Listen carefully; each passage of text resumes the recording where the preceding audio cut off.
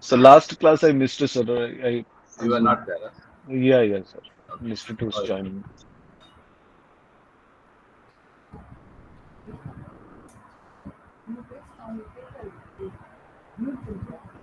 So this YouTube link will be uploaded, no, sir?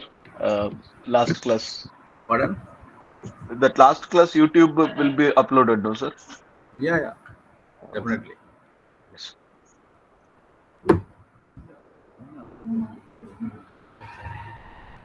The second, the second work on it. You do work on it. But.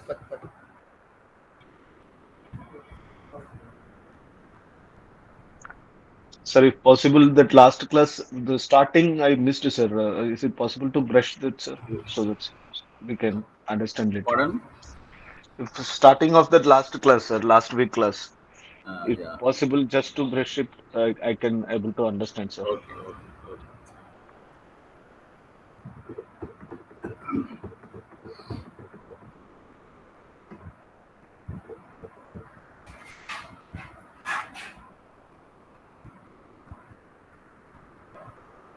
In the last class, I have started with the assignment problem. Is it visible on the screen now?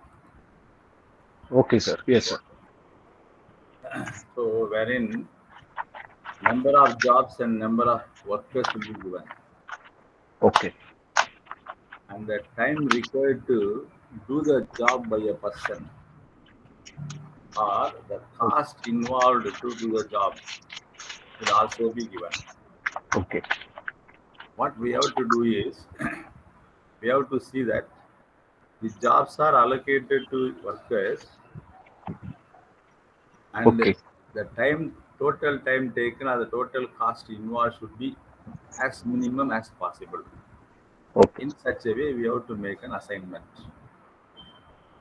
That is Okay. why it is called assignment problem, where we have Okay. to minimize either the cost or time of completing the jobs.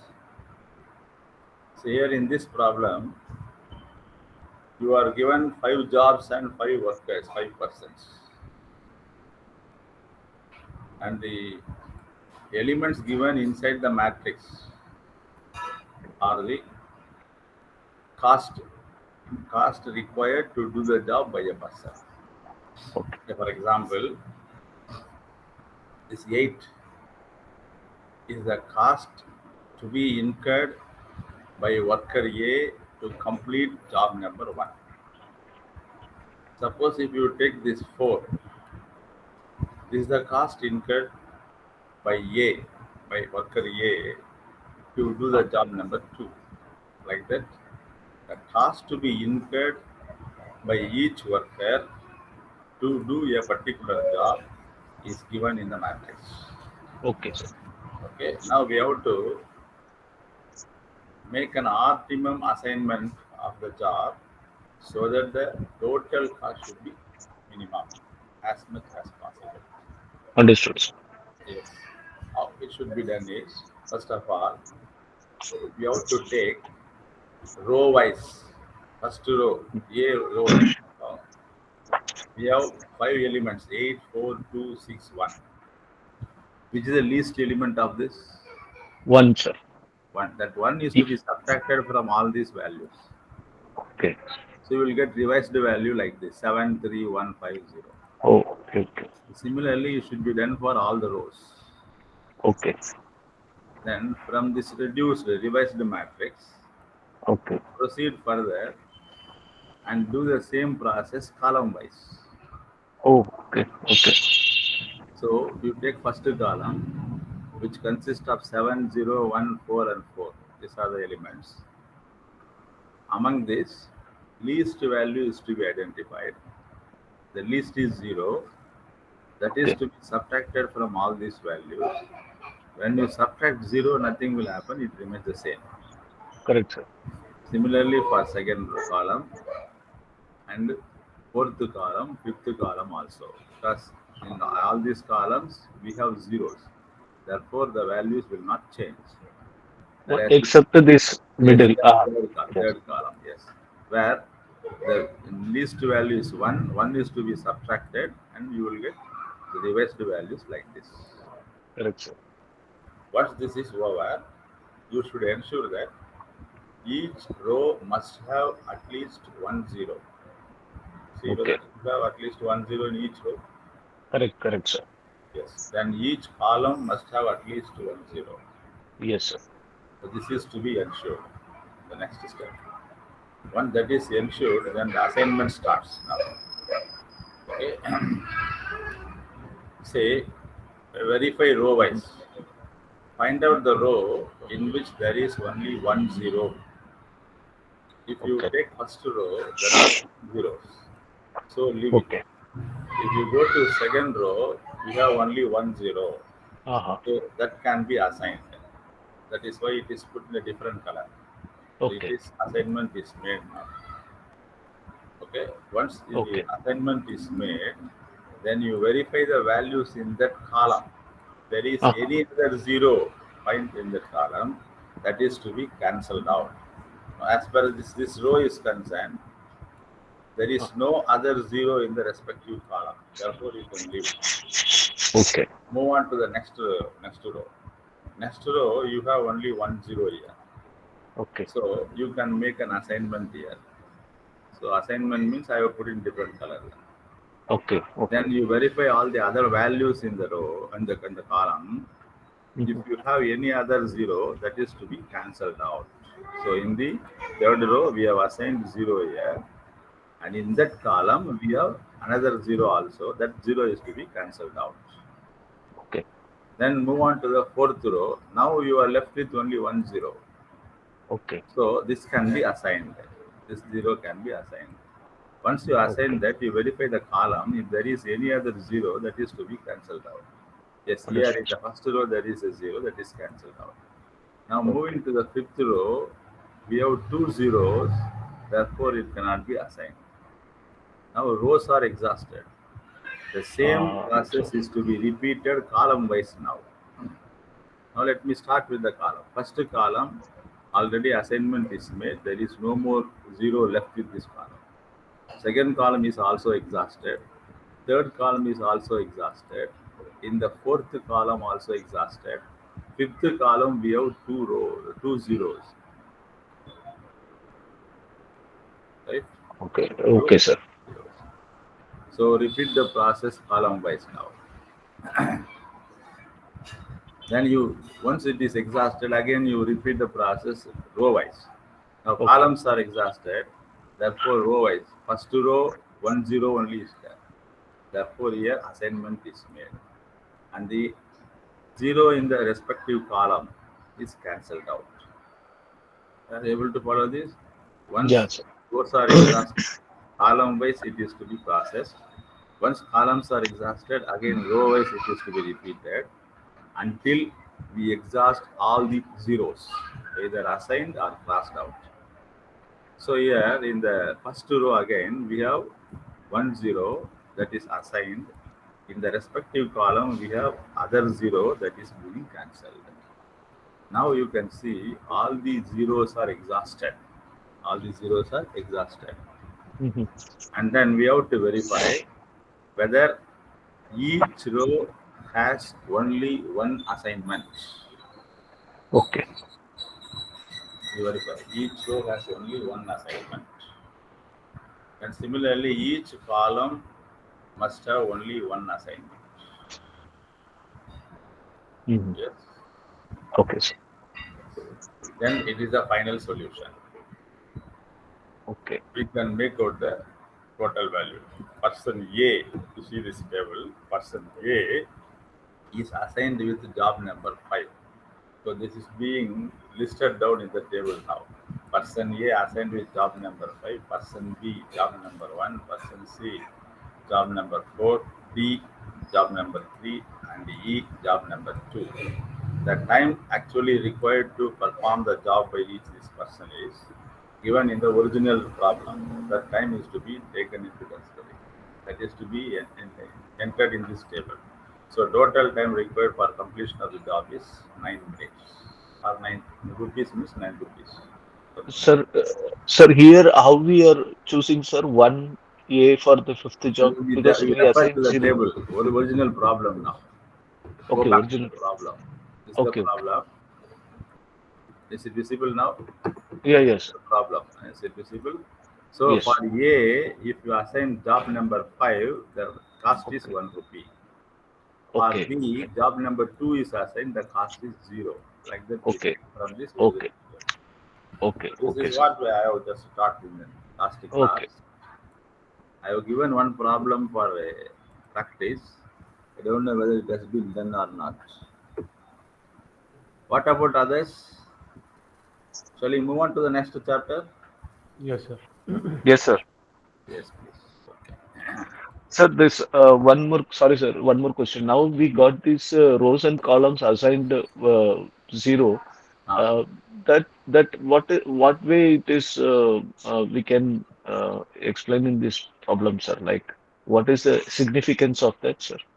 Because we assigned. means we have 5 jobs and 5 persons. And the number Okay, of jobs and number of persons must be equal. Why? okay, Because the principle is each mhm, person should be assigned with only one job. mhm. No person should be given with more than one job. First rule. Number two, each job should be given to only one person, not more than one person. Okay, okay, That is the principle, the fundamental principle of this assignment problem. Each job should be assigned with only one person. One person should be given only one job. sure, sir. Let me Thank move you, on sir. to the next topic. Sir, one question, sir. Yes, any other question, please? Yes, sir. The question is, sir, in the last class, Ah, after this, it's not audible, sir. Please. it's not, is it okay now? Yes, tell me, please. Yes, sir. In the last class, there was Ah, when we were discussing this problem, assignment problem. yeah, Uh, then there, after the row deduction and the column deduction, yeah. I will come to uh, that. I will come to that now. yes, sir. If there is no zero available, You are then what? stuck somewhere, no? Yes, sir. Yeah. I will come to that. Thank you. See, the last table should be like this. It is the place where you got stuck now. Yes, sir. You verify now. I will tell you how to proceed further now. If not, you take down this table and from here we can proceed. Otherwise, Okay, sir. that is better. I request all of you to take down this table so that we can proceed further how to complete this problem. Here the place where you got stuck to the solution.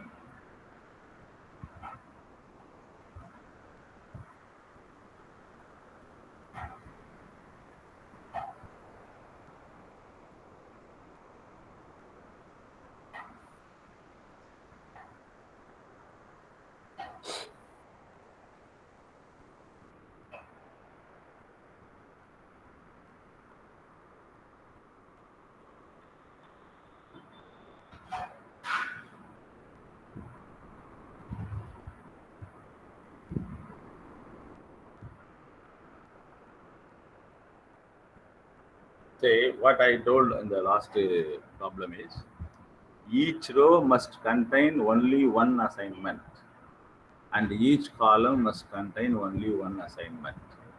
If we adopt that rule, we can see that row number 5 has no assignment. Am I correct?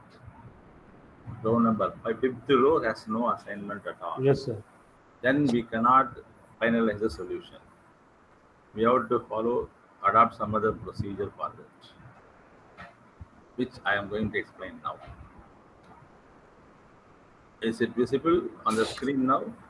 Yes. Yes. Now you see. So when you find that all the rows do not have assignment, then these steps are to be followed. We have to find out the row which does not have any assignment and put a tick mark against that. I repeat, listen carefully. Find out the row which does not have any assignment. So in this problem, Fifth row has no assignment. Fifth row has no assignment. So against this fifth row, put a tick mark like this. Can you see this now? Against fifth row, put a tick mark like this. Okay. Then again see in the row which we have marked already, that is fifth row, is there any zeros available in the fifth row? This fifth row which we have marked because no assignment is given. So to find out is there any zero? Yes, we have a zero in the second column. That column is to be put a tick against that column, put a tick mark like this. Against the column, you put a tick mark like this. Okay, shall I proceed now? I repeat, first you find out the row where assignment is not made. In this problem, fifth row has no assignment, therefore against the fifth row we have put a tick mark like this. Then in the tick, the marked row is the fifth row is a marked row. Find out if there is any zero. Yes, there is a zero in the second column. That column is to be marked. So mark the fifth column, second column. Then in the marked column, if you have any assignment, in the marked column, if you have any assignment, do you have any assignment here? Yes. In the marked column, that is second column is marked. In that marked column, do you have any assignment? Yes. In the third row, the assignment is there. That is in the red color. Yeah. So against that row, you put a tick mark again. Done? Shall I proceed? Yes, sir. Yes, sir. Yes. Now, you see again, if there is any other row left with unassigned, no, only one row was there. If there is any other row like that, the same process is to be repeated. Okay. Now, listen. Fifth row is marked. Third row is also marked. Second column is marked. Right? Now, you take all the unmarked rows, which is unmarked row, row number 1, row number 2, and row number 4. These are all the unmarked rows. Now put a straight line cancelling these rows. Row number 1, 2, and 4. Unmarked rows are to be drawn with the straight line through the all elements. Unmarked rows like this. See here, I have drawn a line, straight line, passing through all the elements. Similarly, row number 2, then row number 4. So these are the places where we have drawn a straight line passing through all the elements. So you have to take unmarked rows and put a straight line passing through all the elements. And you now take marked column. When you take column in row wise, it is unmarked rows. When you come to the column, it is marked column. That is to be crossed out, putting a very vertical line passing through all the elements of the column. So unmarked rows are cancelled. Marked column is cancelled. Now you tell me what are the elements left out without any straight lines crossing over that. Can you read out the elements now? Yeah. 136377 and 254694. Let me read out, you just verify. It starts from third row, 13, then 63, 7, and 7. Moving to the fifth row then, 25, 46, 9, and 4. I repeat, 13, 63, 7, and 7 in third row, and 25, 46, 9, and 4 in fifth row. These are the elements which are not touched with any straight line. Am I correct? Yes, sir. Okay. Now, what is the smallest element of all this, which I have read now? 13, 63, 7, 7, 25, 46, 4. 9, and 4. Which 4. is the smallest element? 4. 4. That 4 is to be reduced from all these elements, these 8 elements. 13, 63, 7, 7, 25, 46, 9, and 4. Subtract 4 from all these elements and write the revised figures now in the new table. Like this. Say this is 9, 59, 3, 3. When you come to the fifth row, 25 minus 4, 21, 46 minus 4, 42, 9 minus 4, 5, 4 minus 4, 0. The smallest value should be subtracted from all the 8 elements and it should be revised. Then listen to the next point. The smallest value is to be added to the intersected elements. Added with the intersected elements. Intersection means both the lines are crossed together. That is intersection. Say here in column 2, if you see 13, 35, 15, these are the 3 values which are being intersected with the 2 lines, vertical and horizontal lines. 13, 35, and 15. These 3 elements are intersected with both the lines. Therefore, in these values, you add this 4.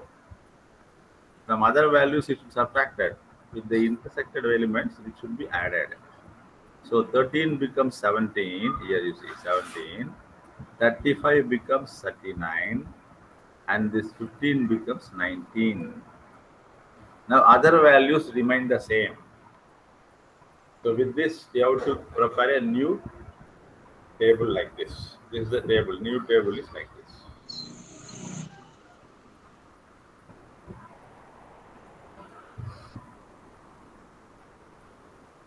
You take down these values. I will repeat the process again. You can verify them. Then we will move on to the final solution. You take down this table. I will repeat the process again.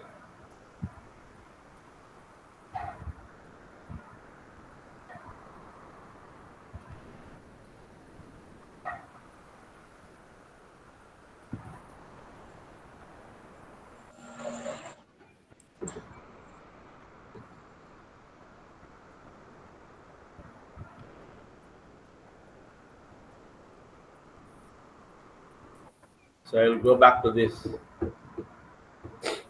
process. Once you are not able to find out that all the rows are being assigned, then this process is to be adopted. Here, fifth row is not having any assignment. Sir, one So, question here, sir. yes, One please. question. Sir, when we are checking that the rows the all the rows are not assigned, aren't we also checking that the column is also not assigned? Yeah. Both should be checked. Okay. Here, row itself is not assigned. And the So I am last taking. column also. Yeah, I Last am. column also not assigned. Yes, sir. Sir, the last column is also not assigned. Okay. I am starting with row now. Okay. That's all. Fifth row is not having an assignment. Therefore, here I am starting this. Put a tick mark against the unassigned row like this. Then, in this row, marked row, if there is any zeros, put a tick mark against that column. Put a tick mark against that column. And in this column, if you find any assigned value, that row is to be marked. Here in this place, we have made an assignment. So this row is to be marked. Then unmarked rows are to be crossed out. Marked columns is to be crossed out. Unmarked rows, row number 1, 2, and 4. These 3 rows are crossed out and marked column is crossed out. Then we verify the elements which are not touched with any line, which are not passed through any line. The elements 13, 63, 7, 7, and 25, 46, 9, and 4. Smallest element of all these is to be subtracted from all the elements, and the smallest value is to be added with the intersected elements 13, 35, and 19. And the revised values are to be entered. So you get revised value like this. Now you see again whether each row has one assignment at least. Sorry, 1 0 at least. Each row has 1 0 at least. And each column has 1 0 at least.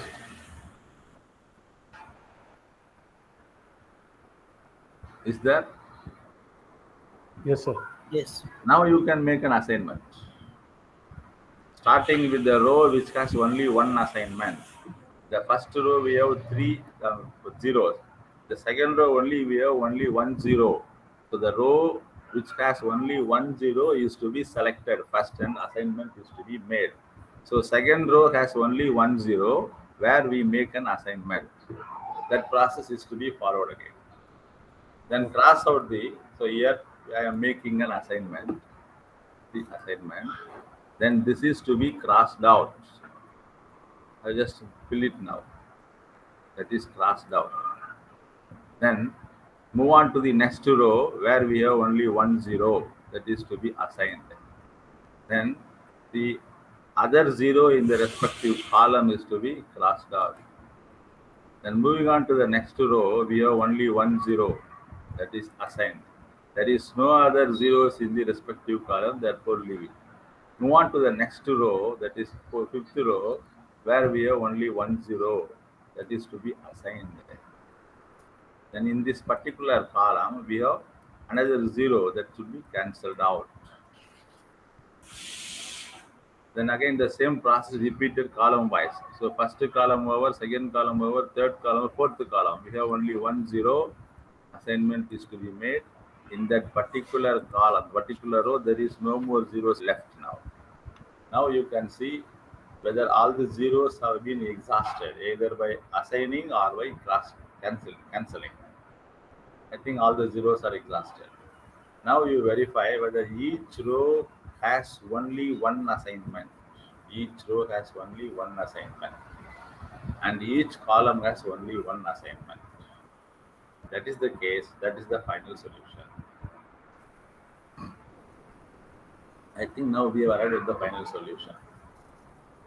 Yes. Okay. Shall I move on to the next part? Yes, sir. Yes. Yes, sir. Now, this is the problem for your exercise. You just take down this, please. Just you take down this matrix alone, not necessarily the other part.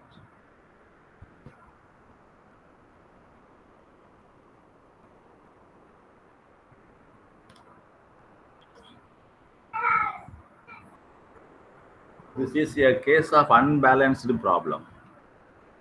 Unbalanced problem. Because in the case of, assignment problem, what is the rule that is to be satisfied is number of jobs and number of persons, or number of jobs and number of machines. That is, number of rows, to put it technically, number of rows and number of columns must be equal.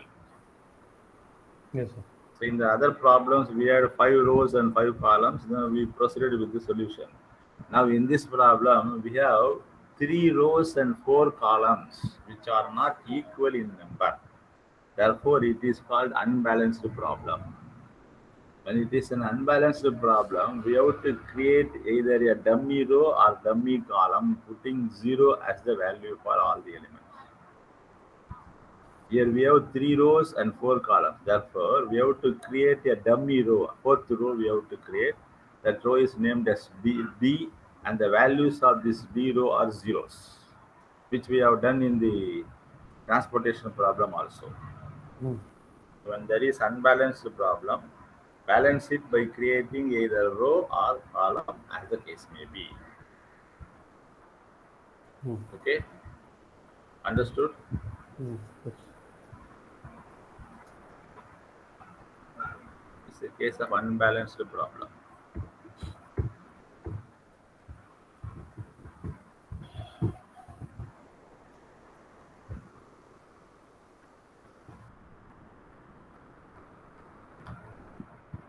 Understood the concept? Yes, sir. Now let me move on to the next problem, maximization case.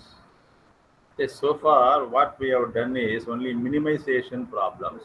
Minimization problem means either we have to minimize the cost or minimize the time. Now maximization case is not suitable for this algorithm. But when the maximization case is given, how to work out this problem, that's what I'm going to tell you now. So cost or time means it should be minimized. On the other hand, if it is sales or revenue or profit, in that case, it should be maximized. Now, in the given problem, a company has a team of 4 salesmen and there are 4 districts where the company wants to start its business. After taking into account the capabilities of salesmen and the nature of districts, the company estimates that the profit per day in rupees for each salesman in each district is as follows. So your profit is the element which is to be considered. When you take the case of profit, it should not be minimized, it should be maximized. Therefore, it is a case of maximization problem.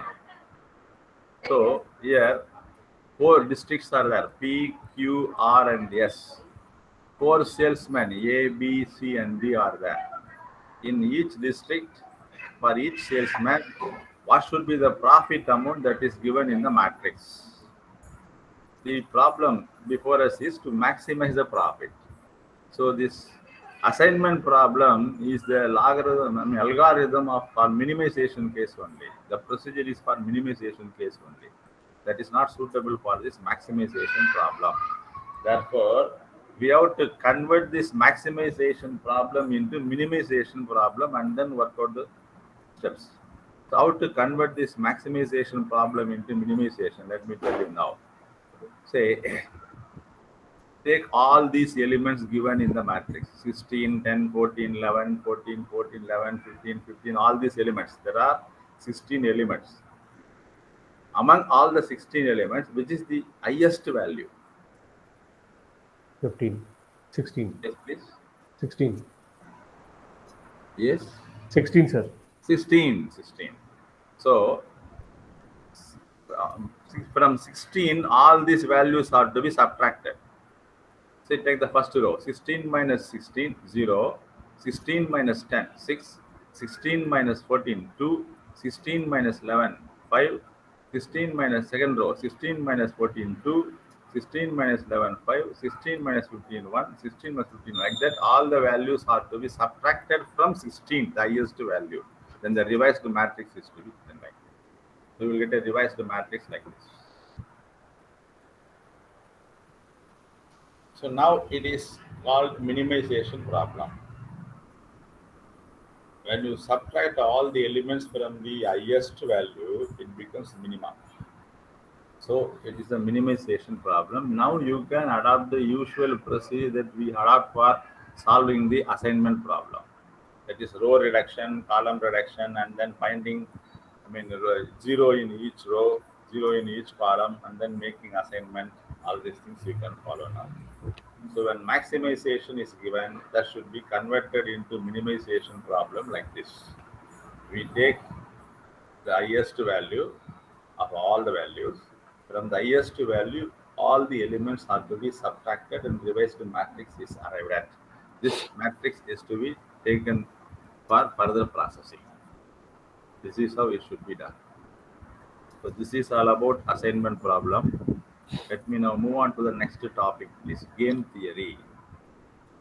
Sir, can you just go back to the last slide, sir? Yes, sir. Yes. Thank you.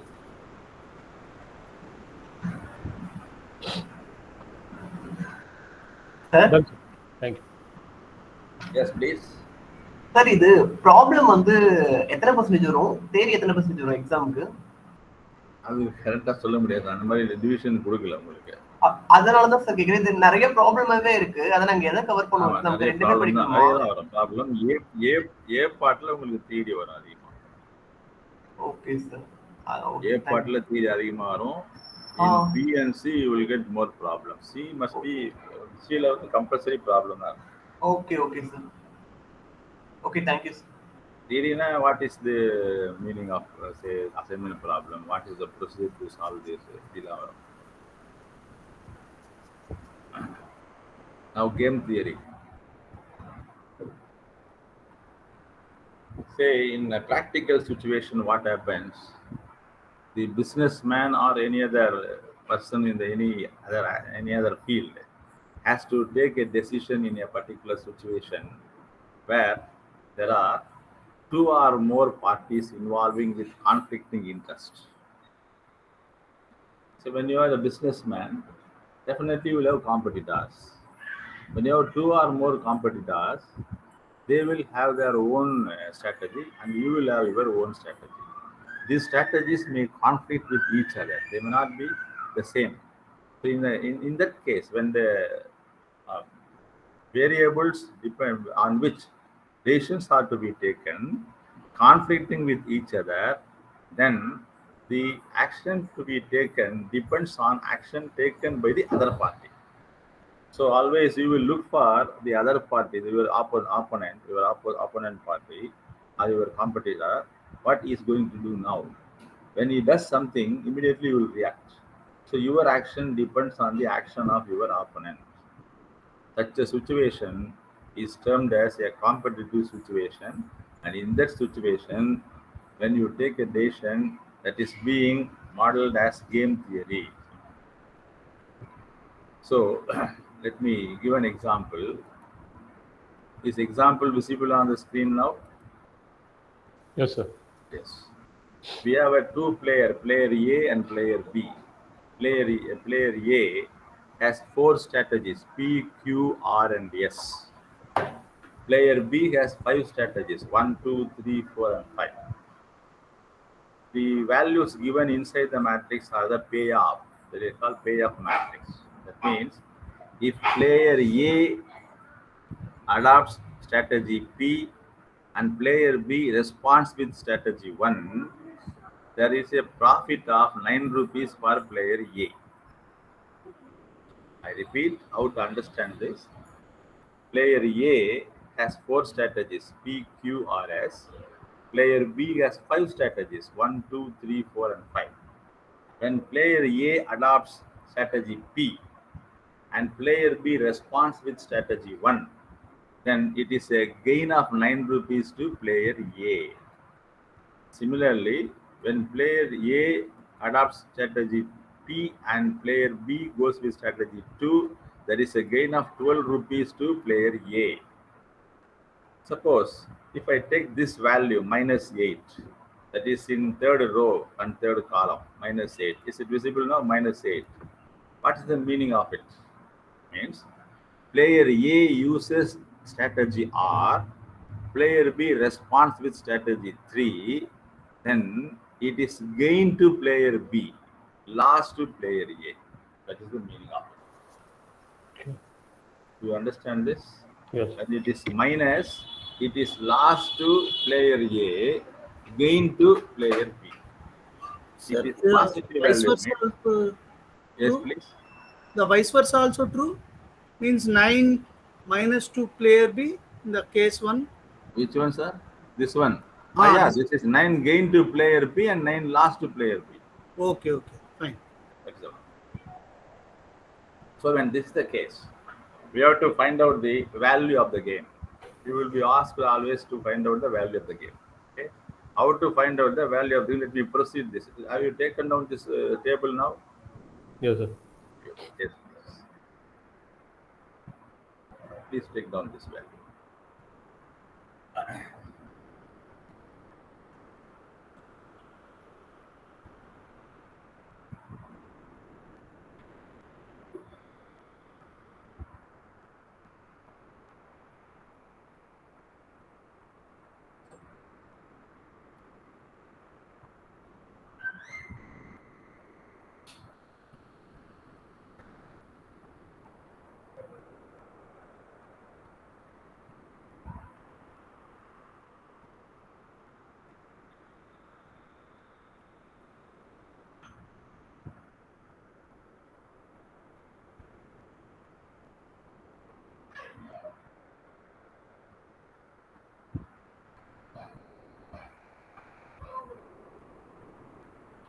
Once it is taken down, you please tell me when you complete this.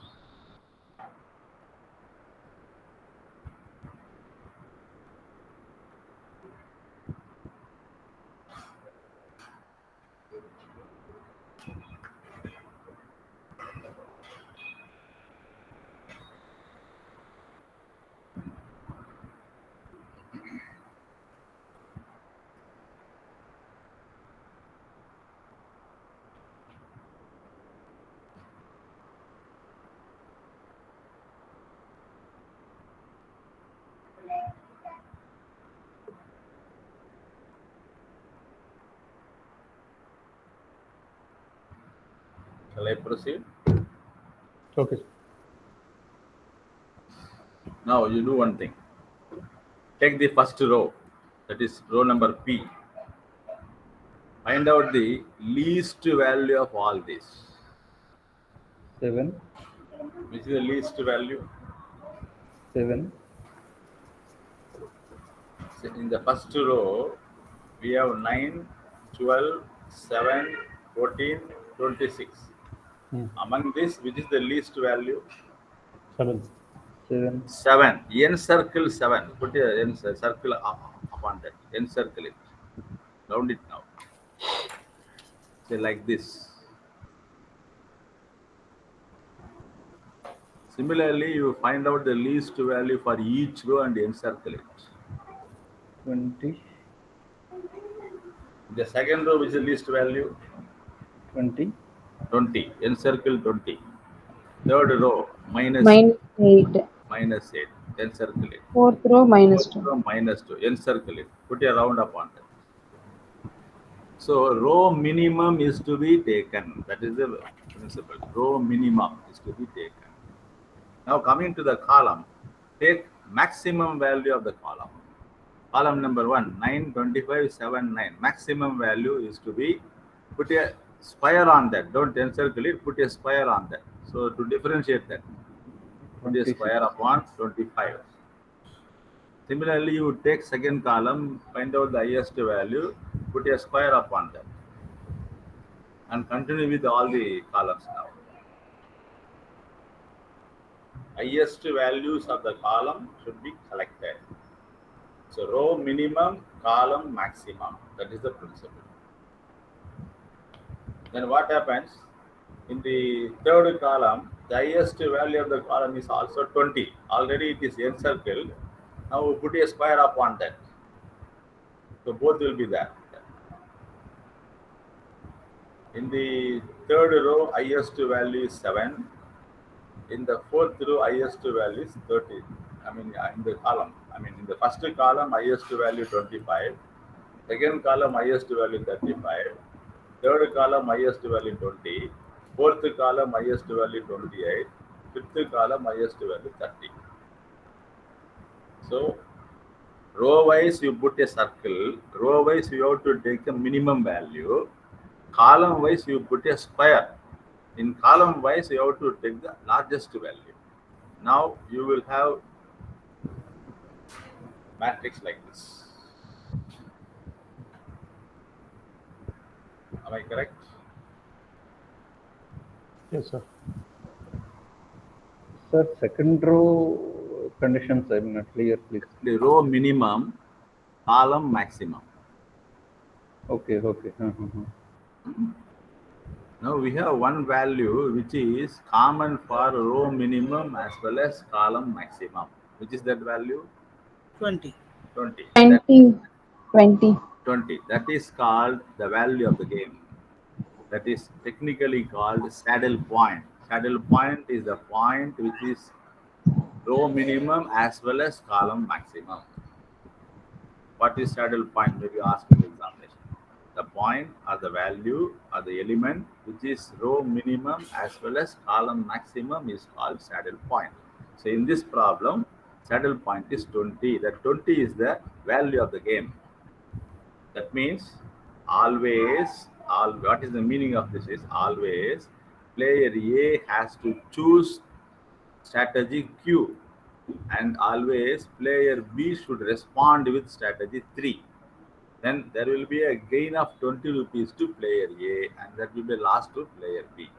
Suppose player B responds with some other strategy. Suppose that player A chooses strategy Q because that gives maximum always for him. So naturally, a rational human being will choose Q strategy Q only. Player A chooses always strategy Q. Now, suppose player B responds with strategy 1 instead of strategy 3. What will happen? Instead of losing 20 rupees, he will lose 25 rupees. Suppose if he goes for second strategy instead of third strategy, he will lose 35 rupees instead of 20. The loss will be more. Therefore, what is favorable for A is always 3. How he has to respond player B is always 3. He is for player A, second strategy, that is Q, player B, third strategy. This is the interpretation. The best strategy for player A is strategy 2, that is Q. It is named as Q. Best strategy for player B is 3. So this game is favorable to player A. Do you understand this now?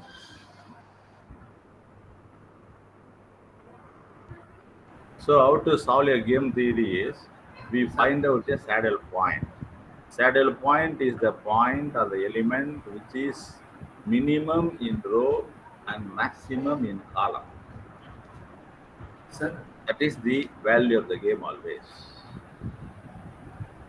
sir, actually, I have one question. Now, take down this problem for your practice, please. Quickly take down this problem for your practice. I'll move on to the next part. So, one doubt for that last question, how did we come up with the first interpretation? Pardon, madam?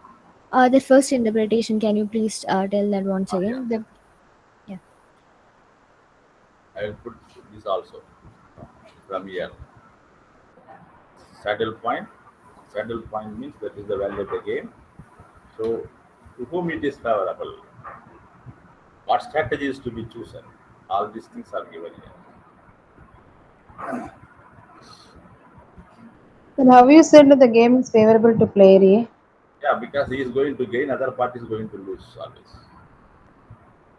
And there is no other option for B. Because if you go for any other option, the loss will be more. So, that interpretation, can you please explain once again? The best strategy for player is always Q, this one. For B, always 3. Suppose he shifts from 3 to 4, 5, 2, or 1, the loss will be more for him. Okay. Sir, What is I gain to believe, A? What is gain to A is loss to B. Mm-hmm. sir, Right. sir, this interpretation, it seems to be, sir, player A is because all the values, most of the values are plus. In this case, he is it is favorable to A in the given situation. Okay, Because of higher value in Q? Because in this row number 2, all the values are higher values. When he follows this strategy, he gets more profit than any other strategy. Therefore, he will always do that. Understand, sir, understand. Whatever B does, he doesn't bother. A doesn't bother about it. He will stick on to strategy Q. If Sir, one more B question. wants to change the strategy, he is going to be a big loser.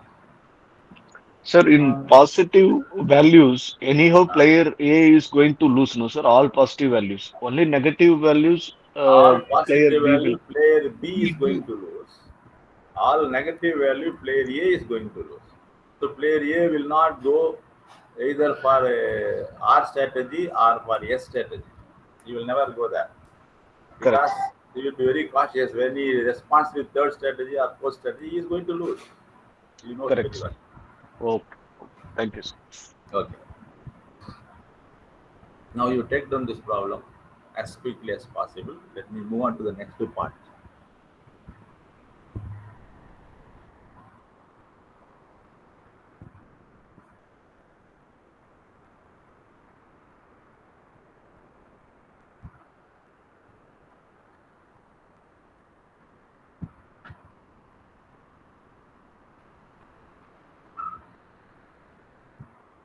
So when there is a saddle point, that means the row minimum and column maximum, that is the value of the game which we can decide easily. Suppose there is no saddle point, what is to be done? Say, take the example now. We have two players with two strategies each. Player A with two strategy P and Q, player B with two strategy 1 and 2. Only two players with two strategies each. Then you find out saddle point, row minimum, first to row 2. You take down this problem so that I can explain. Solve the following game. Sir, could you please move to the previous slide? Pardon? Could you please show the previous slide? Previous one. This one, huh? Yeah. Sorry.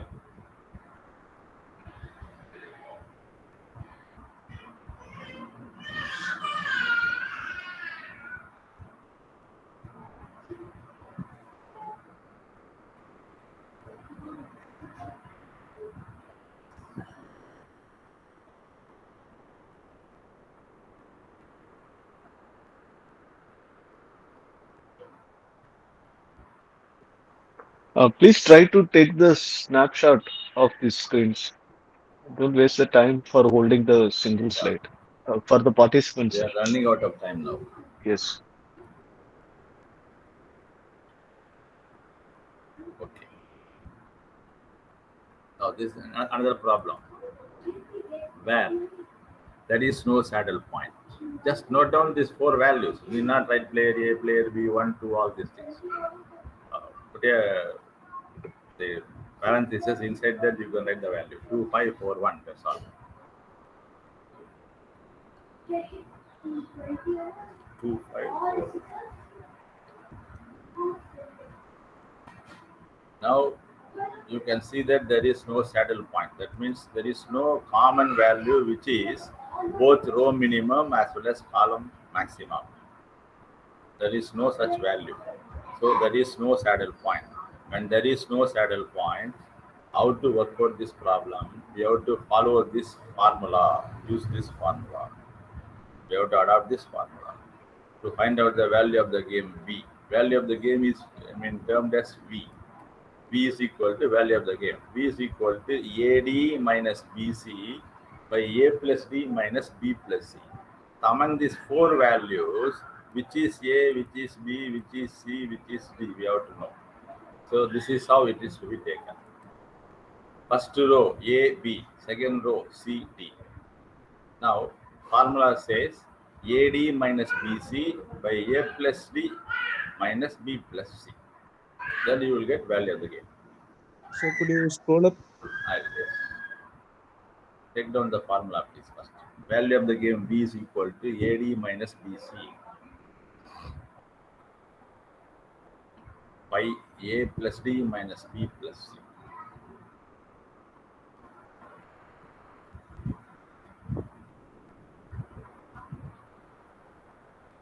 So in this problem, this is Answer is A, 3. 2 is A, 5 is B, 4 is C, 1 is D. This is how it should be taken. A, B, first row, C, D, second. This order is to be followed. So by following the formula, by applying the formula, we get the values like this. 2 into 1, A into D, 4 into 5, B into C, A plus D, B plus C. So the values go like this. 2 minus 20, 3 minus 6. So the result is minus 18, minus 6. Value of the game is 3.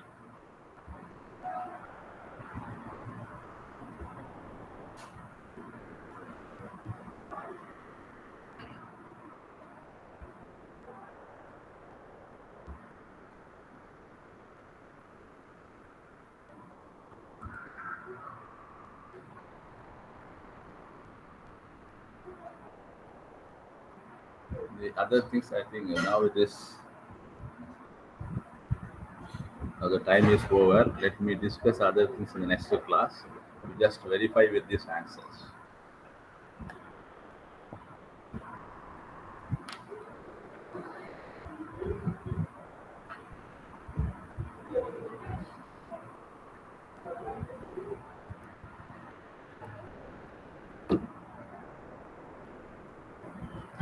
So when there is no saddle point, we have to use this formula to find out the value of the game, and other things are there.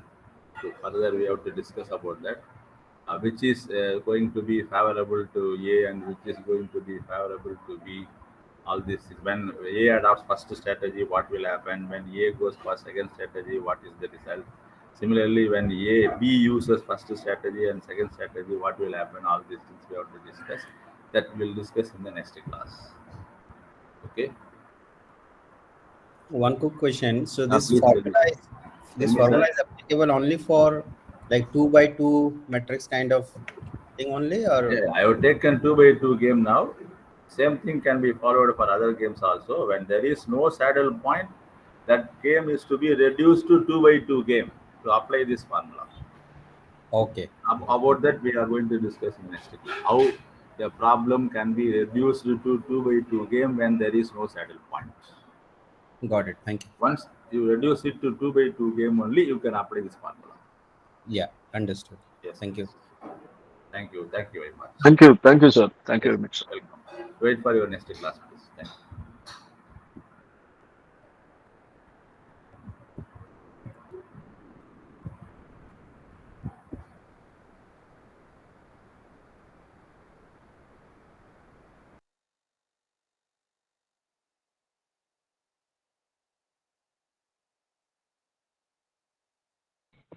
Thank you, sir.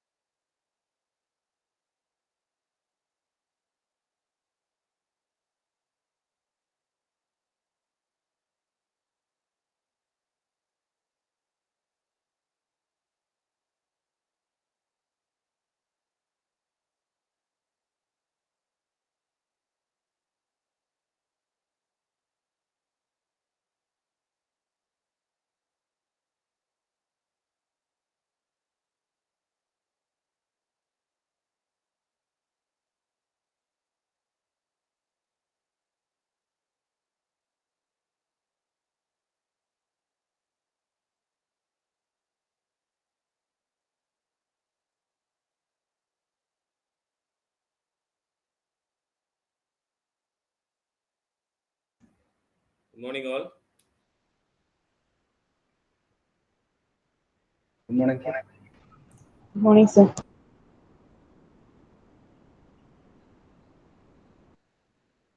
Good morning, sir. This is MBA second years, right? Yes, sir. Yes, sir. First, first year, second sir. Second Okay. semester. Operations management first year. Yes, sir. Yes, sir. Okay.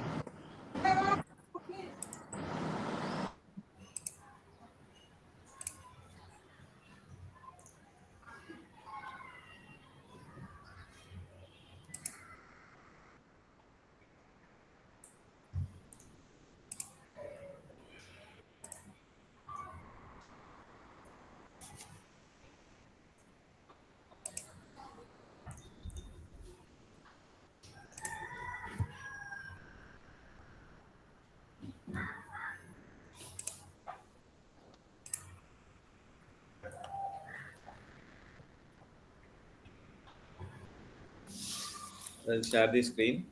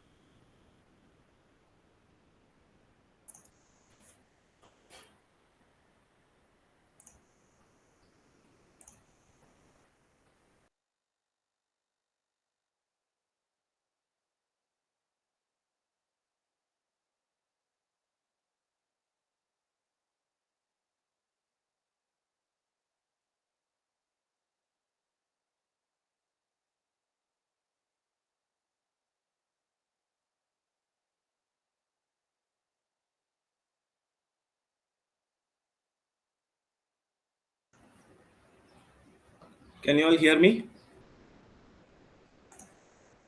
Yes, sir. It is clear. Yes, yes, sir.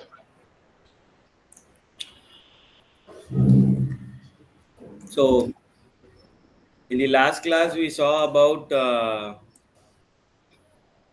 unit 2.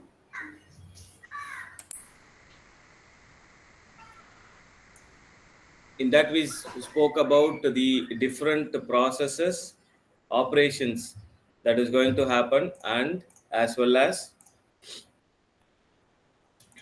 the process planning. So next, I'll just give a brush up for the plant location. Okay, plant location. So last class we had a discussion, and there was a bit confusion. Many people, what they will be doing is, instead of writing the plant location, they will be writing the plant layout. So there is a bit confusion, not because of misunderstanding. It is like it is one of the easiest, and when studying operations research, plant layout is the important thing which has to be seen. So in the plant location,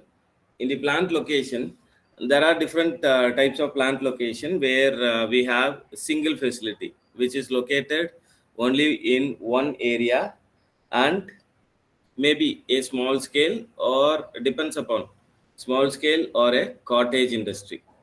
So normally you can just come across the SHG groups which are starting their own ventures.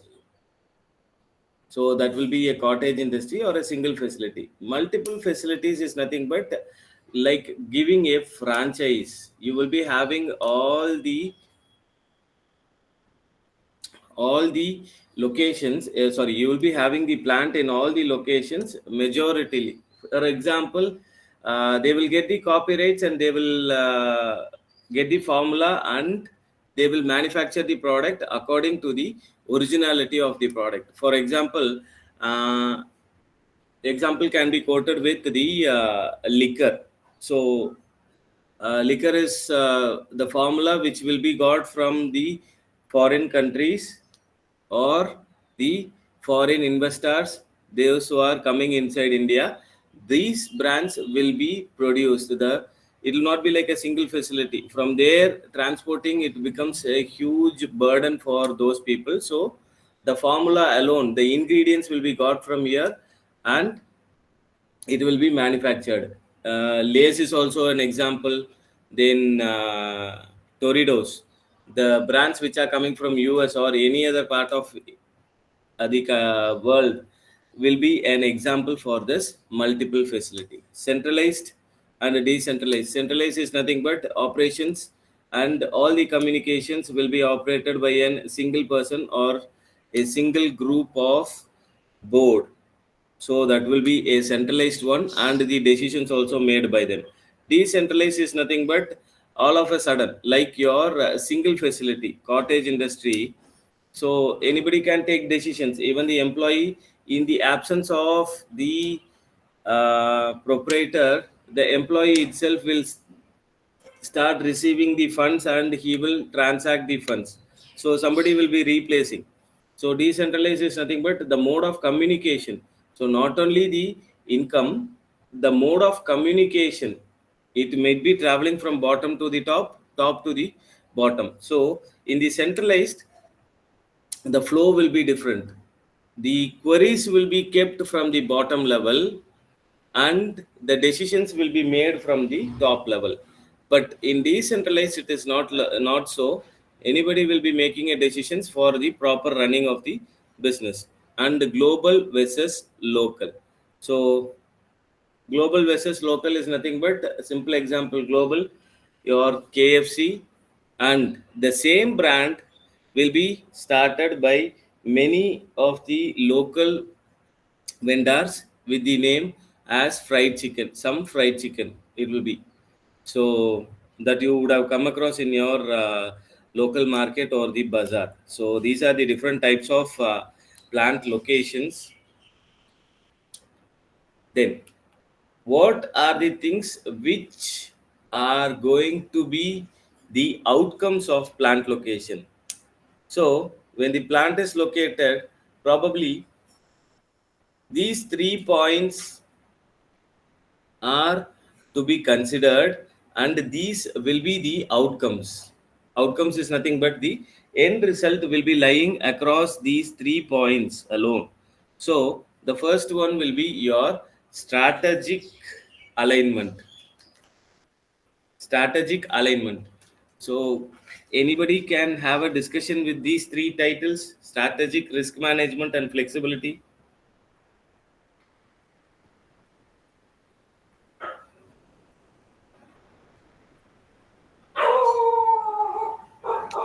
No, sir. Okay. Direct answer. Strategic alignment. Amazon delivery system, that entire process we can say strategic alignment, sir. Okay, strategic alignment. Because the time duration is there, so they have to deliver within the time duration for Prime members. So the warehouses and the hubs they kept in such a way. Yeah. Like industrial areas, particularly. Industrial areas, strategic alignment. Okay, good example. Amazon and its facility. Yes. Risk management. Nuclear power plants. Nuclear power plants. So their location is primarily towards the coastal area, Like so that pharma. and waste disposal also they dump it in the oceans. Okay. So practically, Pharma and Pharma. Then Yes. e-waste. yes. yeah. Okay, I just came across a major accident has happened in Sivagasi before 2 days. I think so. Everybody came across that Yes, yes, yes. firecracker bursted. Yes, sir. Yes, sir. Yeah. Yeah, so tragic. So risk management, even though when you see these plants, everything is located at least some 300 to 500 feet away from the location. Each locality you will be having only four pillars and one shed, that's all, and you have bigger doors. So where the mistake would have gone? The handling of materials. Handling of materials. Surroundings Proper, to escape. proper Proper support. support is not there for while fire is happen. Right. Okay, while fire started, the proper not support is not there. Okay. Yes, so insufficient of Insufficient safety measures. okay, safety measures. Sir, like I just have a question right now. All these things are a man-made. What we spoke right now, safety measures are not there, proper handling is not there. Apart from this, the nature's call is also there, right? They have force measures. Yeah. Which one, sir? Pardon?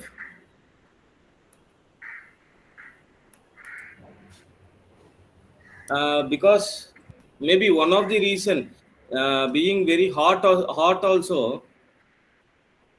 Yeah, the temperatures and other The things and also. temperature, yeah, because all these things are man-made, and what we speak right now regarding the plant location, because this is one of the aspect which will be the outcome where you cannot control certain unavoidable situations, maybe a weather, maybe nature's call. So these things are said to be, you can just mark it down in the factors affecting, you can just mark it down as observed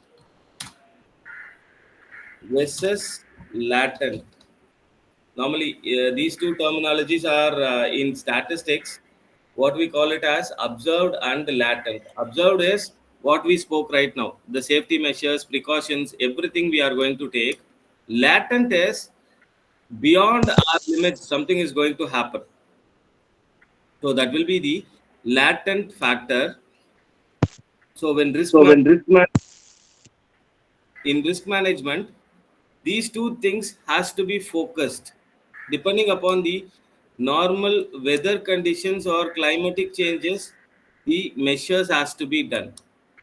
Then final one, flexibility and scalability. Already we have discussed flexibility and scalability regarding the location, bringing the raw material and manufacturing it, taking to the market. Everything should be nearby. So the location of the plant should be somewhat intermediary between the market, and the raw material supply. So these three things are to be much concerned. When you just go below these content, strategic alignment or risk management, flexibility and scalability, all these things will be having many subdivisions where you can just, in the point of view, examination point of view, you can just start writing n number of points underneath that one. So next one, how I am going to select my particular plant location or the site. Only one thing will be there in the business person's mind, that the raw material also should come to the locality, and as well as the market also should be somewhat near the locality, so that I can reach up the market. So apart from this, what are all the things which we need to concern about selecting an site? First one will be your requirement, that is your raw material. Then we are going to gather the information regarding the location. So how many kilometers the raw material vendor is there, how many kilometers the market is there, and between this, what is the logistics mode which is going to happen. Maybe in the roadways itself, in the landways itself, you have roadways and railways, or you need any other mode of flight mode of transport. So this is the second point. Next one will be your alternatives. Evaluating the alternatives is nothing but, so everybody would have come across NLC, Neyveli Lignite Corporation. Yes, have you come across Neyveli Lignite Corporation? Yes, sir. So approximately how many villages are underneath that?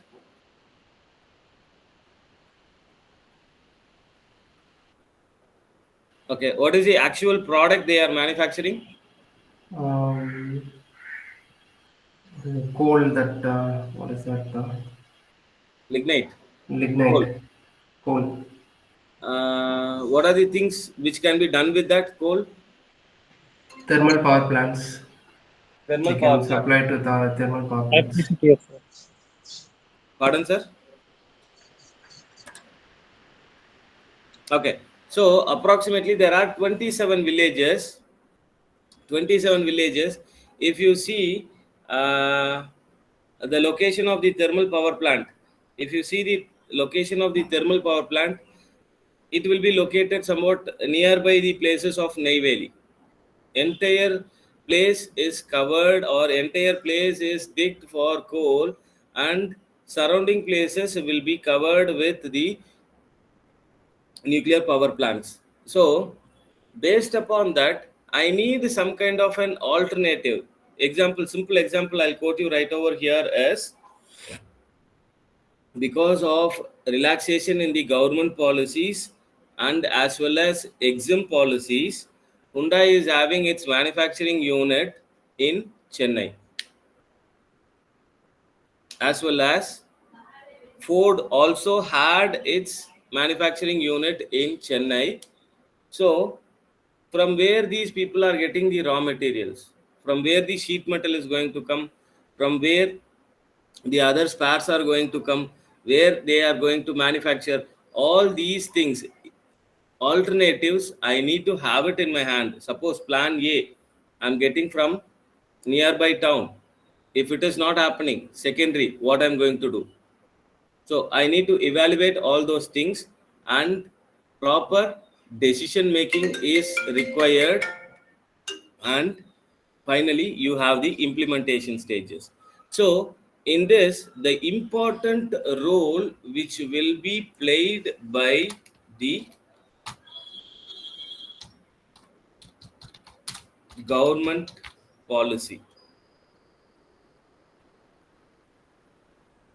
So government policy will be an important role that has to be concerned by the business people, so that this particular site selection process will become an easier one. Example will be your economical zones. Example will be your economical zones. So when traveling to the previous calendar years, maybe some 30 years or 40 years or 50 years back, all agricultural products were concerned as the main part. So you have a place called as bazaar in each city. So likewise, nearby the bazaar or a common place, the site has to be planted or implemented, so that your other terminologies like your logistics, transportation, and your supply chain will be happening smoothly. So this can be written in terms of your pictorial representations also. Always have some pictorial representations before going into the elaborate explanation of the paper, so that it will be easy for the evaluator to give the marks. Now,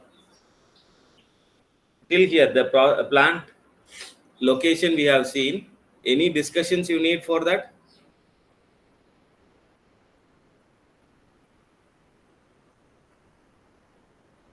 Can we continue? Plant layout? Yes, sir. Yes, sir. Okay. Now, I have identified my plant location in a place. I have identified a plant location in a place. So, normally, I'm much comfortable with the southern part, Tamil Nadu. I think so. Many people are from there. If you see, major logistics will be happening near Salem. Have you seen there? If you have been on the highways, it will be a center point for all the locations which all the companies. They will come and assemble there. From there it will be distributed to the major cities like Chennai, Bangalore, Hyderabad, and even the northern parts. So this particular locality, if you see the highways, it will be completely filled with all the containers. Now I have selected a place nearby the locality. Now, again, in my mind, there is a particular constraint. How I am going to make it feasible? How I am going to make it feasible in the sense of easy raw material taking, producing, and dispatching. So, in between this, these three are the contents: raw materials, processing, and your final product. So in this processing, an important topic will be your plant layout. So how I am going to arrange my plant so that the work will be moving so easily, and in any case of emergency or any issues to the machinery or the employees, how I am going to evaluate that very easily. That is, each location will be, each layout will be having its own measures for all the purpose. So I'm going to arrange the machinery in a particular local place so that easy access will be happening. So normally we call it as the workspace. Now everybody are working, so you will be knowing about this. Next will be your objective. So whatever we discussed right now will be the objective. Optimal utilization of these spaces. So effective utilization of even a 10 by 10 room can be effectively used for processing any material if the machineries are arranged in a sequence and easy manner according to the employees wish and will. Okay, otherwise if it is segmented and if it is moving, the employee has to be given an induction for the startup for the process.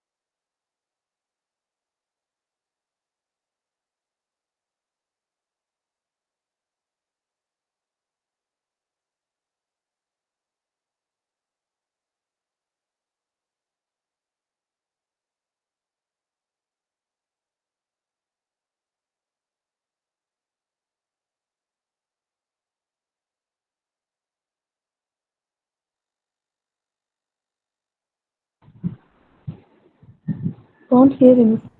Sir, Is no there voice. any kind of network issue? Any network issue is there? Because we can't hear sir's presentation. Okay. Home, everyone, we are unable to.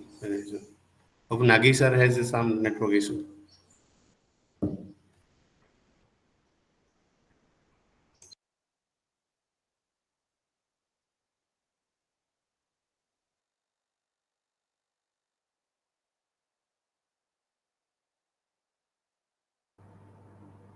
Hello, no voice, sir.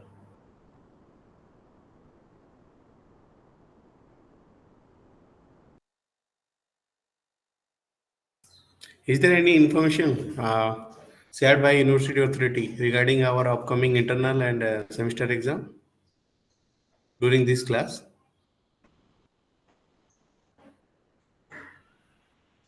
No, I think.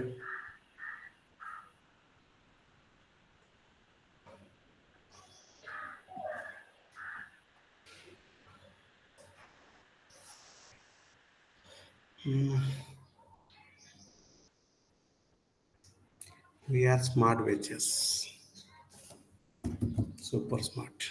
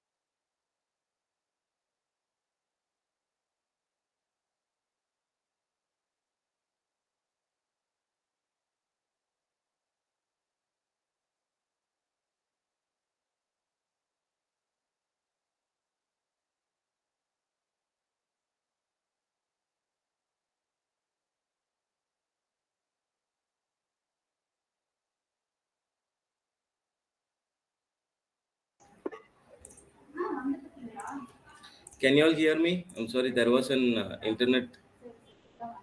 Yes, sir. Yeah, I'm sorry because I'm from Andaman, so there will be hindrances with the internet. Okay, sir. Right now, audible it is.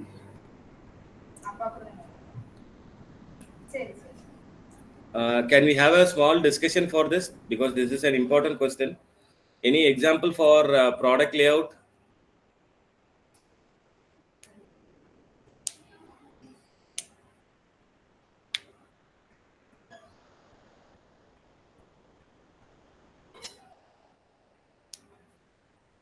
Any example for process?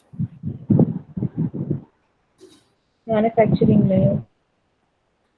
No, manufacturing okay, but a proper example.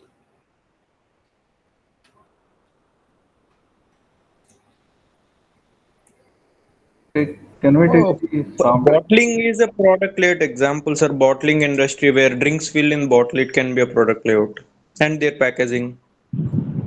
Okay, example would be bottling, bottling industry. Okay, sir, can you just elaborate, sir? Sir, in the bottling industry, initially the bottles, used bottle come and they get cleaned, sir, in the straight line and it gets filled. It quality gets checked in the same line. It get bottle get filled and again the up to the optimum level whether the drink or liquid is filled will be checked and it goes into the packaging, sir. So it is in a straight line process and nothing either here there. So it could be a product layout. Okay, product layout. Then for processor,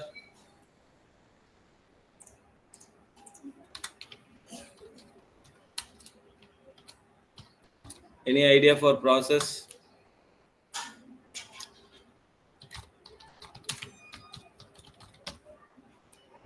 Detergent industries.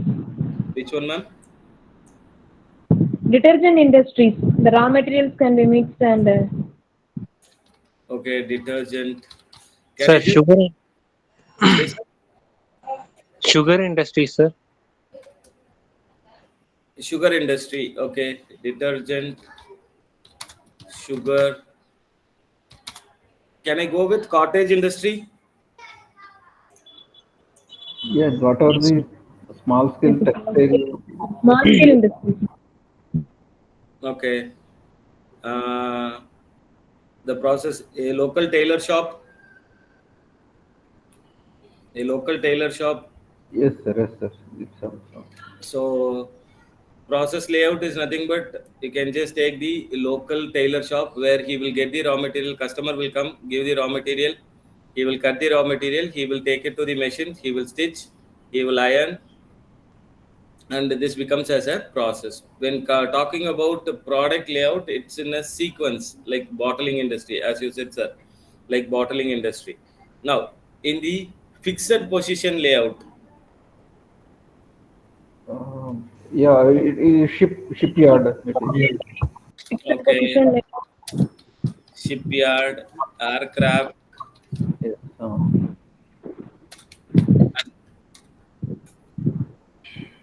Construction ready mix material. And certain military. Yes. military, Certain military. This one, tanks also can be made like this. okay. So, what is this cellular layout?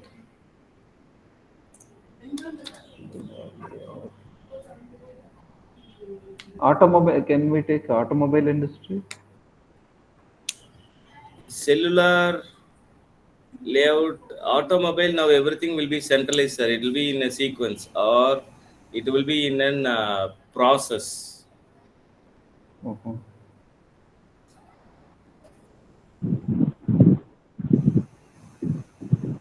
It will be in a process.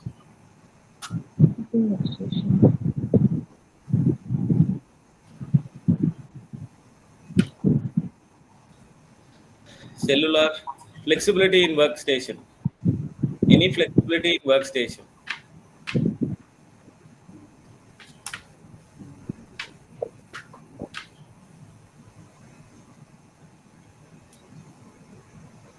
You need a flexibility in the workstation. Any process or any manufacturing unit is like that. Complete flexibility. Furniture, sir. Furniture.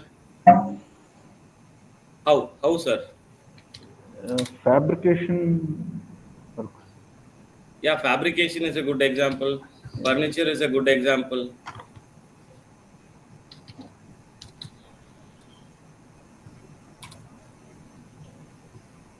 How? You need to give an explanation also. Smaller explanation. Like in pipeline fabrication or else whatever the electrical cables laying is also similar to the cellular layout. It is in a bigger plant. Okay. So I'll just take it as fabrication or Sir, software development, we can consider software development. software development again. It will be coming in an processor after completion of one particular schedule. It will be maybe, for example, if it is completing in PHP, so web upload, tester, all those things are pending, no? So it will be coming in an process layout. Fabrication, you need flexibility, means movement of the employees as well as movement of the materials also. Production line or assembly lines we can consider, right, sir? That will be coming in product line. Okay. Fabrication is a good example. Furniture is a good example.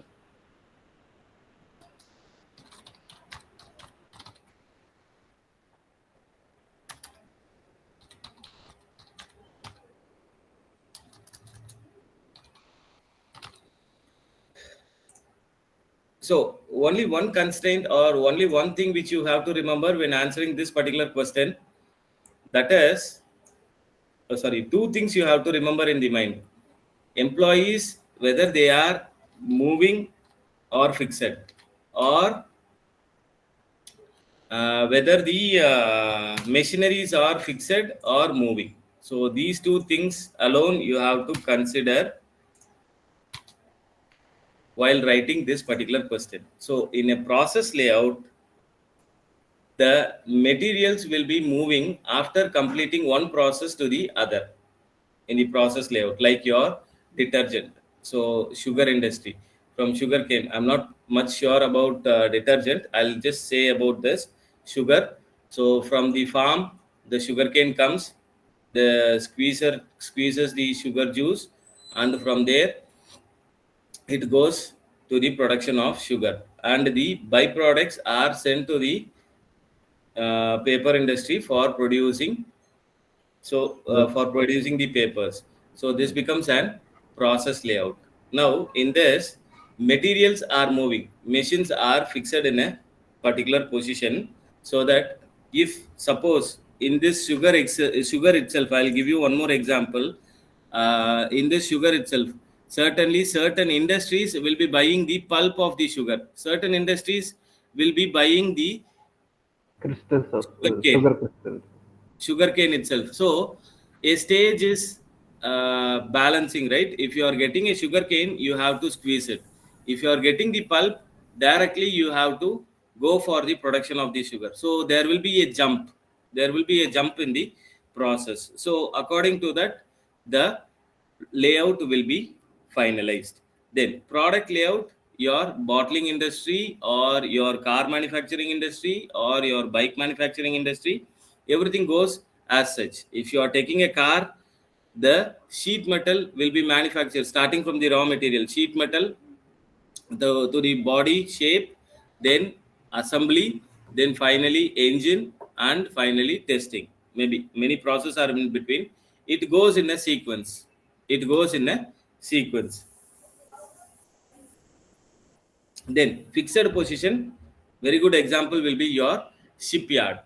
So all the materials will be arranged near the harbor or the ship dock. There you will be producing the or constructing the ship. Then finally you have your cellular.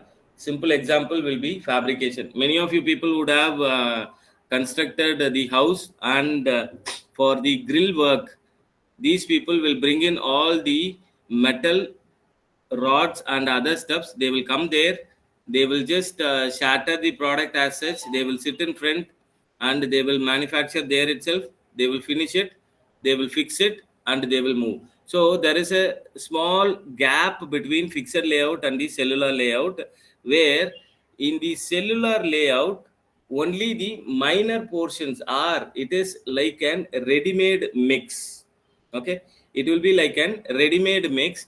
They will just finish up the grill work in their workshop, they will transport it, they will come fix, and they will go. Whereas in the shipyard it is not like that. Certain materials, it has to be started from the beginning and it has to be constructed. So that will be the minor loophole between, or a gap between, the fixed layout and the cellular layout. An important, very important question for your examination. It will be asked in a twisted manner also. It will be not directly asked, it will be asked in a twisted manner, like a case study or like an justification study. Okay, so this is about plant layout. Then after Sir, this, yes sir. Sir, let's say we have, like you have given the example for cellular layout as the construction, house construction and all. We Yes, have paints also, right, sir? Paint, like yeah. Asian paints and all. So that will fall under cellular layout or fixed layout, sir? Because nowadays only one color will come, and then whatever color the consumer chooses, so they will mix it and produce it from that shop itself, right? So that will come under cellular layout or fixed layout, sir? It will be coming under cellular layout, sir. It will be coming under cellular layout, where the mono color will be there. From there the color mixture will be happening, and they will bring it to the site and they will be producing. But it is not possible for a construction. But nowadays ready-made houses are also there. They used to bring the houses, they used to put the potholes there, and they used to do that one. So in a fixed layout, you will have all the raw materials which are brought to the particular layout, and then they will start the manufacturing process. But in the fabrication, like you said, the Asian paints or whatever paints it is, they will have the mono color, and the ingredient of it they will mix in the shop, they will bring it to the particular locality for the painting purpose. So it will be coming under cellular layout. sir, Okay. plumbing and electrician are like that. So they are also coming under this cellular layout, right? Yes, ma'am. After the entire house RC is over, 2 days or 3 days, these people used to come and put all the wires. Okay. So they used to bring the wires. It is already manufactured. Where manufacturing of the wire will be an product layout. Okay. Manufacturing of the wire will be a product layout. The end result raw material, that is the finished wire, will be becoming an cellular layout. Okay. Okay, sir. A minor gap hole is there. So that's why I just ask your own example for your understanding, because many times there will be a confusion. So simple example, what I used to study is, first one, process layout, cottage industry, where you get a local chips packet from the local vendor. They will be having a small cottage and they will be manufacturing there. One stove will be there, and the raw material will be purchased from the bazaar, and they will maybe potatoes, they will slice it, they will use it. Cottage industries. Next one, for the product layout, what I used to quote is bike and car manufacturing. After one process, the other process will be happening. And fixed position is nothing but your shipyard construction or your house construction. cellular layout is nothing but materials will be shattered, employees also will be shattered, materials also will be shattered. Now simple example for the cellular, ma'am, recently have you constructed your house? Any constructions anybody did?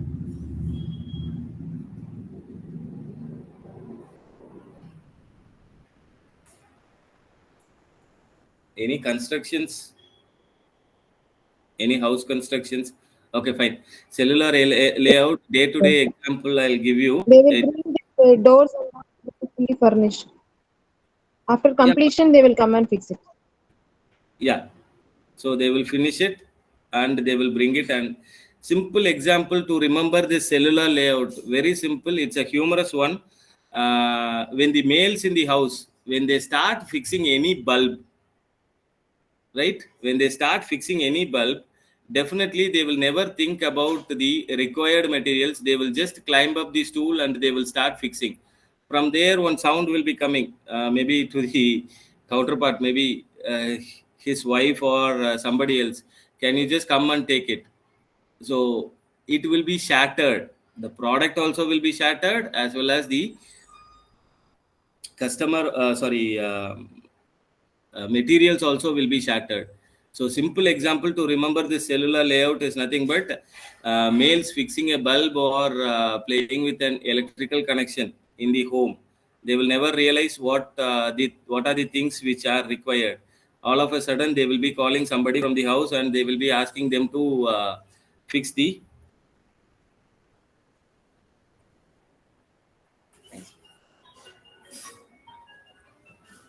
they will be fixing it. So you can remember this one: cellular layout, fabrication and furniture, as well as household males fixing the current connection. So this is an important question. Can we just go to the next one?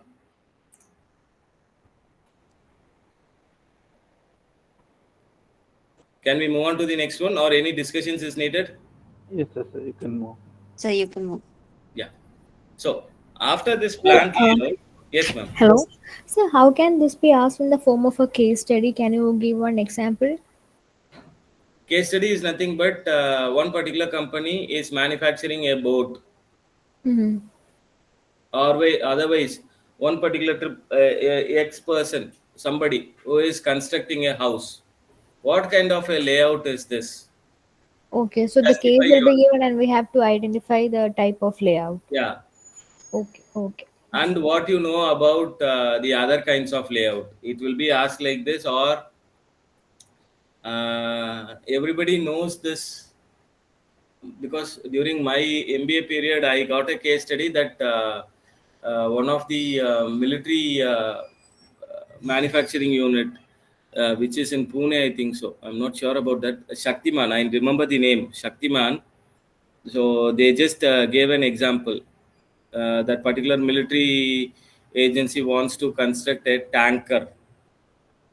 It wants to construct a tanker in DRDO. So what kind of a layout it is, and justify how it is different from other layouts. They ask the question like this. Okay, got it. So thank you. So after this one, we have the factors influencing plant location. So based upon the product and production volume, then equipments and machineries, flexibility will be always there. You can write it for all the points when concerned about operation. Then these 2 points, material handling, these 2 points, I'm just marking it. You can write it anywhere for like your previous objective or whatever it is. You can write these 2 points for all the operations management. So nature of the product, production volume, flexibility, equipment and machineries, material handling, employee skills and morale. So what are all the factors which will be affecting this one, affecting the plant location? Based upon the nature of product, each location or the each layout will be varying, right? So I just mentioned about layout and location also. Each location as well as layout will be completely different. The same method will not be followed. Now TVS is also manufacturing bikes, as well as Honda is also manufacturing bikes. When you just enter into each plant, the schedule will be completely different.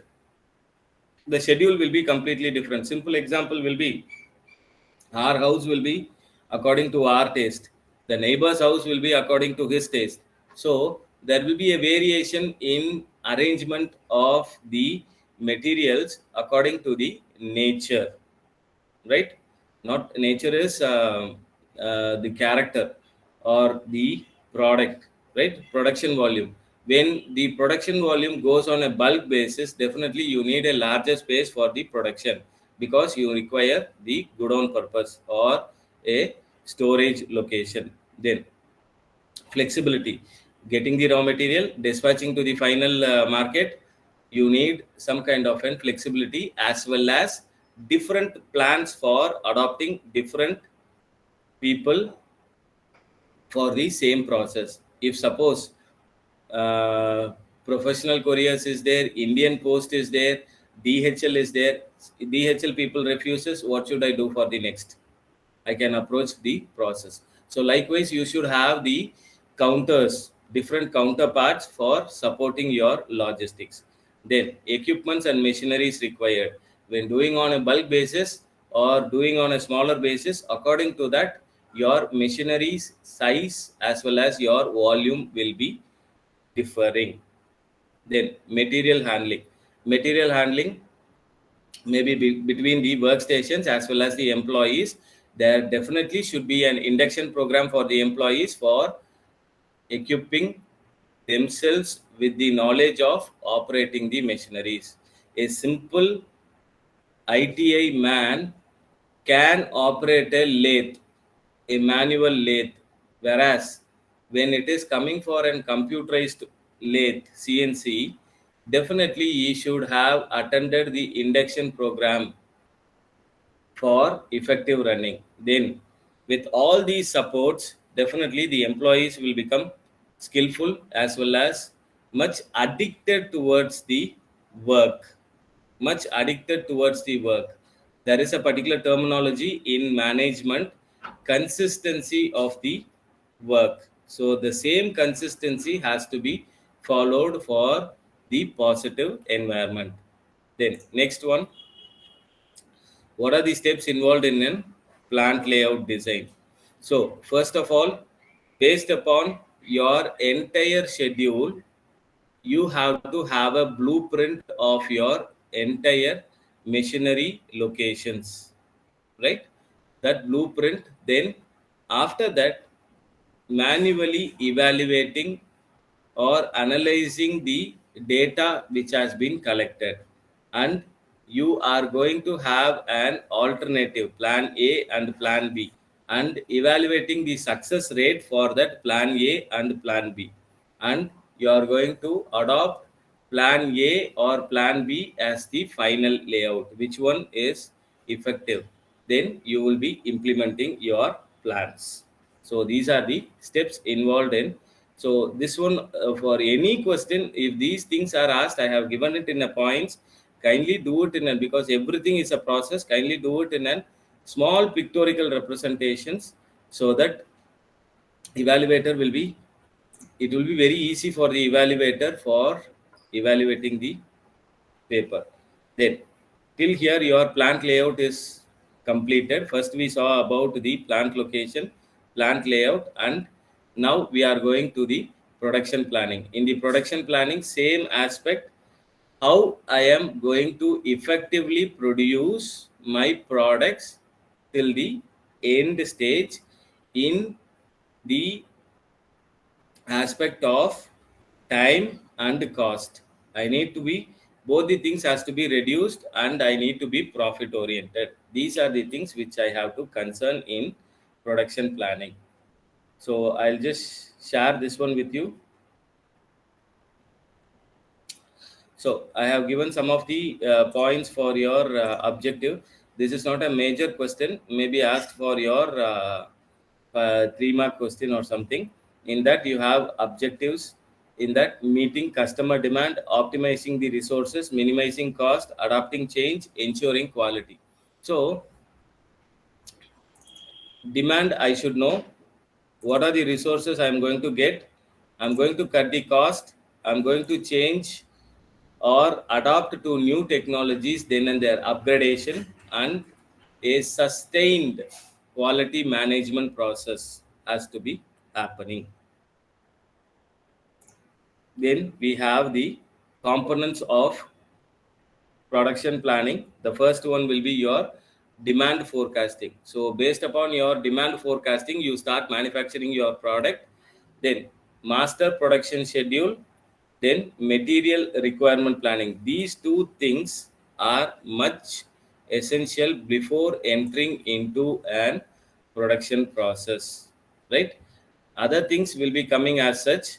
First, in the preliminary thing, demand forecasting. You should know what is demand, and these two things are much essential and an important aspect before entering into the production process. So master production schedule is nothing but after the raw material is reaching the first station, where it should go. If suppose station 2 is idle, where it should go for the other process. So likewise, you should have different plans for your production. Then material requirement. So material requirement, where time talks about your material requirement. So after the station 1 is completed, between 5 to 10 minutes, next station your time starts. You have to adopt it and you have to change it. So in between this, the logistics will be happening, station 1 to station 2. So from station 1, if the materials are moving to the station 2, what is the actual time taken, what is the actual time taken, and how effectively I'm going to reduce the time also. Normally, if it is taking 5 minutes, means I need to reduce that time so that my end result will be very fast. That is material requirement planning. And capacity planning, when talking about the capacity planning, production volume which should be lesser than the storage space, which should be lesser than the storage space. Normally, if your storage space or a godown space is much lesser, you start manufacturing your product continuously, then automatically your products will be having an clearance sale. Then entire process scheduling in a timetable manner. So by this, we come to an end to the unit 1. Important questions are there. In the unit 2, we have you have the numericals for this.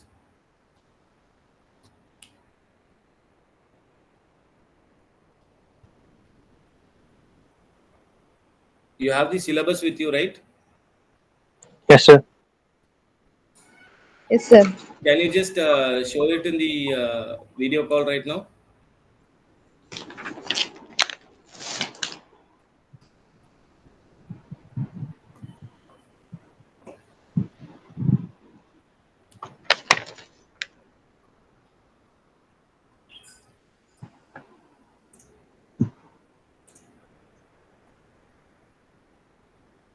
Can you share your screen, Surya sir? One soft copy.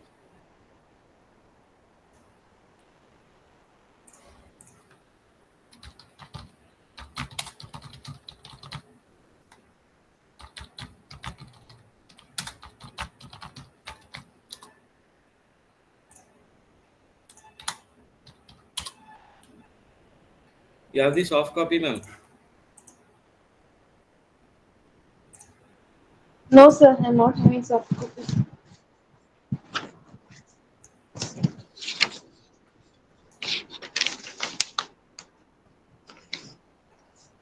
Okay, I'll share you. You are there in the group, no?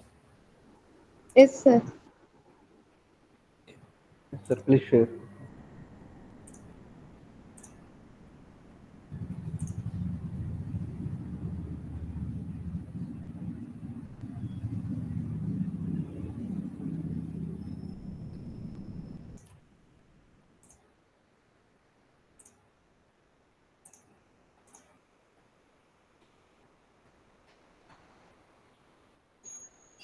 So you have some numericals also. You can see my screen. This is your syllabus, right? Your screen is not visible. Sir. One Screen is minute. not visible.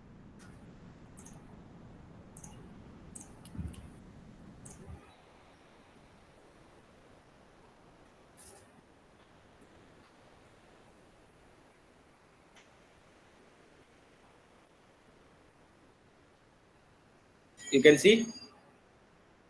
Yes, sir. Yeah, there are some numericals. From tomorrow onwards, we'll start with the numericals. If somebody is having the recording, you can just record it. Otherwise, feel free whenever you have doubts, because many of the past batches also they used to ask me. So I used to take their classes. Okay. So feel free to ask. From tomorrow onwards, we'll start up with the problems.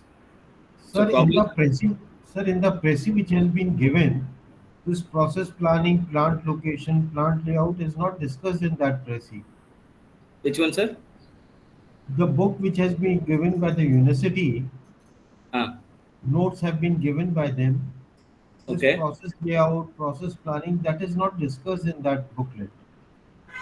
Discussed. In the booklet. Okay, I'll share you my slides, sir. I just What is that inventory control review of basic models of inventory, PQ and system of inventory, sir, in the first unit? ma'am, which syllabus you have taken, ma'am? Recent one or the old one? Recent one, sir. For us, recent one. In unit 1, it is covering operation management introduction, process planning, plant location, plant layout, then introduction to production planning. Production That's you are plan. completed. Then Yes, ma'am. inventory control, review of basic models of inventory, P&Q system of inventory. What is it, sir? It is in unit 3. No, it is in unit 1. No. No, that's You the see that older in one, ma'am. presi? No, sir, it is only operation management, MCP, MPCP 2007 only, sir. 2004, ma'am. No, sir, our book is 2007. Okay, okay. Okay, ma'am. 2007 Then, only, sir. okay, I'll just.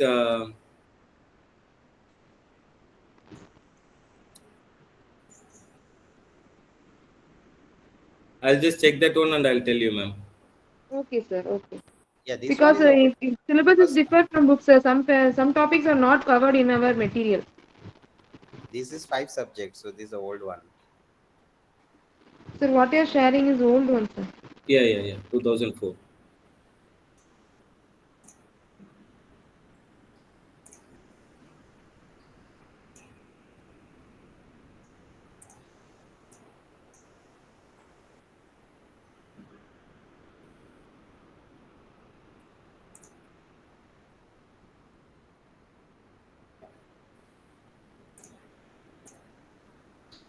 Can you just share me that one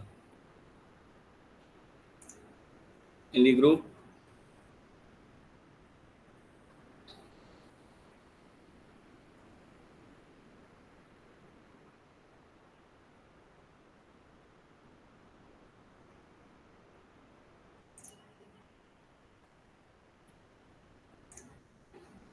Actually, it is jumbled from the previous portions. It has been taken. Third unit has been given there.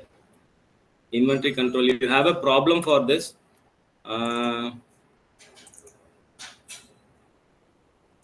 this is the problem for inventory control and budgeting. So capital budgeting problems. You have the problems right over here. I have worked it out, and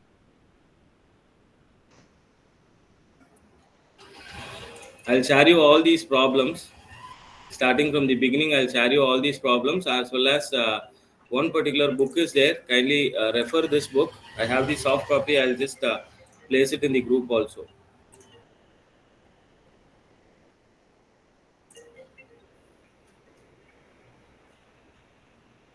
Sir, is there any group?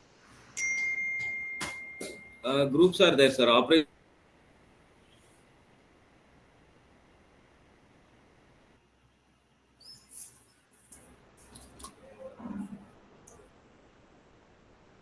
I'll just post you the link also, so that you can join. Okay, sir. Okay, understood. I have shared in the text box here.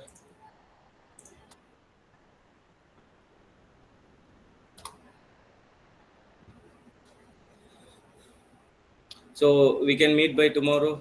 The next faculty has come. Thank you. The group chat is link is there. You can join. I have posted the book also.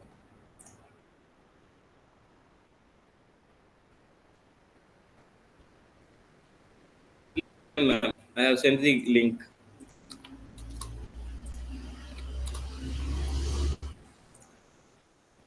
Thank you.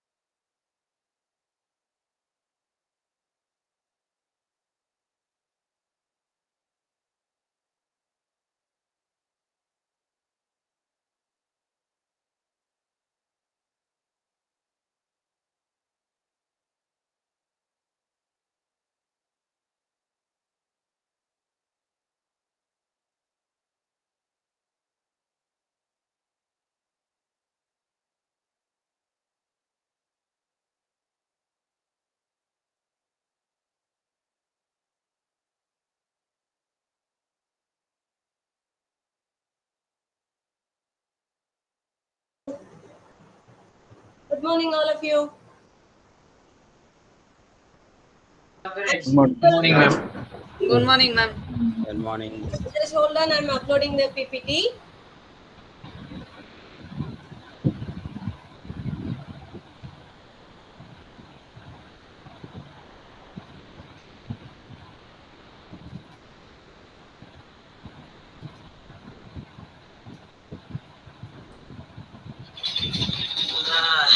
Super. Is it visible? No, ma'am. Madam, yes.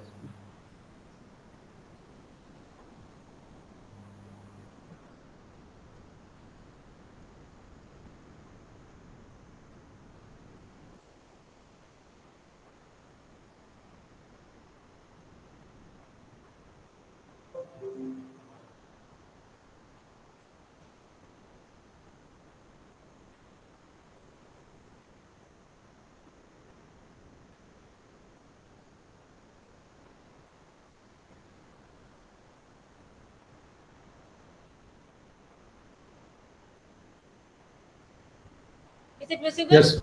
Yes, madam. Are you able to see the screen? Yes, madam. Yes, madam. Yeah. We don't have time to waste because the last class has been extended.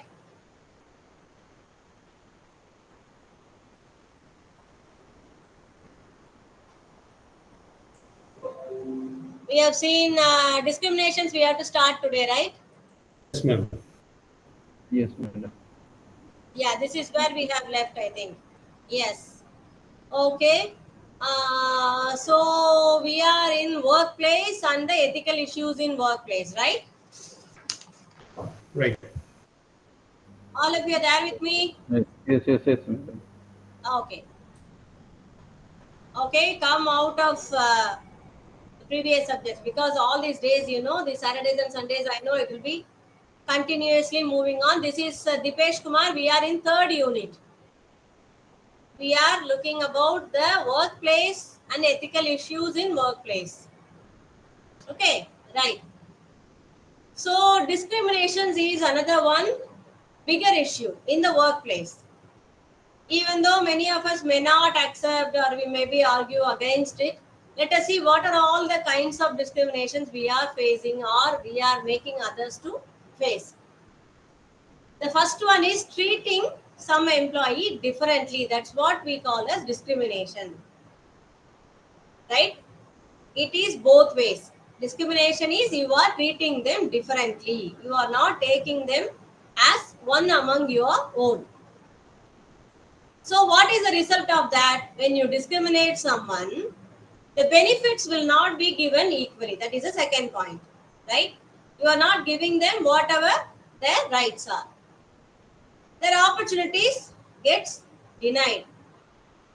And there is one more we will call indirect discrimination. We will not say that is directly this person is discriminated in various ways. Say for example, when it comes for an interview or to be sent for a training, right? In those places, this indirect discrimination will come.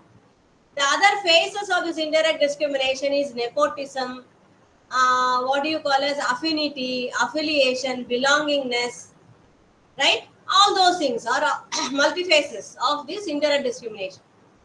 So what would be the ultimate result? It is called as victimization, right? Discrimination will lead to victimization at workplace, right?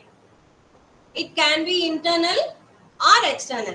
The victim can be an internal or person from the organization or from the external, right? The same way, the discrimination can come from internal or external. External people can also victimize a person in the organization. Are able to understand? If you take example, some 2-3 years ago, I think we witnessed a roadside killing of a black man in US. Right, 2 police officers killed one black person. I think, for example, they suspected him of taking cash from ATM or something. I don't remember, but the case is there, right? The question is, if that is a white person, would you have got killed or not? Right? So these are the discriminatory issues in the workplace. I have given you a elaborate side headings also. What are the discriminations categorized into? Race, racial discrimination. Just now we saw black, white, Asian, and all the other races you can say, Mongolian, European, so many races are there, tribes are there. So every person has an affiliation towards their own race. Don't know why. Second is gender discrimination. I think we have discussed this in the second unit itself elaborately. Gender discrimination is unavoidable. I don't know. It is there everywhere in all parts of the world, right? Mostly how the gender discrimination works, male dominates the female gender. Promotion wise, monetary benefits wise, perks, bonus, whatever it is, you say all these things. I think we discussed and we talked about the glass ceiling also. Do you remember that? Glass ceiling is a terminology used to explain the gender discrimination, right? The third one is age. Age discrimination is there, both ways. Some areas you can see that too after the software has taken over, stomped over all the other industries, age discrimination was a bigger problem. I think in this decade it has come down. By the introduction of software, it was very high. But still you can see that age discrimination is there. Then skin color. It is almost like racial. But when you are not able to identify the skin color, inside, see for example, inside India itself you can see skin color matters, right? You can see all the products are based on one particular skin color, like that. Skin color is another one thing because it is highly visible. And religious discrimination, right? We don't have to talk about that.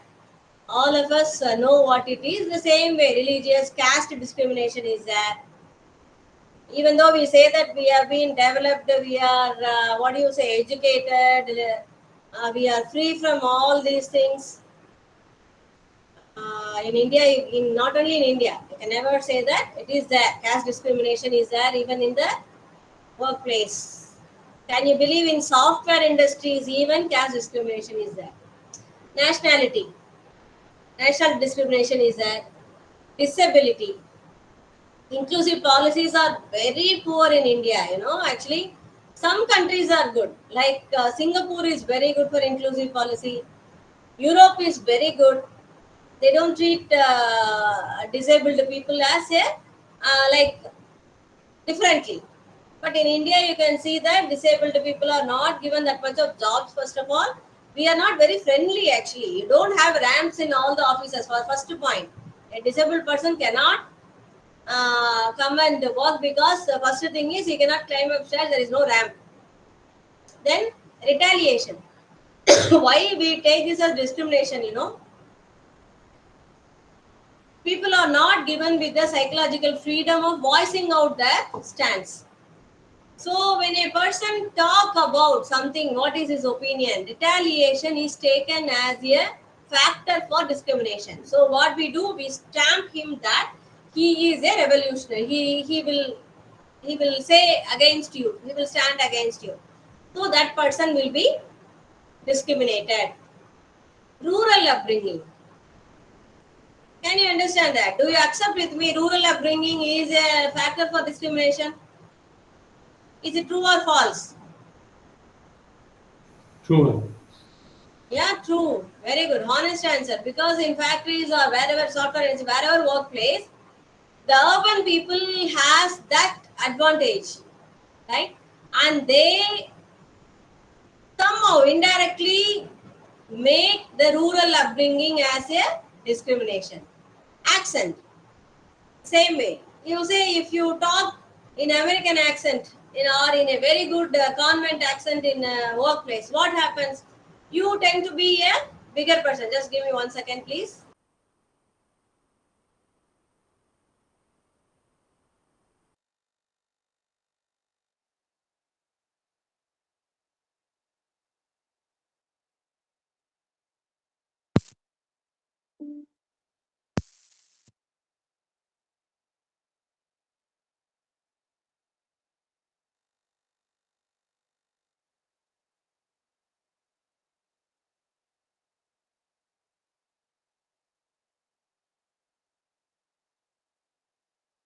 Yes.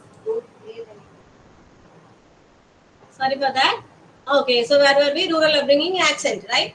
You know that when a person speaks English well with accent, we think that he is very intellectual. This is a common phenomena in India. One who is speaking English very good, we take him as an intellectual person, whereas we missed one point that language is separate, right?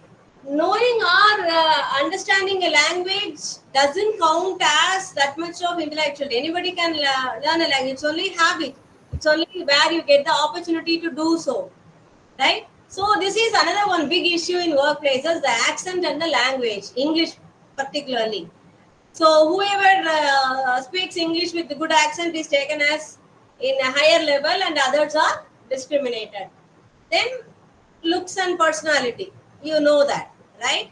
How you discriminate the people with good looking and I'll not say bad looking. As it is, it's in the perception. How you see what is beauty to you. But there is a social norm of beauty. So what happens? We force a bigger workforce into consuming a lot of cosmetics. See the consequence of it. Because of your discrimination, what happens? You are forcing the entire gender, female gender, to buying more cosmetics, to consume more cosmetics, right? Because they will get discriminated if they are not on par with the other people. Am I right or not?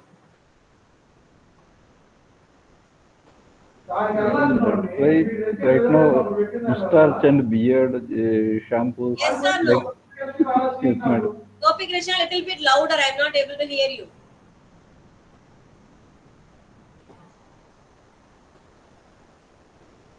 Yes, madam. Yes, madam. Yes? Okay. Then, clothing style.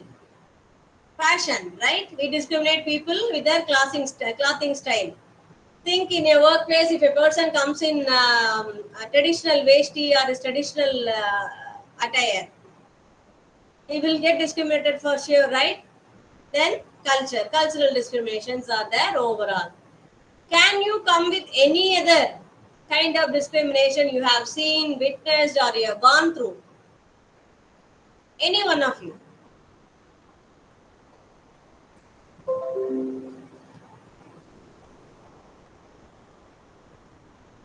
Anyone, By just to their make the habits. class interesting. Yes, Gopi Krishna. By their habits. Habitual discriminations, Yes. like being alcoholic. Yes, smoking. Exactly, right? Very good. Very good. Yes. We tend to discriminate, right? Very good. Nowadays, I see ulta actually. In some places, teetotalers are getting discriminated for not joining with others for party. That's also true, right? Yes, yes, yes. Yes. Yes. So the social norm is changing totally. The ethical issue is now why a person is not drinking. Right. Opportunity denied. Rajiv Kumar, can you explain what it is? Ma'am, it's like, sometimes what is in workplace is not fair. Yeah, that is a consequence of discrimination. To Actually, discriminate you, the opportunity is getting denied. But what is the basis of the discrimination? so something that is not fair in the workplace, and we have to voice it out. And if we Yeah, voice it that out is against the retaliation, basically, yeah, right? against voice it out to management, against management, they will not give Yes, opportunity. yes. Boss doesn't like the person who is retaliating against him, right? Okay. So can we move on to the next topic? Social status. Privacy violations. The Social next status. issue in workplace is privacy violations.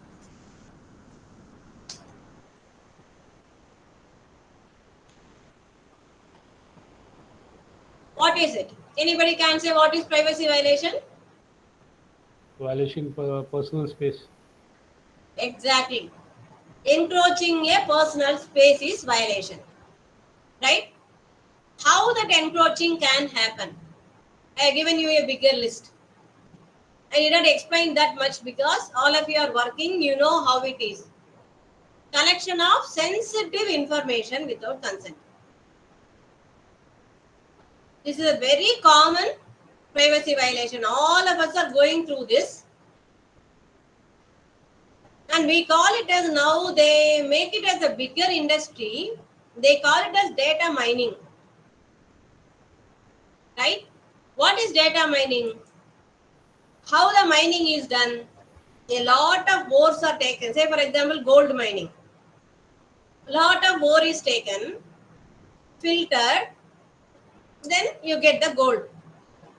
Same way, now think about the data availability.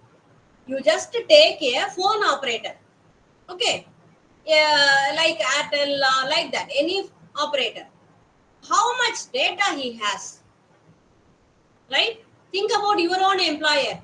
How much data he has, your family, your children, where they are studying, height, weight, where you are staying, when you got married, what your spouse, where she is working, how much of data, what is your personal habits, what you will buy, where is your house, how much you bought it, wealth information, all these are available digitally now to one person or the other, right? So if the data like this exactly given, there is no use. But if it is mined, if it is filtered, what happens, gold. This is better than gold. That is why data mining is the biggest mining industry now, digital mining. Right? That is the first thing, privacy violation, which can happen in a workplace. Your data, personal data can be mishandled. Selling the data. Leaking the confidential information. Employees can leak the confidential information. Video surveillance. CCTV cameras you are seeing everywhere, right? But when it is uninvestigated. Because unnecessary surveillance is not, what do you say? It will be an intrusion to the workplace, because always when you are monitored and you are getting that thought that you are getting always monitored, that will affect the psychological balance of a person. So video surveillance is a privacy violation. Intrusion on personal space. This could be a physical search or digital search. See, for example, you are given with a locker in your office. When a person comes and search it physically, they open and search when you are not there. It is a privacy violation. It is your area. You can store whatever you want allotted to you. Same way, a storage, digital storage of your computer. You can store anything in that. They don't have the authority to come and search that. The same way, internet and email. Looking into the browsing history, right? Checking your emails. So these are all privacy violations. Then monitoring the activities outside the workplace. Do you understand? Where you are going, where your vacation is, what you are doing outside the workplace, if they monitor, that is privacy violation. Then collecting of genetic and medical information is also a violation of privacy. Right? Genetic information is personal. Nobody can get that. Same way, a personal medical information also need not be taken by the organization. So, all these are privacy violations that can happen in a workplace. Right? Any doubts in that? Okay. As we have started the class late because of the last class, I have to little bit rush. Okay, if you have any doubts, you ask me once again. Okay, I'm trying to keep it as simple. Okay, the next topic is whistleblowing. This is the next issue in a workplace. This is either way, because of whistleblowing, the person may get victimized. Right? You see a lot of examples of that. A person blows a whistle and he has to run for his life. Is it true or not? We see lot of films on that. Right? What they will do? The villain will catch and kill him before anyone can know about that. Right? So whistleblowing is a very serious concern. Gopi Krishna, want to say anything? No, madam, no. Okay. It's a serious issue which we don't give that much of importance actually, But why whistleblowing is an issue is many times people want to blow the whistle. Okay, first, what is the whistleblowing? When you find something, a wrongdoing is going on, right? Something in your organization, or your superior is doing something which is not correct. Your subordinate is doing something. Your peers are doing something, or outside the organization, related to the organization, someone is doing something wrong, like supplier is giving wrong resource, or the customer is cheating the organization. Are you able to understand? It could be anyone around you, internal or external. If you find something which is wrong, you are not able to digest it, you are saying it aloud, that is whistleblowing. What's the literary meaning? You are making others, attracting others to this issue, that is whistleblowing. Yes, madam. So what are the consequences of whistleblowing? You will be victimized, you will be discriminated, sometimes you may get dismissed, demoted when you are whistleblowing against your organization, right? Sometimes this can happen when you are whistleblowing against your superior also. Sometimes it will happen if you are whistleblowing against your subordinate also. Hard to believe? That's true, because how whistleblowing is seen, whistleblowing is seen as a taint in the organization. Whether it is one person or a group or the organization, whatever it is, when a news comes on the organization in a negative shade, organization doesn't like that. It is not good for the image of the organization. right? So that is where the whistleblower gets into trouble. Now you can ask me, why a person has to blow the whistle? Why can't he keep quiet? No, you can't keep quiet. At least you have to go tell your wife. That is how we are made, you know. Because keeping it here, locking the secret for years together in the mind will create stress. It is like a weight you are holding. It creates stress because you are a good person, you have witnessed a wrongdoing, you cannot hold it. It will eat you from inside. That is why. This is a human psychology, right? So you need to do that. That is where this becomes a problem. So this can be internal and external. Internal whistleblowing or external whistleblowing. You can talk about the internal people or external, right? Open and confidential. Open whistleblowing is you come out with the name. Boldly you say that I am the person who is blowing the whistle and this happened. Confidential whistleblowing is you are complaining anonymously. You are not saying who are you. You will not give your name confidentially because you might be afraid of your getting victimized. So it can be confidential. The next one is alumni whistleblowing. Alumni whistleblowing is safely you come out of the organization, then you talk about your ex-organization, right? So that you will avoid the victimization. Many people does that. They will wait till they come out of the organization, then they will blow the whistle. Okay. Then personal whistleblowing. Personal whistleblowing is when I'm affected.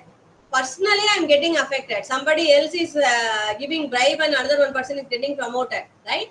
I'm blowing the whistle for that, personal.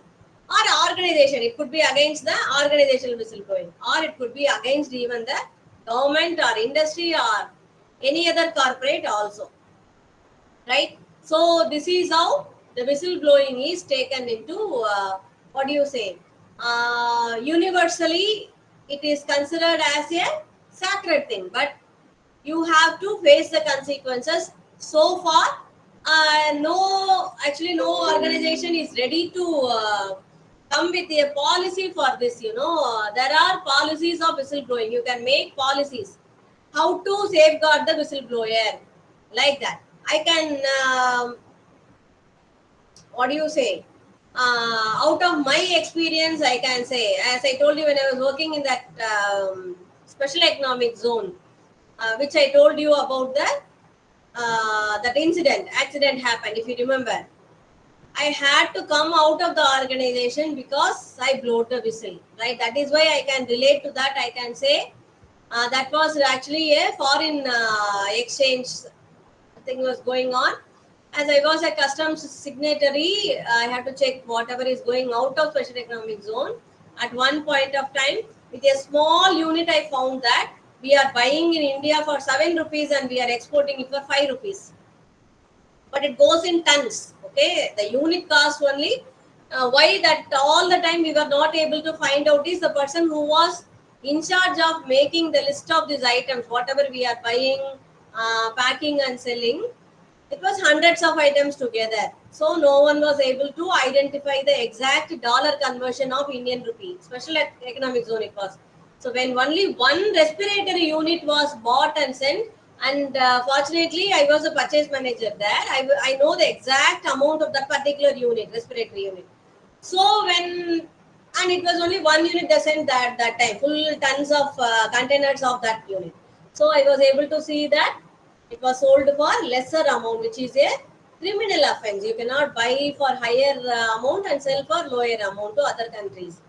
That was a criminal offense. So I had to whistleblow about a COO who was a Swedish person. And because of those things, I had to quit. You know, I had to quit from the location actually.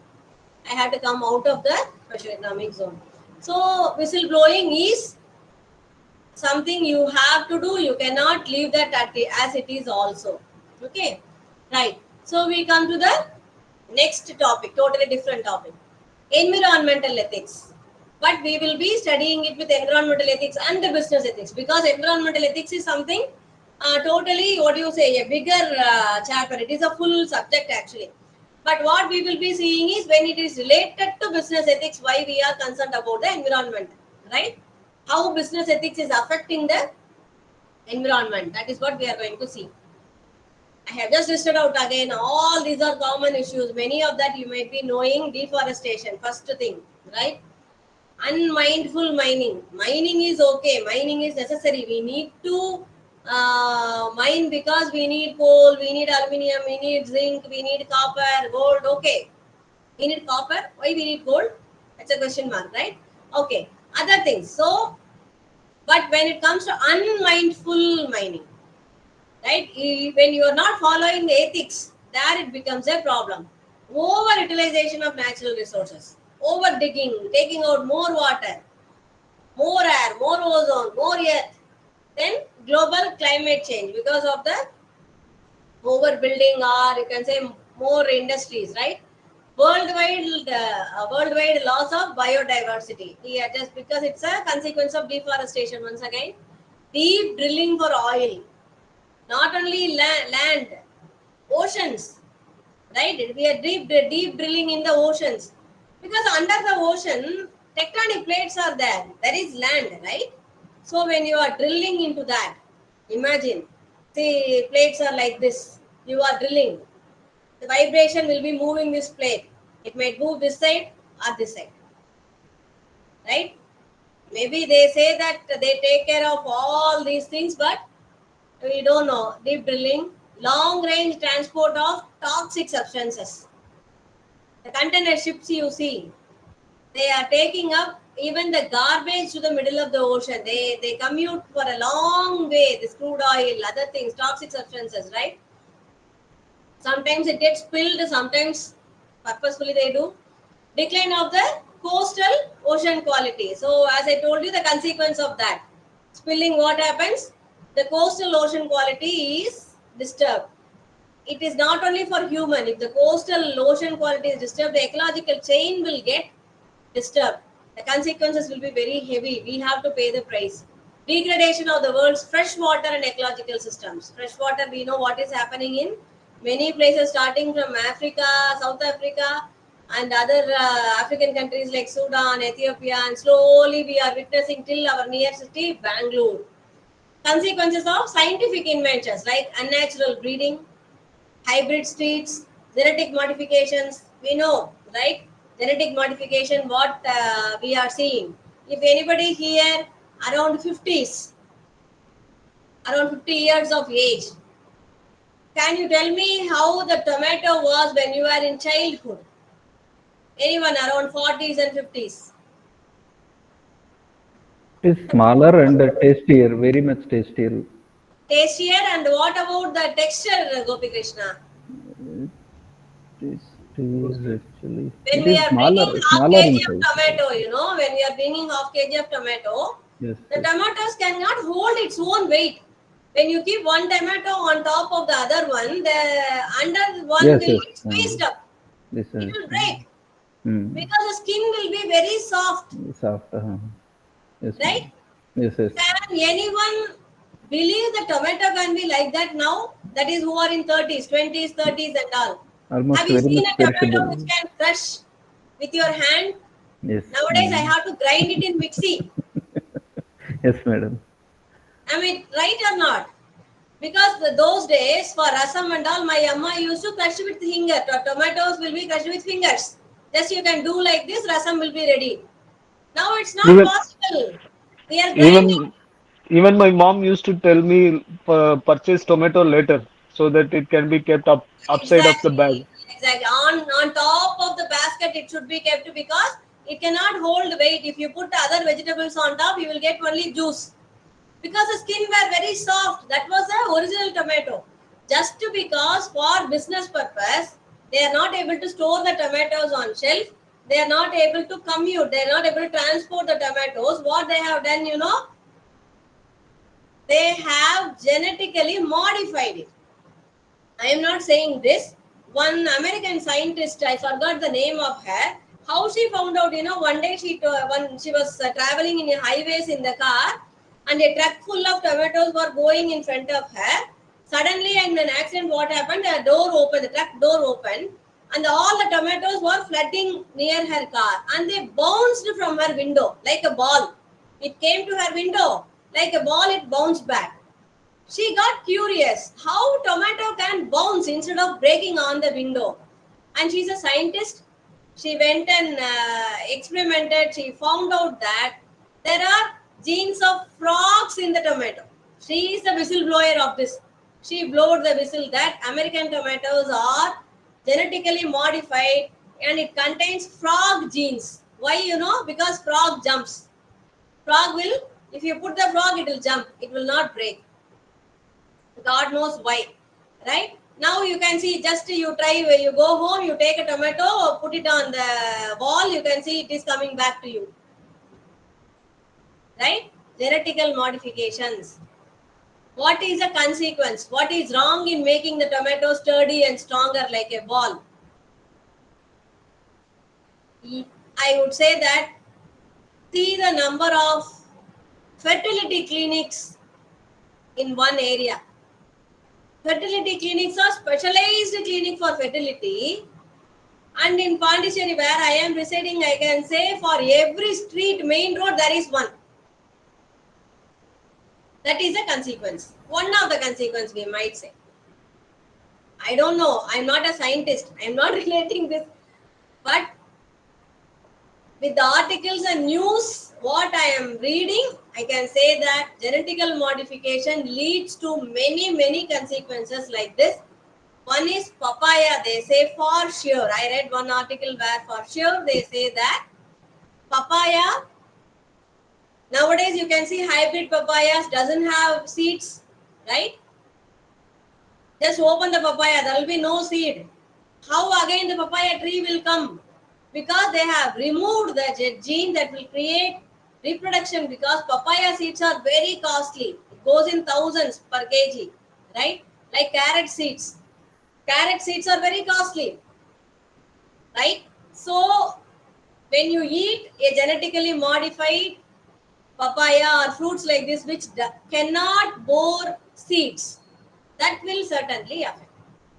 This is one article I read, right? So based on the clippings and articles written by doctors, we can say that the scientific inventions, for the sake of business, for selling agricultural produce, for shelf life, because it's a global village, you want kiwi from Australia, you want cherry from America.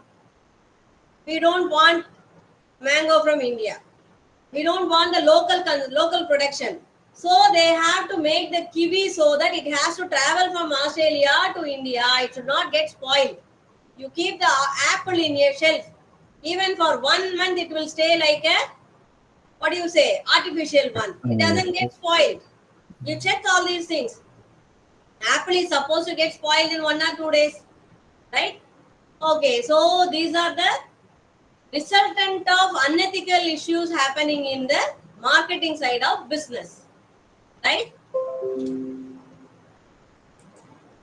So why it is taking up loading is, I thought I will explain this with a little bit of pictures. Just hold on, it is loading. So usually I take lot of pictures instead of words in the PPT for 2 reasons. One is picture speaks more than words, easy to understand. The second thing is, nowadays I see that last 2-3 years, the students are asking that you give me your PPT, right? And they study only the PPT. Whatever bullet points we are giving, that is reflected in the exam sheet, answer sheet. I got shocked. They write, for even the describing answers, they write only the bullet points which is in the PPT, right? So from that day onwards, I have changed my PPT style. If you take the PPT also, you have to study the book, right? Okay, it is loaded. Are you able to see the PPT? Yes, madam. Yes. So I have given a few pictures, which is the resultant of business ethics into environmental ethics. First one is landsliding. Can you see? Such a humongous landsliding that is. Yes, This madam. is mining. Can you see the magnanimity of the mining? The truck is so small, like an ant in that. It's a big truck. And this is deep ocean drilling, deep sea ocean drilling, right? And here is a fire, which is the natural gas erupting out of ocean. and these are the resultants. This is the river, the left side corner, down corner. That is a river in Tamil Nadu. Palaru. We call it as a Palaru river. It is a flourishing river, and this is the status of it now. And you can see African child taking out water from a pond for drinking. Not far away. It can happen to Indian cities also. Sometimes it's happening here also. Any doubts so far? Can we move on to the next topic? Yes, madam. Yes. So the next one is professional ethics. Just we will see the gist of professional ethics, because once again this is a separate subject. Just we will have the introduction. Every profession has a separate set of ethical codes and rules and regulations, right? Like business ethics, what we are seeing, business have a set of ethics. Like that, legal ethics is there. What the lawyers should follow, right? Judiciary system, what the judiciary system should follow, lawyers should follow, all these things. That's a set of ethics. I like, maintaining the confidentiality, not even though you are arguing for the person who has made the offense, you have to be true to him. These are ethics. Like medical ethics. Okay, medical ethics we need not talk about. We have witnessed it so far in the pandemic also, how the medical ethics can work. We call them as nowadays they are like soldiers, right? Then media, journalism and social media, all three are interrelated. What we have to say, the most important area where the ethics should be followed, right? But I'm very sorry to say, unfortunately, what 3 decades ago, what was the ethics followed in media and journalism is not here anymore, right? We can say that is due to one thing. What do you say? Cultural change, social change. The other one is the ethical dilemma, you can see. The ethical dilemmas, even though some people who are still very good journalists who want to say the truth to the society, for 2 reasons. We have witnessed a lot of murders and killings of journalists, right? Just because they were ready to say the truth. So what happened when this pillar of the country, the 4th pillar of the country has to be strong, the other pillars should support them. Like, what do you say? Law and order, judicial system, politics. When the others are against, this pillar cannot uphold by itself. I see that is the main reason I would say that, right? The support system has been very low. Even the public is not supporting that much. We want sensational news. We don't want the truth, right? So on media and journalism, ethics, we need a lot of that. Okay, then social media. I think you people are better than me in saying what should be the ethicality in social media. Social media is now ruling the world, right? And we think that whatever, like I said, whoever is a white person will not say lie. That is a very common myth. The same way social media is gaining momentum now. Whatever you see in social media, you tend to believe because of the video and the engineering ethics. That most of you might be engineers, you have studied that. Then accounting. So these are all the professions which has its separate code of ethics which has to be followed by the professionals. I think we have some 10 minutes. I'll try to finish up this topic also. Cyber age. So as we are talking about social media, we are in the cyber age, right? We are in a very, what do you say? I would say pathetic situation. Because we are now witnessing the evolution of artificial intelligence. We have evolved. Human has evolved. We are evolving. That doesn't, if that is not harmful to the nature, artificial intelligence is evolving. We call it as machine learning itself. So far, we were writing the code, software code to tell the computer to do what we wanted. Now the machine can learn itself. I'm not a computer savvy. What I have learned, I am telling you. If anybody is there in software who can give a more, what do you say, explanation to the what is machine learning, I'll be very happy. Do we have anyone here who is into AI, artificial intelligence? Okay, right. I learned a small course recently for artificial intelligence, so that I'll say whatever I have learned. Okay, in that course, as I went in the training, it is a UGC training actually. In that, they have dedicated a long hours for artificial intelligence because they thought that we teachers are very, what do you say, very behind the development. To my amusement, after the training, hands-on training it was, they gave a software and asked us to create a video of artificial intelligence. What I did, simply I tell you, I uploaded a photo of mine and I gave a voiceover. Okay, just a photo and voiceover. During the class I saw that that the software is able to say it in English. So I thought, I was curious, I wanted to experiment with it. So what I did, I made a voiceover with Tamil and English. I will say one kural, Tirukural. Then I will give the explanation in English, like the 10 kurals and 10 explanation with only my photo. Within 10 seconds, I got a video of me explaining all those kurals and the meanings with the hand gestures, head movement, eye blinking. My mouth is exactly matching with what I am saying. Really, I got shocked.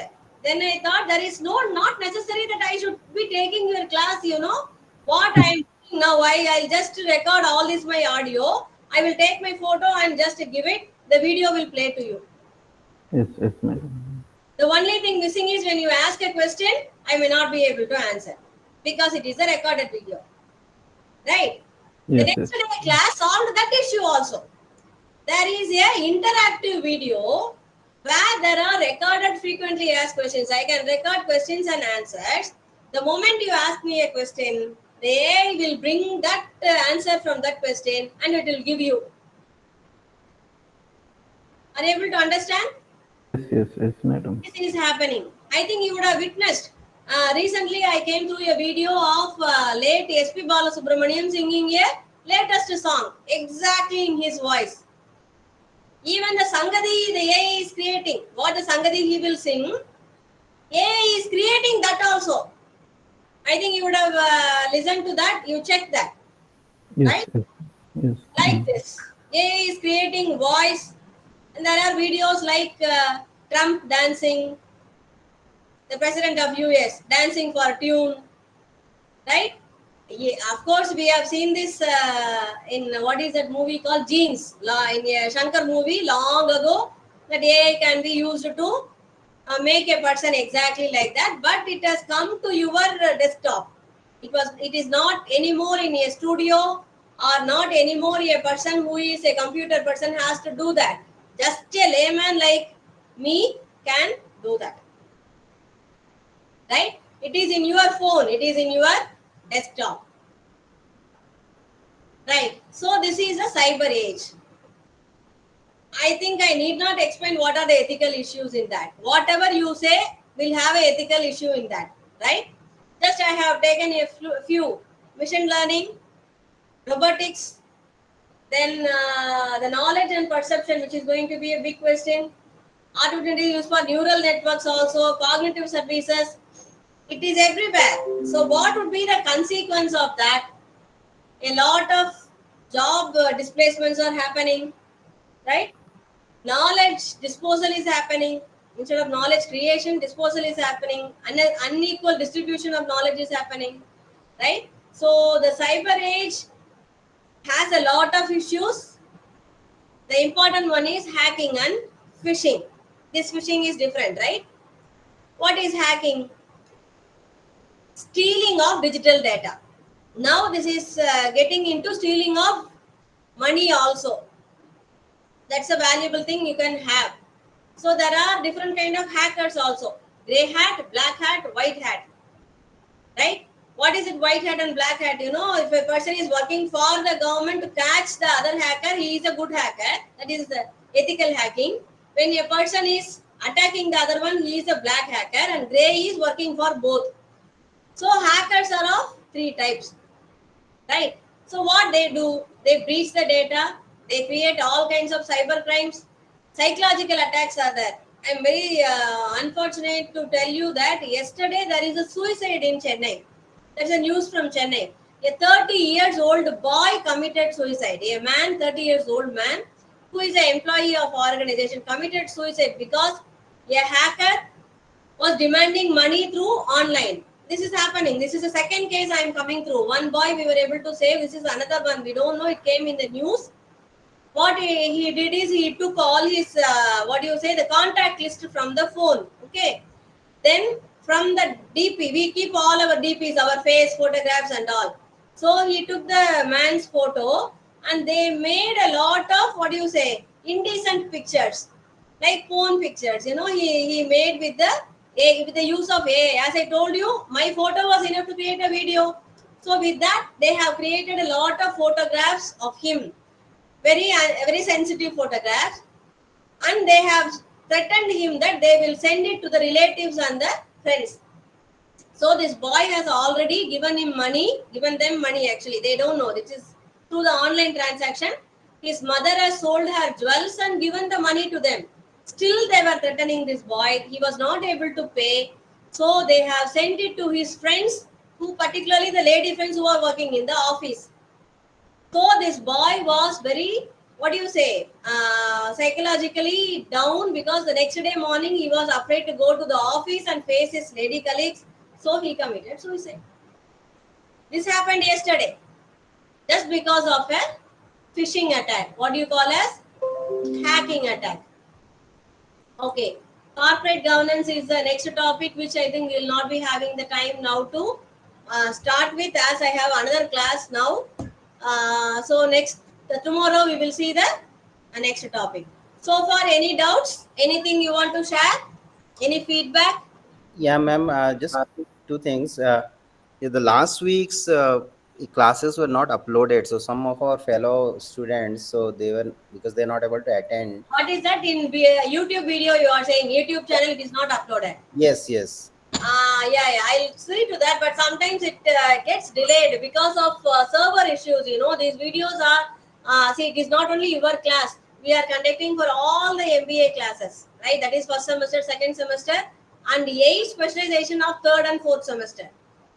Now, can you see every day it is 5 hours video. So 2 days it is 10 hours video for so many classes. So what happens, there is server issue when we are trying to upload. That is why it gets delayed. This is a technical glitch. Let's see. I'll talk to the technical department and see why it is not getting uploaded. We will see to that, right? Sure. Okay. Thanks. And another one. Yes. Yeah. So business ethics. Till last semester it was not there, right? So yes. So it's a new subject. So was it there in any other semester, in any other branch? Why we are asking is we can at least see the past year question paper, something to get. We had a business ethics paper in BBA. Our BBA has a business ethics paper. If possible, you can see that. But actually, as you are in a professional course, that way post graduation, I will strongly suggest that it will not be of much help, these old question papers, because every time the question paper setter, it is up to them. They'll go through the syllabus and whatever we feel we will ask a question. It is not that the set of question we are going to provide to the examiner, right? So I don't know how much it would be helpful. So just depend on your gut feeling and study whatever it is. These are general papers, right? So I strongly suggest that go through all of these topics. That would be helpful. Sure. We'll do that. But in I will not worry about the examination.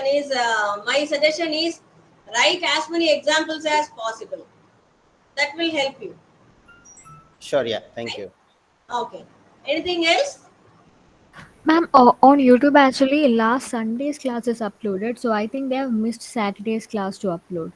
Okay, that might be. As I told you, it might be a problem with server or space, or maybe anything else during recording. There might be a technical glitch. That is why, and it is an additional service. That is why we suggest that all the students to attend when the live class is going on. That would be Ma'am, we are not supposed to attend. We are all working. We're all working on Saturdays also. We are having our work, so it's not supposed to attend sometimes. I That's what understand. we're asking that you should. Yeah, I understand that. But see, you should have a little bit of commitment towards the MBA also. So I think, No, there okay, is some limitation also, ma'am. Number of participant limitation also there. yeah. That is why we are recording and uploading. Certainly, I will escalate this. I'll talk to the people today itself. I'll see why it is not getting done. Okay. You mean Saturday's Okay. class is not uploaded? Am I right? Yeah, ma'am. Yeah. Fourth May. Business ethics class. Not No, just ma'am. business ethics, the entire day's class is not there. Fourth May. Okay. But I'm happy that you people are watching the videos also for additional thing. That is itself is a very good sign. I'm very happy about it. Sure, I'll escalate and I'll see to that it will get uploaded, right? Yeah, Thank you, ma'am. Okay. Thank you Thank very you, much. ma'am. Thank you, ma'am. Yeah, tomorrow we will meet. Okay. Thank you, ma'am. Thank you. Thank you. Thank you, ma'am. Okay.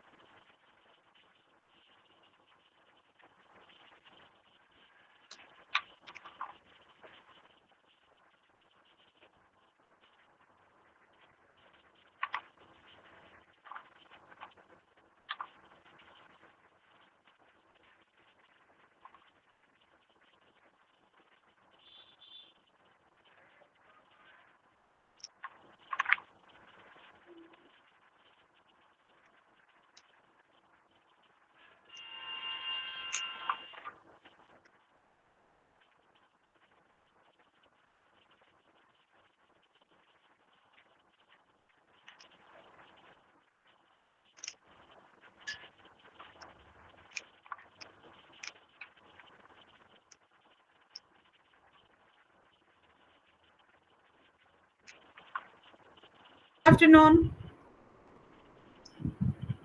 Good afternoon, ma'am. Good Yeah, afternoon. sorry. Good afternoon, ma'am. Because Good afternoon, ma'am. 11 to 12 also had a class. That's why it was late in delay to wind up the class and to join. So, okay, we'll start. No issue. Just a moment. I'll share. Good afternoon, ma'am. Good afternoon. Just a minute. I'll share my PPT. Then we'll start the class.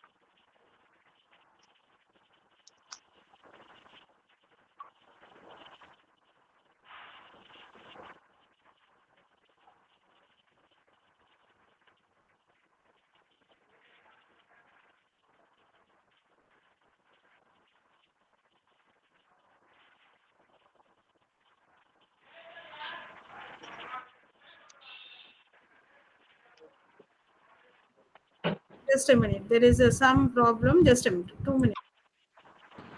Okay, ma'am.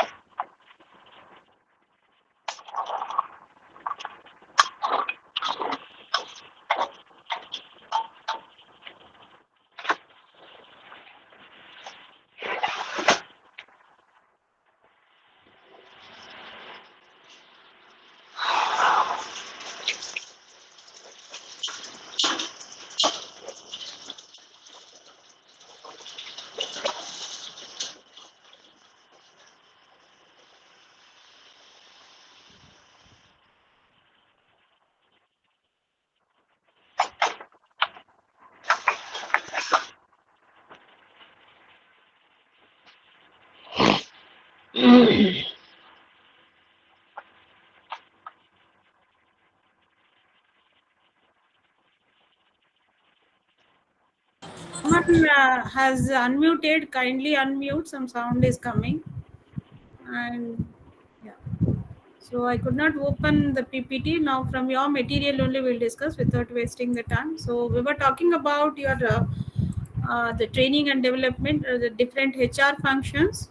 The first we talked about your the manpower planning, later recruitment, and then we landed up with the training and development. What are the different the training methods are there? Then what are the developmental activities one has to take care in a system that we were talking about it. So the one under that, so here are the certain things, methods of training and development once it is done.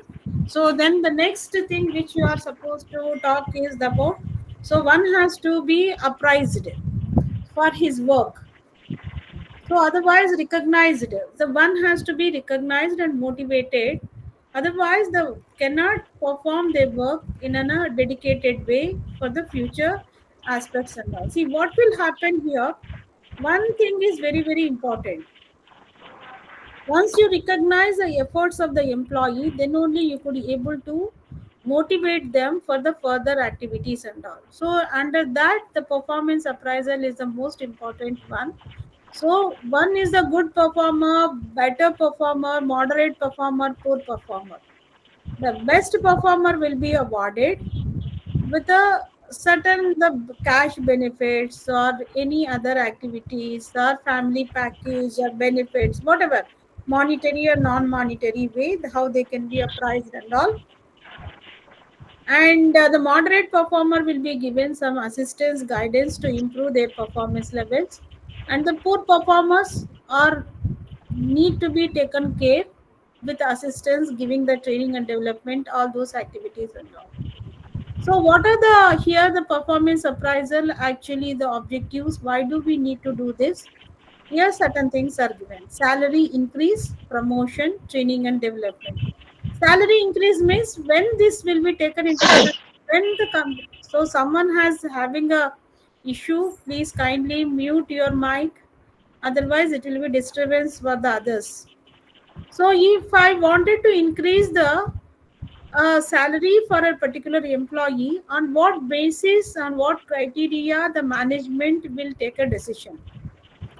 Among the 20 employees, 30 employees, or the 40 employees, or 200 employees, so the company will take a decision to, for the group of employees, they need to increase the salary.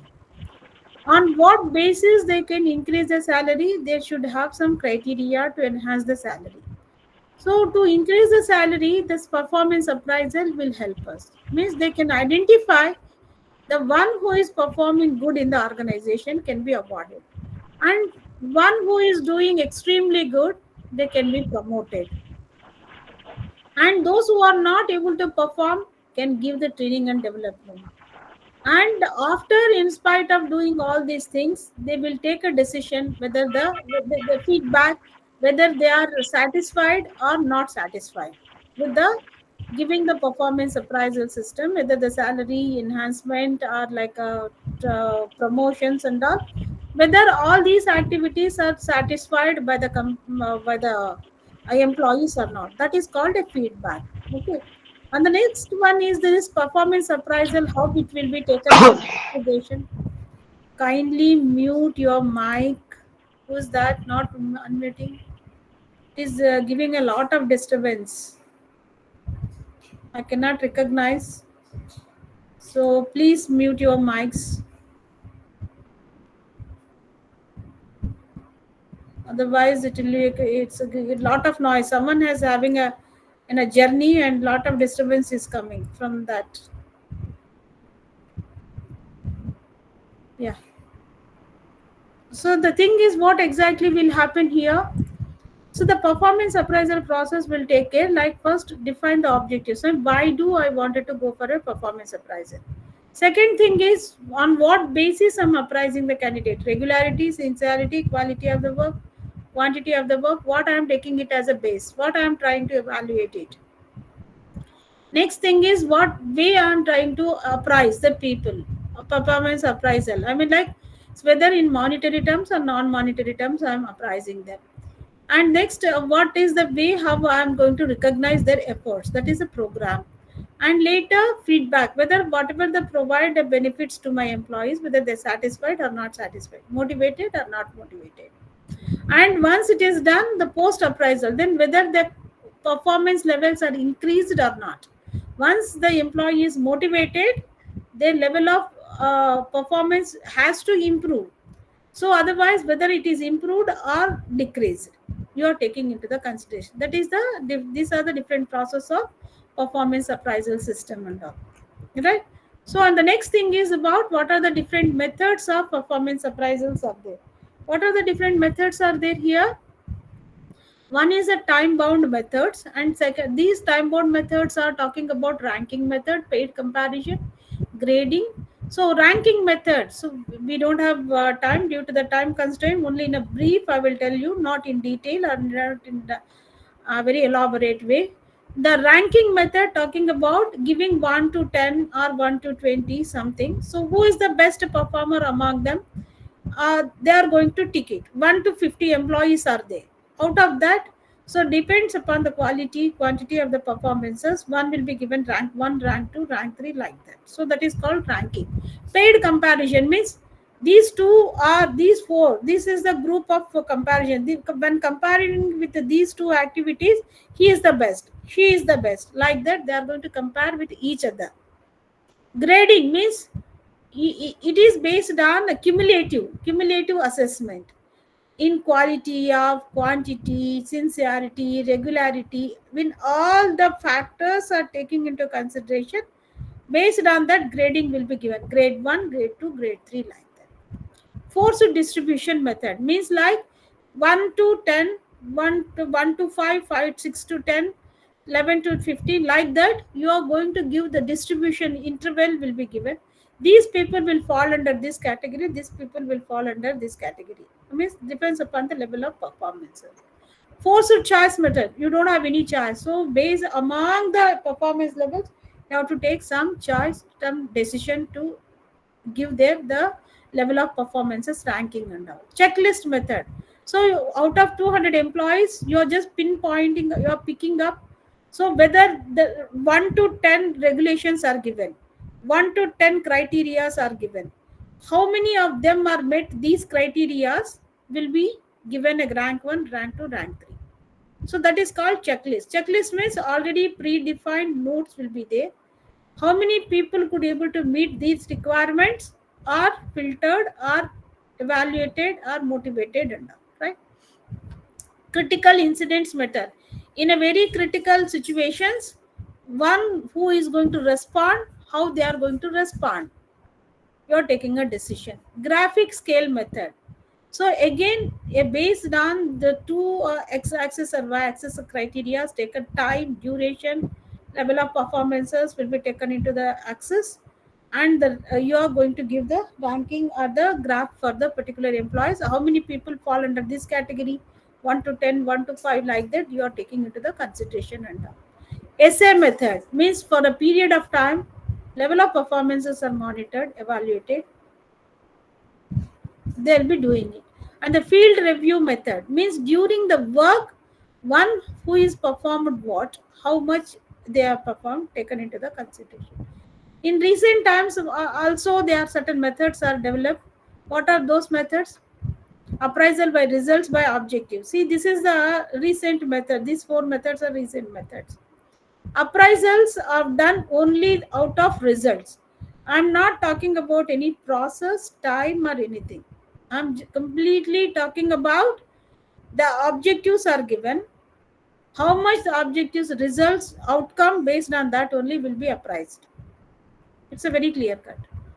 And behavioral anchored rating scale and all means like during the period of working, the one who is behaved what, how much achievements they are performed, how much the quantity or quality of the work they produced, based on that they are going to be given a appreciation.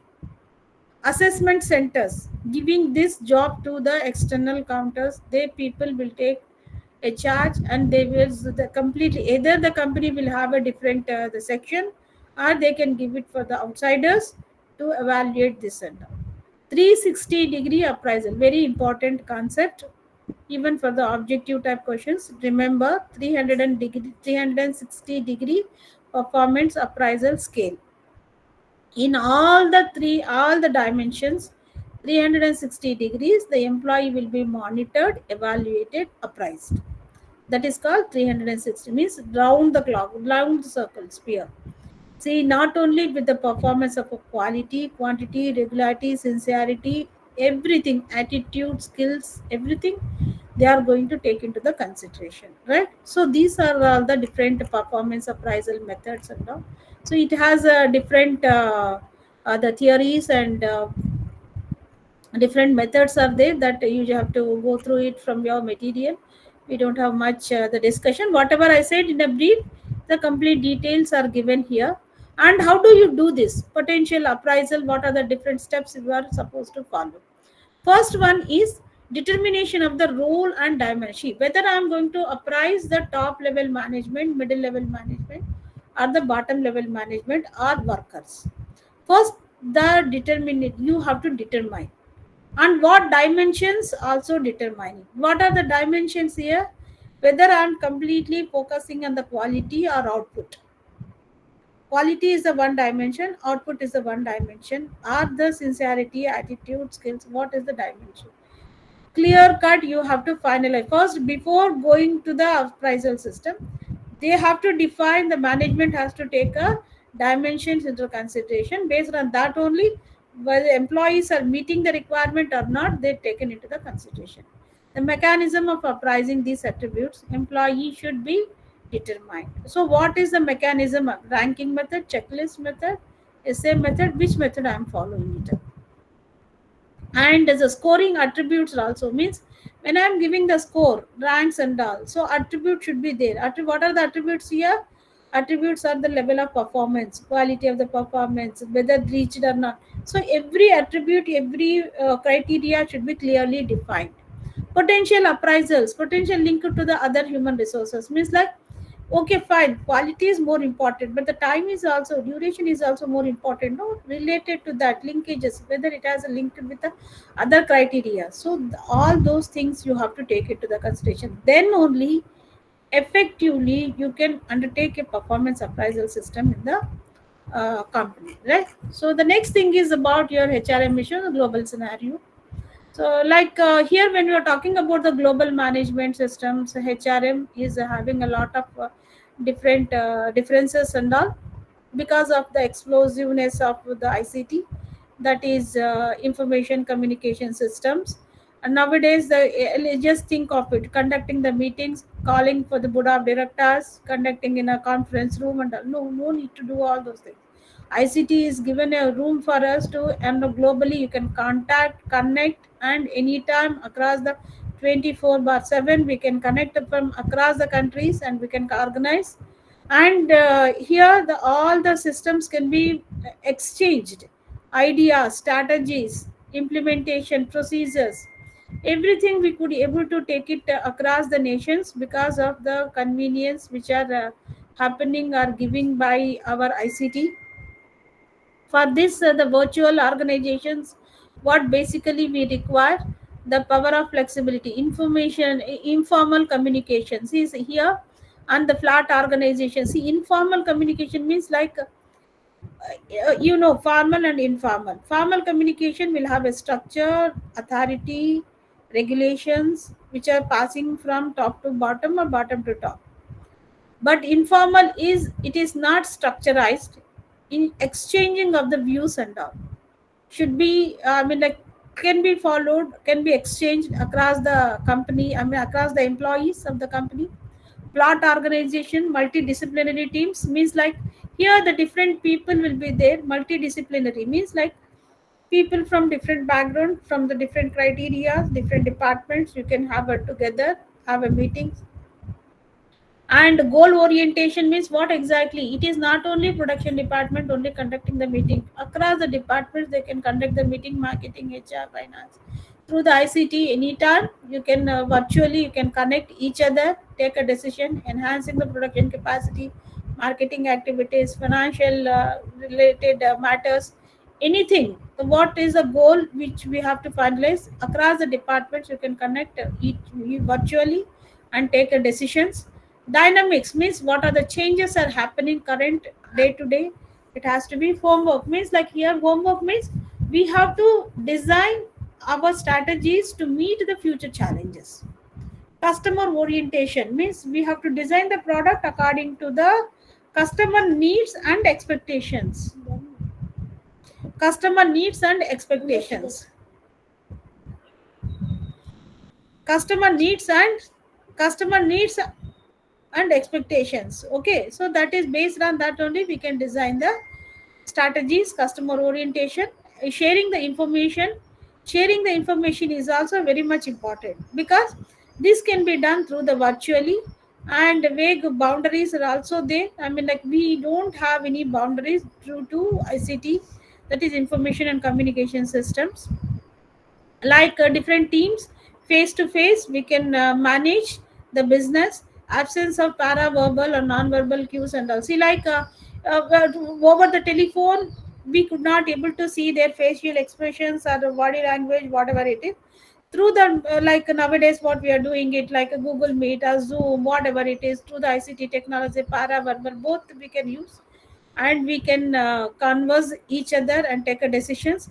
Limited social context and ability to overcome time and the time and space because we need not to wait for it, we need not to wait for the people to come.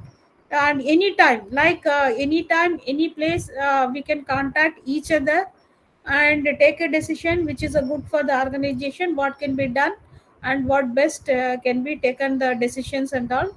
So through the virtual help, and because of this the quality of the work life is increasing, and certain HR issues are existing when we are talking about the virtual system. Recruitment conducted under the time pressure and requires a high performance and all. See, like when you're talking about the recruitment and all, what will happen here, even that is also can be done through the online or virtual systems, and you can recruit the people without wasting the time, effort, resources, financial drawbacks and all. So you see, what is the bottom line here? ICT is making our life more comfortable without wasting the time, without wasting the much resources. Anytime people can be connected at any point of time. We can speed up our process. Decision making is easy, and communication is much effective and very fast. And human capital, that is social capital, the knowing each other becomes here extremely linked and all. See, like earlier to talk with international people, talking with each other, sending the letters, all those things, it takes time, but now it is nothing. With a one WhatsApp message or one email, anytime you can contact the people, exchange views, take a decisions which is a feasible, which is the most favorable for the organization. Workplace is also very variable and all. And the next one is endless shown that it is a job status and the project feedback is also can be taken into the consideration and all, right? So it's all very effective, and time limit you could able to manage the things and all. And performance management is also one of the most important thing. Should be defined each member, you can be evaluated how one is performing, and evaluation process, because entire the data is entered in the system. Level of performances, quality, quantity of the performance can be entered, and based on that only they can take a decision who is entitled for what kind of benefits and all. So the thing is like, just a minute.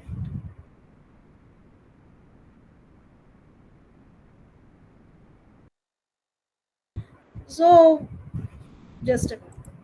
Yeah, what will happen here? Selection process, important factor for relates to discovering the applicant's potential, means it is already done. Like selection means how we are selecting the candidates. Like when you are submitting the physical copy of the application, it is taking time to verify, checking the screening, all those things. But virtually, when their email can be sent, immediately you can across the applications, you can scrutinize, and very easily you can discover, you can take the requirements according to the requirement of the organization and all. That is a very comfortably self motivation and effective communication for the both the clients and the, it is there, like the even candidate will receive the information through the email whether it's shortlisted or not and all. So because of this information technology, adaptability, how, and this is one more thing which is more important, whether the organization is adaptable to the ICT technologies or not. And we have the sufficient professionals who can adapt the ICT into the system, whether the company is affordable to implement ICT or virtual technologies in the company. All these things are very much, I mean, how many people are required a training, how many people already skilled people, those who can implement ICT in a organization, that also you have to take into the matter. Technical and sufficiency, self-sufficiency, results orientation, everything you are doing it for the sake of ultimately reaching the objectives or the goals of the organization. So this BPO, you have heard about this term in OB, but what is that? Business process outstanding is one of the gained. This is the one of the most familiar concept which is happening in companies nowadays. What is the BPO here? Business process outstanding. Means that the people who are connecting to the company to the customers, starting from IT sector to the software, these BPOs jobs are doing. I mean, like they are the mediators connecting customers and the companies. And in other businesses also outstanding outsourcing is happening, where the part of the major work is outsourced at the different companies. Means we are outsourcing, the companies are outsourced the information or business from these mediators. Means they are the people who are catering the business to the companies, and the companies are assigning the work to them, and they are the doing the all the works and all. Like you can call in sometimes it is cheaper to have the service from the different the third parties. Like for example, call centers developed a part of outsourcing, and HR aspects in outsourcing are like selection and skilled person,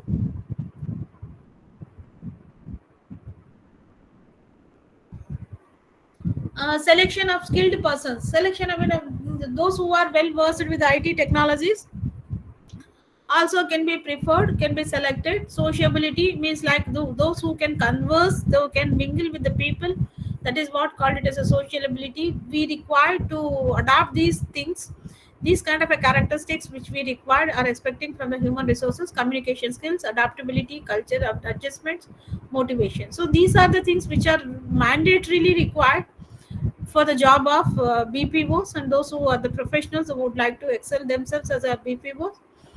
These are the characteristics which they are expecting from the professionals, because the business can be done through these the BPOs only. And MNC is not required, it is already known about it. MNCs is multinational organizations, because where you are doing the operations in the international context and all. So that's it, I mean, like not much required. Here, the next thing is about training and development. Here, the training and development. Once a candidate is recruited for the company, so there are certain training can be given for him because he may have experience. But what exactly you required here, according to your organizational requirements, expectations, candidates must be trained. So that is what called it as a training. So this must be done as on the job or off the job.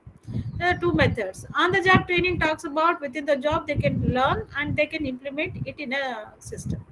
Off the job training is one which is talking about those who are so those who are not attending the class, I mean like a job, so completely they are attending the training. Once they learn the skills, then they'll come forward. Then they'll come back to the system to work for the job. After that, the training methods, the classroom method is there. That is, the classroom method is completely off the job training program. You're off the job means you're completely you stop your regular work and then learn the things in a classroom, I mean like in a systematic way.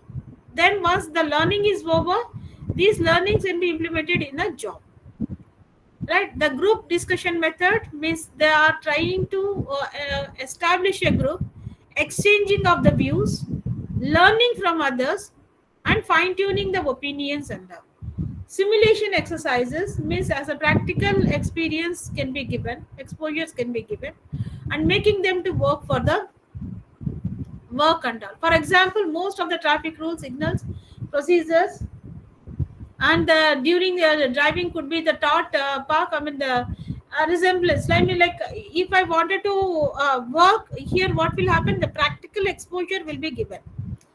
Not in the industry, but that the kind of infrastructure you can develop. If you will become a HR manager, what kind of a role you are going to perform? Like that, the practically they are making them to learn. That is called a simulation. Role playing method means here exclusively they are given a one particular role and they ask them to prepare it. What roles, that is what responsibility one has to perform, like finance manager, HR manager, HR trainer, HR executive. What are the roles and responsibilities one has to perform in a practical way, right? Case method, given a situation and ask you to take a decision, which is a see, any case method will not have a particular definite solution. It is only the probable solution which best match to the requirement or the per situation. Sensitivity training or T group training and the laboratory training methods. What does it mean of is sensitivity, T group and all? Means like here completely a lab. Lab means we don't have any machinery or anything here. Here we have given a people agenda that what to be done, what not to be done. Structured or unstructured agenda. Less groups or designed degrees make people aware of themselves. I mean, like what they are supposed to perform, what they are not supposed to perform. Rules and regulations will be given. Within that boundaries, one has to perform. Right?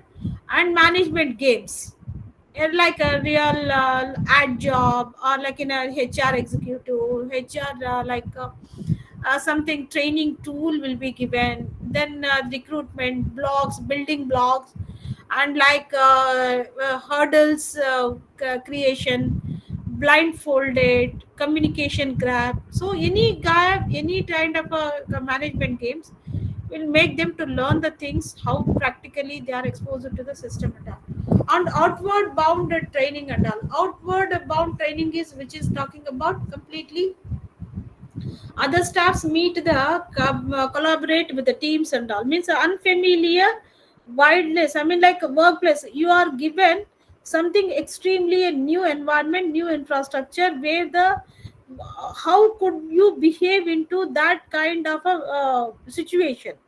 A completely, what I mean to say is completely a different situation or a place which are given where you are how you will behave in that the particular environment. That is outbound. Outbound means completely unaware of the situation. You are not expected, but that the hidden potentials or the that will give you that the for the criteria is to identify your potential hidden potentials and creativities. in that unknown situation, how you are behaving, how best you could able to behave, so that they wanted to know it. And next one is in basket training. That is in basket training is about your giving something area recommendations of the problems contained in them. I mean, like, problems will be given, recommendations are there, these are the probable things. How would you take a decision? How would you land up with a final decision making and all? So that is what, to improve the decision making skills and problem solving abilities, this in basket game or in basket training will be given much more importance. And around day to day business situations, enhance the transferable to the job experience and all. See, in such life situations, if it could happen, so what would your response, what could your reaction and all? They wanted to talk about it. Vestibule training, one which is talking about production of the area equipment and closely resembles the actual ones. So it is created a situation like an actual environment, resembles like an actual environment, and in that environment how would you behave?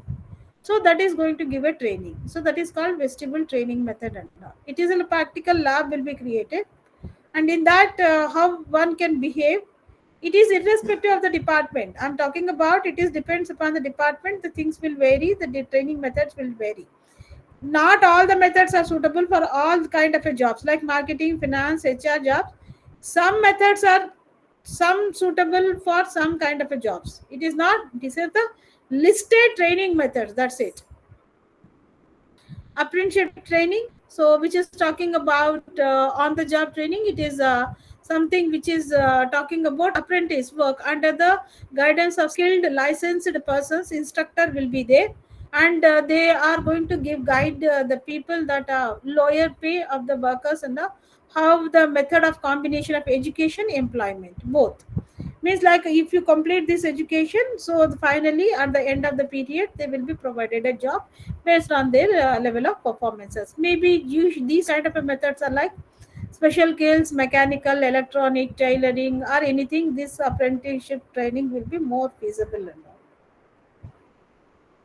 Work shadowing method. Work shadowing method is training method chosen while preparing a second line leader, the take up for the role of the headship, in which the case a candidate could not benefit sending them to any other formal training program and all. Uh, like formal training we are not providing, they are not them any formal training, but during the work only what will happen here, they are trying to learn the things to meet the future exclusive positions which they are going to attain in the future, like a managerial positions, executive to the managerial profession and all. Programmed instruction method. So programmed instruction methods which talks about face-to-face interventions of the instructor, ensure sequential approach of learning instructions, and they are going to give the instruction based on that only one has to perform, one has to do the job and all. Large scale interactive events and all method. This is also one of the method, but is talking about method. Give wantedly, intentionally, they will give the stress. How best you will react to the situations and what is the level of response, it will be evaluated. Instructor supplies the most of the inputs and might even look down upon the trainees, people who are ignorant, unskilled, and topic being covered. Means, like, they will give all the materials, methods, instructions, everything. In spite of that, they wanted to degree of your response during the particular situation, period of a time. So they are going to evaluate it and all. The major advantage with this method is to group of large 300 to 400 members could be trained simultaneously. Last means, like, number, if the number is a small, other methods are ranking, grading, or the other on the job training methods are suitable. If the large group is there, 300 400 methods, we are people, you have to train them. The other methods are much complicated. This method is used because instructions, classroom training are given, instruction, rules and regulations, all the things will be given, and finally they are going to assess the people's performances depends upon the their evaluations and that. So so it is for the large group mostly suitable. And the personal coaching method, each individual will be given attention to coach based on their strength and weaknesses. Mentoring, once he is approaching on the job approach training, which is the trainee given opportunity to learn on one-to-one basis. One-to-one basis means who is preparing what and how he is behaving, what can be eradicated, what can be trained, what can be learned, giving all the instructions one-to-one, right? And the job rotation methods means one will be given opportunity to learn or to work with other jobs, because to fulfill the vacancies after kind of a crisis, so everything will be given expertise. So by changing the jobs for a certain period, so that is a job rotation. And the next was a computer based training programs. What is a computer based training program? It technology driven, so sometimes it takes a full advantage of the speed, memory, data manipulation, and the capabilities. So using your network systems or computer systems, the training will be provided. So the additional advantages are they can be act as a data banks, and they can very easily quickly adapt to the system. And here disadvantage is also there, learners anxiety and some backup. If they are not able to maintain, the systems will get affected. And also additional advantages but disadvantages both are there, but we have to train the employees according to the requirement. And behavior modeling method, this is also one of the method, which is reference group method, role method, whose the behavior is shown in the live before the trainees. You might have been heard about it, some videos, videotapes, or some video conferences they will give you, they will show you. And based on that only, so they it is expected the videos will be showed, and based on that the expectations can be done from the current employees and all. So behavior, they try to they wanted to bring it some professionalism, attitude, skills they want to develop. In that cases, these kind of training methods are much more helpful. Internship training, which is talking about college, university as students temporary. See, all you people are going just now, doing your project works. What does that mean? Internships, what does it why those are implemented in MBA programs or in your professional courses? Because it is a practical exposure. Whatever you are learning from the theoretical part, from the papers and all, if it is practically, one has to experience the industry, the learning in the classrooms, and what exactly happening in industry they have to experience. So that is called, for a short duration, that is called internship programs. Development center methods, what is the development center methods here? They are exclusively working for the styles concept assessment centers, those who are evaluating the performance of the employees for the high level managerial positions and all. Multiple factors are taken into the consideration, how you are handling, how what is your decision making skills, performing multiple tasks, and criteria, stress management, and how do you handle the stress. All these can be taken into the leadership skills, will be judged or evaluated, and can be given a training accordingly. Other methods of training is also there, for an example, construct newer methods of training, like achieve desirable impact. Training methods listed by the depends upon the industry, and depends upon their requirements. Conference methods, group training, group therapy, transactional analysis, workshops, human process laboratories. So these are all the new technologies, or technology oriented training programs. We are not going to discuss about these methods because these are very exclusive. When there is a need, depends upon the industry, depends upon the need, only these methods are going to be implemented and all.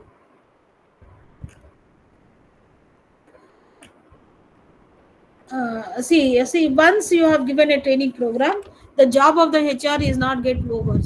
they have to be evaluated how much these training programs are successful, because what is the result, what is the outcome of training program? Once the training program is completed, it has to be evaluated. That depends upon the level of performance should be increased. If the level of performance is not increased, then what is the point of giving the training program? So the training program must inclusive of the outcome. Outcome is something improvement in the performance levels. So once it is given a training program, that evaluation should be done. That how, what are the different levels of evaluations can be done on the training program. The level one is about content evaluation through the trainees reactions and all. Content means what you have learned during the training program, that is a content based. Second level is learning evaluation through the examination. So conducting some examinations, how much learned during the training program, that is a level 2. Evaluation of behavioral outcomes through training means you have completed a training program, now you started working on it in the field, in the industry, in the department. So based on your level of performance, that is evaluation behavior, which level of performance, based on that evaluation can be done. Attainment of training and development objectives means I have given a training program to enhance the profit or the other things. So once the outcome is there, then it means that the training program is very effective. That is attainment of training. Attainment of for what objectives I sent for a training program? To enhance my profits. To enhance the profits or marketing strategies, one has to provided a training program. After coming back from the training, whether the objective has met or not, that way they are going to evaluate. Evaluation of your return innovation, return on investments and all. So on training program we invested almost 50,000 rupees. So whether these 50,000 rupees could able to get it or not. So what is the, whether that much of the business they could able to produce or not, what is the content, what is the amount they could able to gain. So that is the one thing which is important and all. So the next thing is about methods of using, methods of use the evaluation of training, the development and all. How the, what are the different methods of evaluation of the training program and all? These are the methods, few methods are there. The career development, the career development one has to be taken into the decision. Okay, see, unless until the employee has given an opportunity to enhance his career, so one will not be motivated. So how to motivate the employee? He has to get a confidence that for the long hours of the experience will be able to promote it in an organization, given as additional benefit and all. So because of that, he will work for the organization, for the system, in a very effective and motivational way and all. So how can this can be done? Career planning one has to done because of his preparing a personal profile. One has to enhance his profile. And the second one is about developing a professional goals, means what one has to attain, how much one has to attain, how he has to attain, everything should be addressed in a very significant manner. Then only he'll be able to attain the organizational goals, and he will be motivated to work for the system and all. The next thing is about developing a strategy, career alternatives and also see, unless until employee has given an opportunity to grow, in what way one has to grow, first level or second level or third level, based on his objectives only he'll work. Otherwise if there is no motivation, he will not at all work for the system and all. And preparing the guidelines, one has to prepare the guidelines, that one has to prepare the guidelines to attain what level one has to attain and what extent one has to attain. All these things can be given in priorly and now. See, these are the career guidelines, and the career opportunities can be given for the employee to attain for the organizational objectives and all. And the promotion, demotion and transfers, these can be taken into the based on the certain things. So do you have any queries? So before starting this, the promotions, demotions and transfers, the, can I complete this? If you have any queries, you can ask me. Otherwise, we'll uh, continue this. Do you have any queries? madam, please go ahead. No, okay. So we'll complete this and we'll wind up this. So only the three topics are there, like promotion, demotion, and transfers. I'll just give a brief about it. A promotion is the one which is a motivating factor for the employee from one level to the higher level. He'll be promoted. And demotion is as a punishment. One who is not able to attain the objectives, one who is not able to get the meet the requirement of the organization, then he'll be demoted. Demoted is in a very extreme conditions. Company will take a decision, the because it is like a punishment. They doesn't want to take this. Only the promotions can be stopped. Demotions are extreme conditions only taken into the consideration, and the transfers are either the positive way or negative way they can take. So one who wanted to personally can request for the one position to the other position, one place to the other position, or one department to the other department, one can be transferred. Based on the requirement of the organization, based on the individual's request also it can be done. So these are the promotion, demotion, and the transfers can be taken into the consideration by the company and all. Right, employee empowerment and separations are also there. Separation is something which is a completely a different the topic, which is talking about empowering means you are giving a what we can give, giving them some opportunity to grow. So conditions which are very much important to grow in an organization, what kind of situations we are providing them to enhance their skills. And like for an example, like retirement, other process, employee separations and all. See, when the employee is getting retired, he should have an security for the person. When my organization will take care of myself and my family. So if the company, the employee will have this kind of a confidence, automatically employee will get motivated and work for the system in a very dedicated and responsible way. And the next topic, which is talking about a compensation and the productivity. So we'll stop here. We'll start the 4 and 5. Two more classes are left. So one, the fourth and fifth unit, two classes we'll try to wind up and all.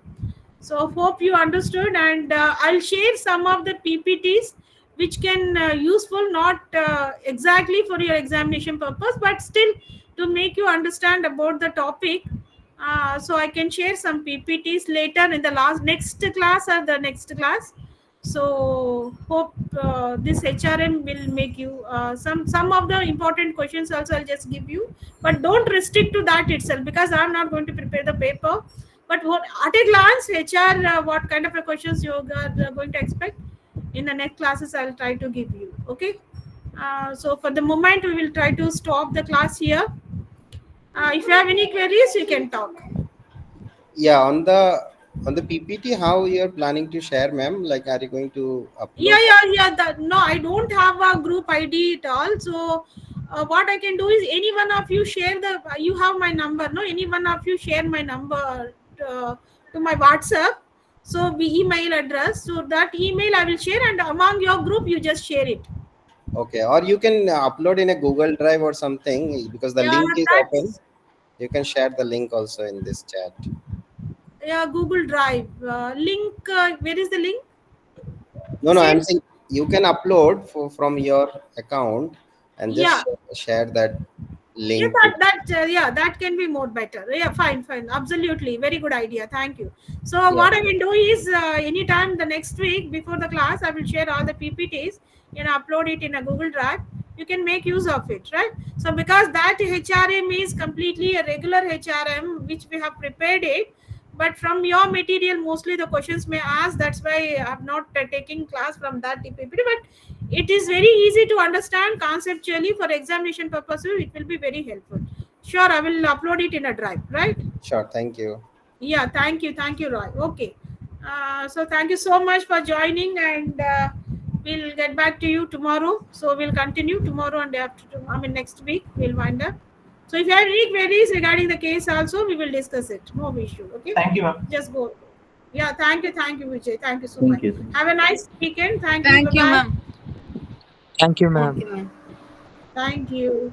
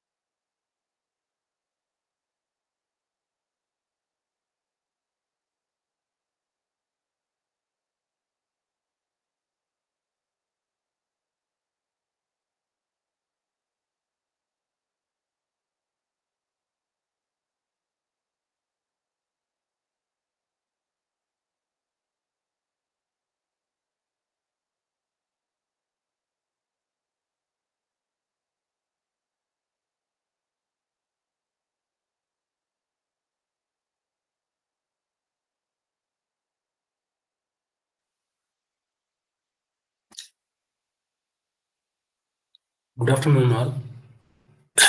Good afternoon, sir.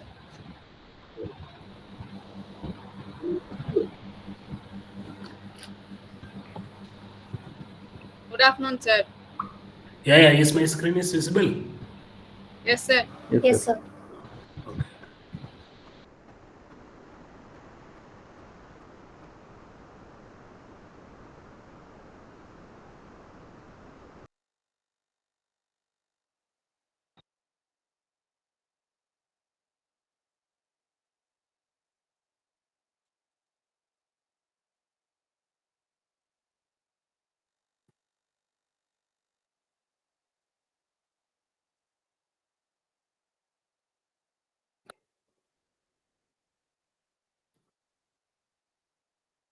Okay, in the last class, we have seen about capital budgeting or investment decision. So, in that, we have seen like companies, if they are going for the investment, any investment, whether it is profitable or not, we have calculated based on the capital budgeting technique and which investment we have to choose. Based on different techniques like payback period, accounting rate of return, NPV, IRR, we have seen some 5 methods we have seen in the capital budgeting technique. So once you have chosen that investment which is benefit to the benefit to our company, you have to raise the fund for that. Okay, that is that raising fund from the different source. It is comes under financing decision of the company. How the company is getting acquiring funds from different sources like equity, debt. Okay, the financing decision also called as the capital structure of the firm. So this financing decision or capital structure mainly deals with the long-term funds, long-term capital requirement of the company. Okay, that is called equity capital, debt capital. That is more than 1 year. Okay, it involves determining how the selected asset or projects will be financed. Which means if you are going to buy a machinery or some factory land, these are the long-term assets, right? So it will be determining this asset and also projects. If you are a construction company, you are going to construct a road for particular state, that is a long-term project, right? For that, how it will be financed, from where we have to raise the fund. It is under financing decision or capital structure. So here two components we have in the deciding capital structure of the firm or financial decision. First one is how much the fund is requirement, total fund requirement right now for our company, for our firm. This fund requirement is depend upon the investment decision. Okay, from which project or asset we are going to invest. So according to that, our fund requirements will be, we can calculate our fund requirements. And then second one is sources and combination of sources for raising the fund. So we have to choose either only you are going for capital, equity capital or debt capital or preference capital. We have seen different capital in the first unit itself: equity capital, debt capital, preference capital. So we have to decide and we have to make the combination. That combination should be less risk, high return. Okay, we will see about that.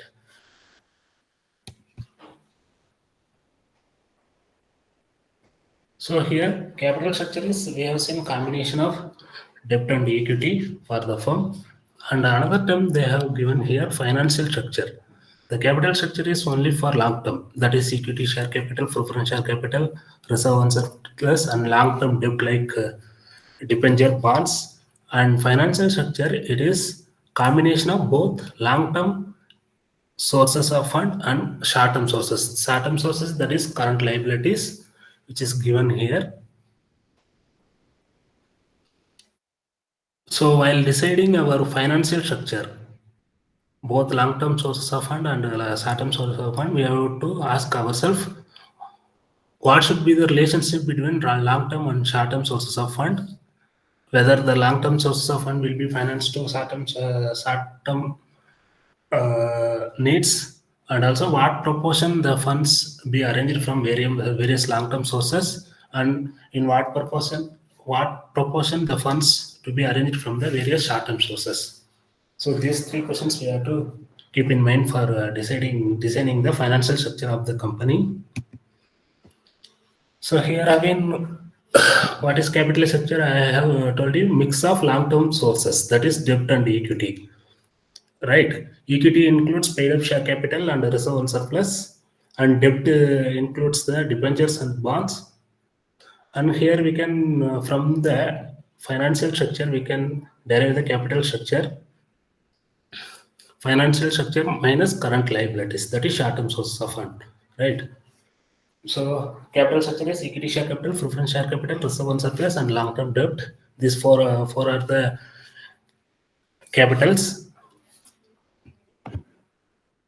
The process that leads to the final choice of the capital structure is called capital structure planning. So for your company, if you are going to plan a capital structure, you have to plan for this long-term sources of debt and equity, and also we have to calculate the cost for that, and also we have to calculate a return of the capital structure. If you go for the one combination, what is the risk and the return, and other combination like equity alone, equity plus debt, like that we have to calculate risk and return, which is giving more return and less risk. We have to choose our capital structure.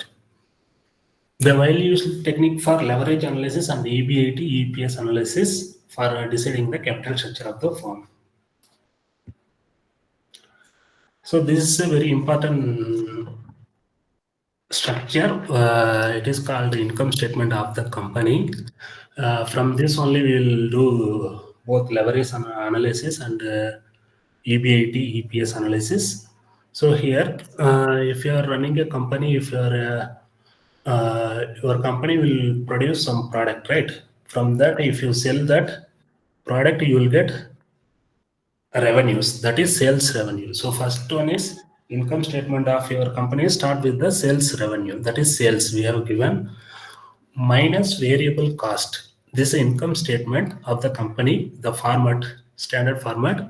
So sales minus variable cost. Variable cost incurred in the operation. Variable cost is always changing with respect to sales. If you produce more product, your sales will be changing. No, for that variable cost also will be changing, because if you produce more, you need more raw material, right?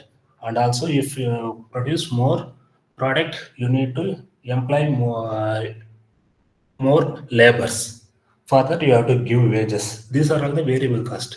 So variable cost is always changing with respect to sales.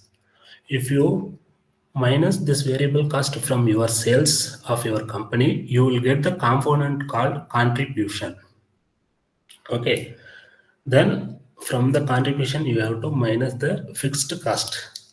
So that is fixed cost is generally we can say rent of the building, or cost of the building, machineries. These are all the fixed cost.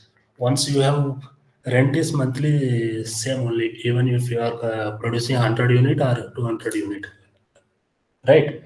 And also cost of the building also will be changing and will be same, and machineries also, machinery cost also will be same. So these are the fixed cost.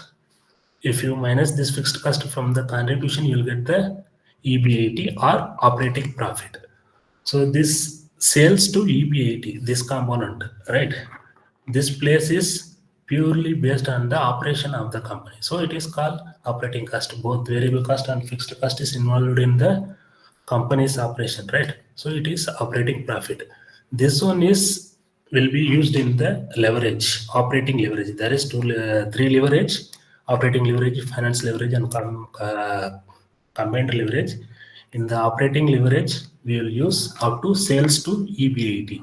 That is based on the operation of the business. So it is called operating profit, and also will be used this four component: sales minus variable cost equal to contribution minus fixed cost, and you will get EBIT. You know, this is this format, this four component will be used in the operating leverage. So next one is here they have given from the EBIT, we are minusing this, deducting the interest. So I have told you the different capital having the different cost. So if it is a debt capital, that is dependent on funds, there is fixed interest the company has to pay. So that interest is they have given here. This EBIT is earning before interest and tax. So we have to, from this EBIT, we have to deduct the interest. Interest is for the debt capital, right? So if you minus this interest from the EBIT, you will get EBT, earning before tax. Okay, so here earning before tax means again we have to pay some tax, corporate tax. It will be given. So if you minus this tax, you will get the earning after tax. Earning after tax or profit after tax. This is earning before tax or profit before tax, we can say. So once you have deducted this tax, the remaining amount earning after profit after tax is available for the preference shareholder and equity shareholders. So for preference, I have given you already, I have told you that there is fixed percentage of interest will be given. So the fixed percentage of dividend will be given to the preference shareholders. If you minus this preference dividend, the next component is earning for equity shareholders. The final one is earning available for the equity shareholders. Then if you divide that number of equity shares, so in your company the equity shareholder will be there, no? So we have to calculate the number of equity shares and we have to divide that number of equity shares to the earning available for the equity shareholders. If you divide that, you will get the earning per share. Earning per share is for the equity shareholders. If it is the more earning per share, it is benefit to the equity shareholders.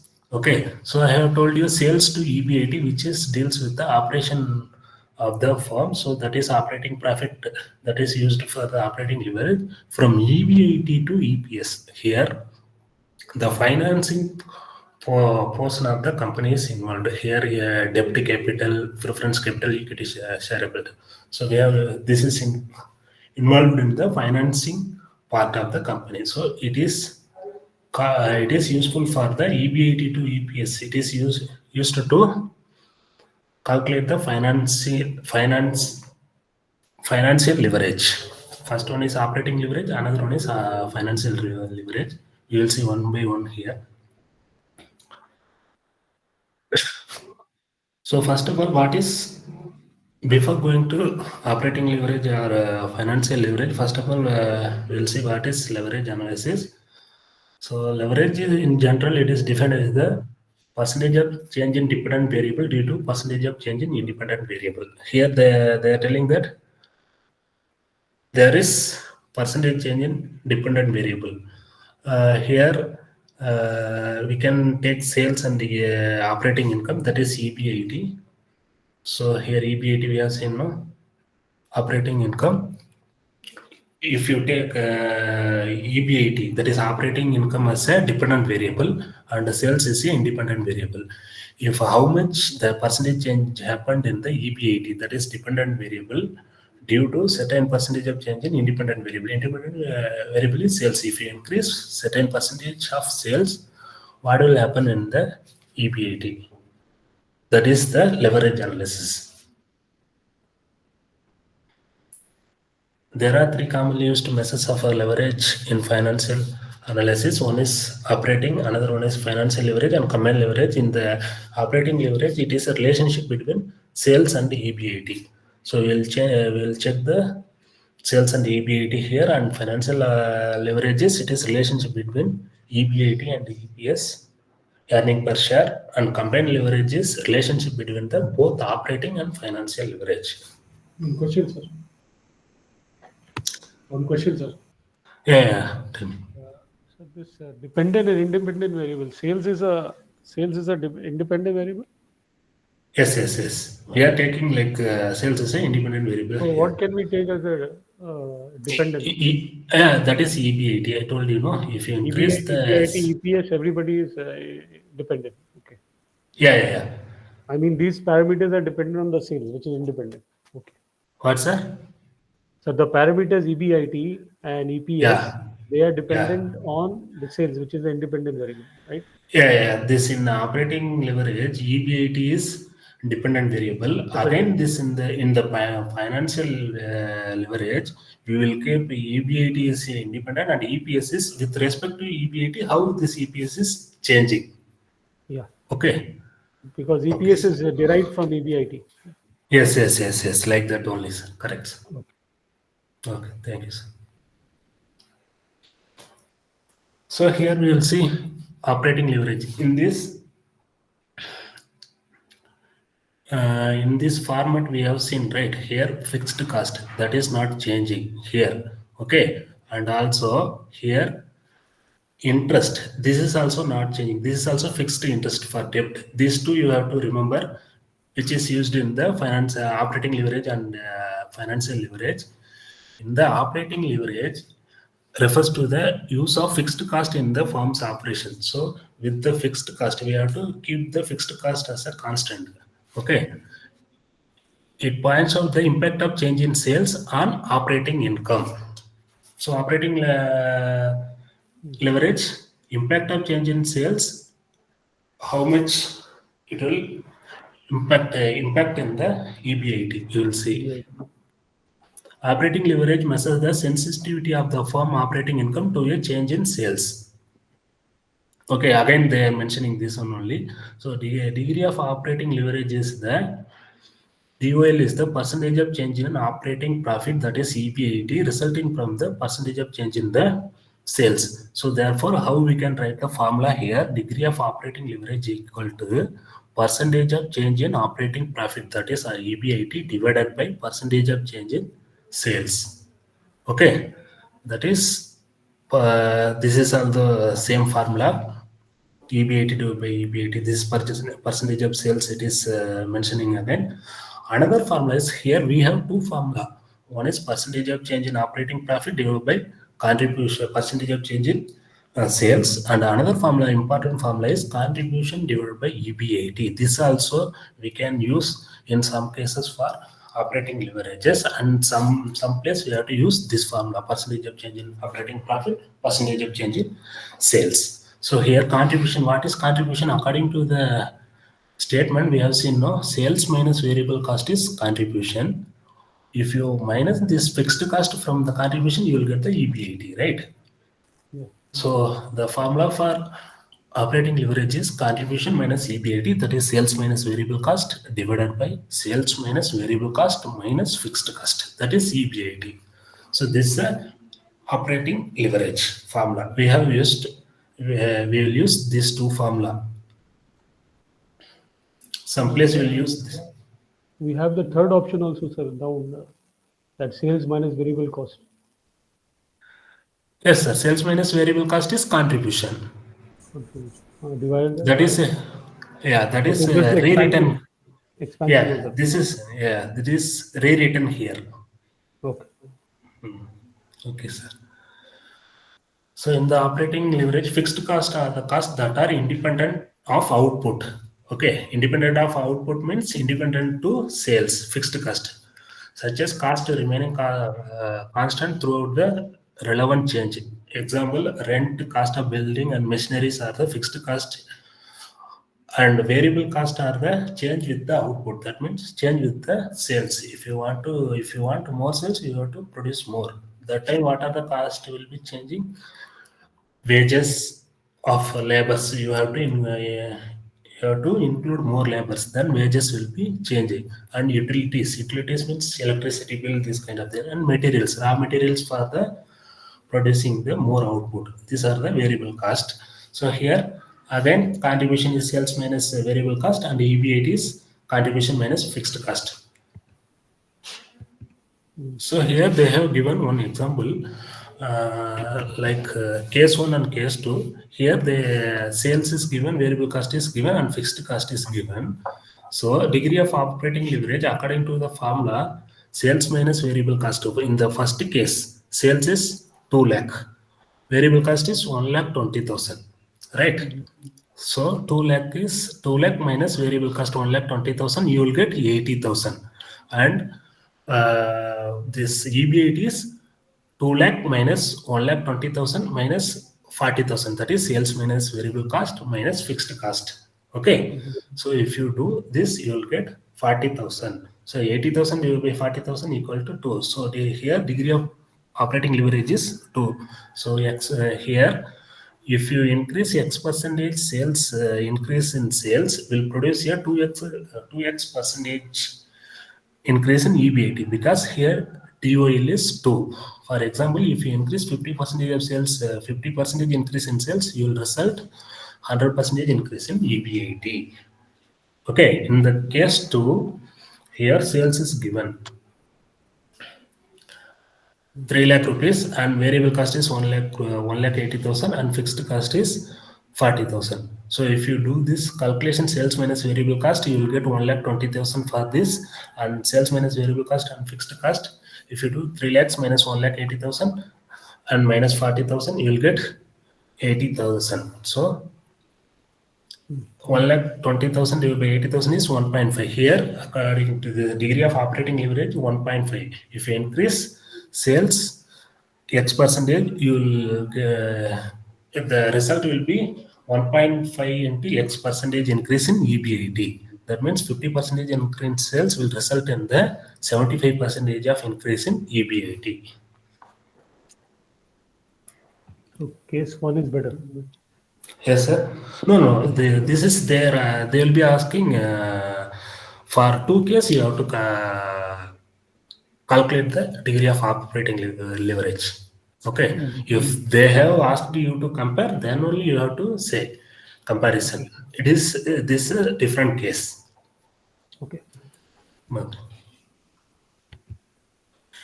Here in the operating leverage, again I have given one example. Here selling price of the product is 1,000 rupees per unit, 1,000 rupees. Variable cost is 500 rupees per unit. Fixed cost is 2 lakh rupees. Find out the EBIT for 2 level of sales. One is 500 unit and another one is 600 unit.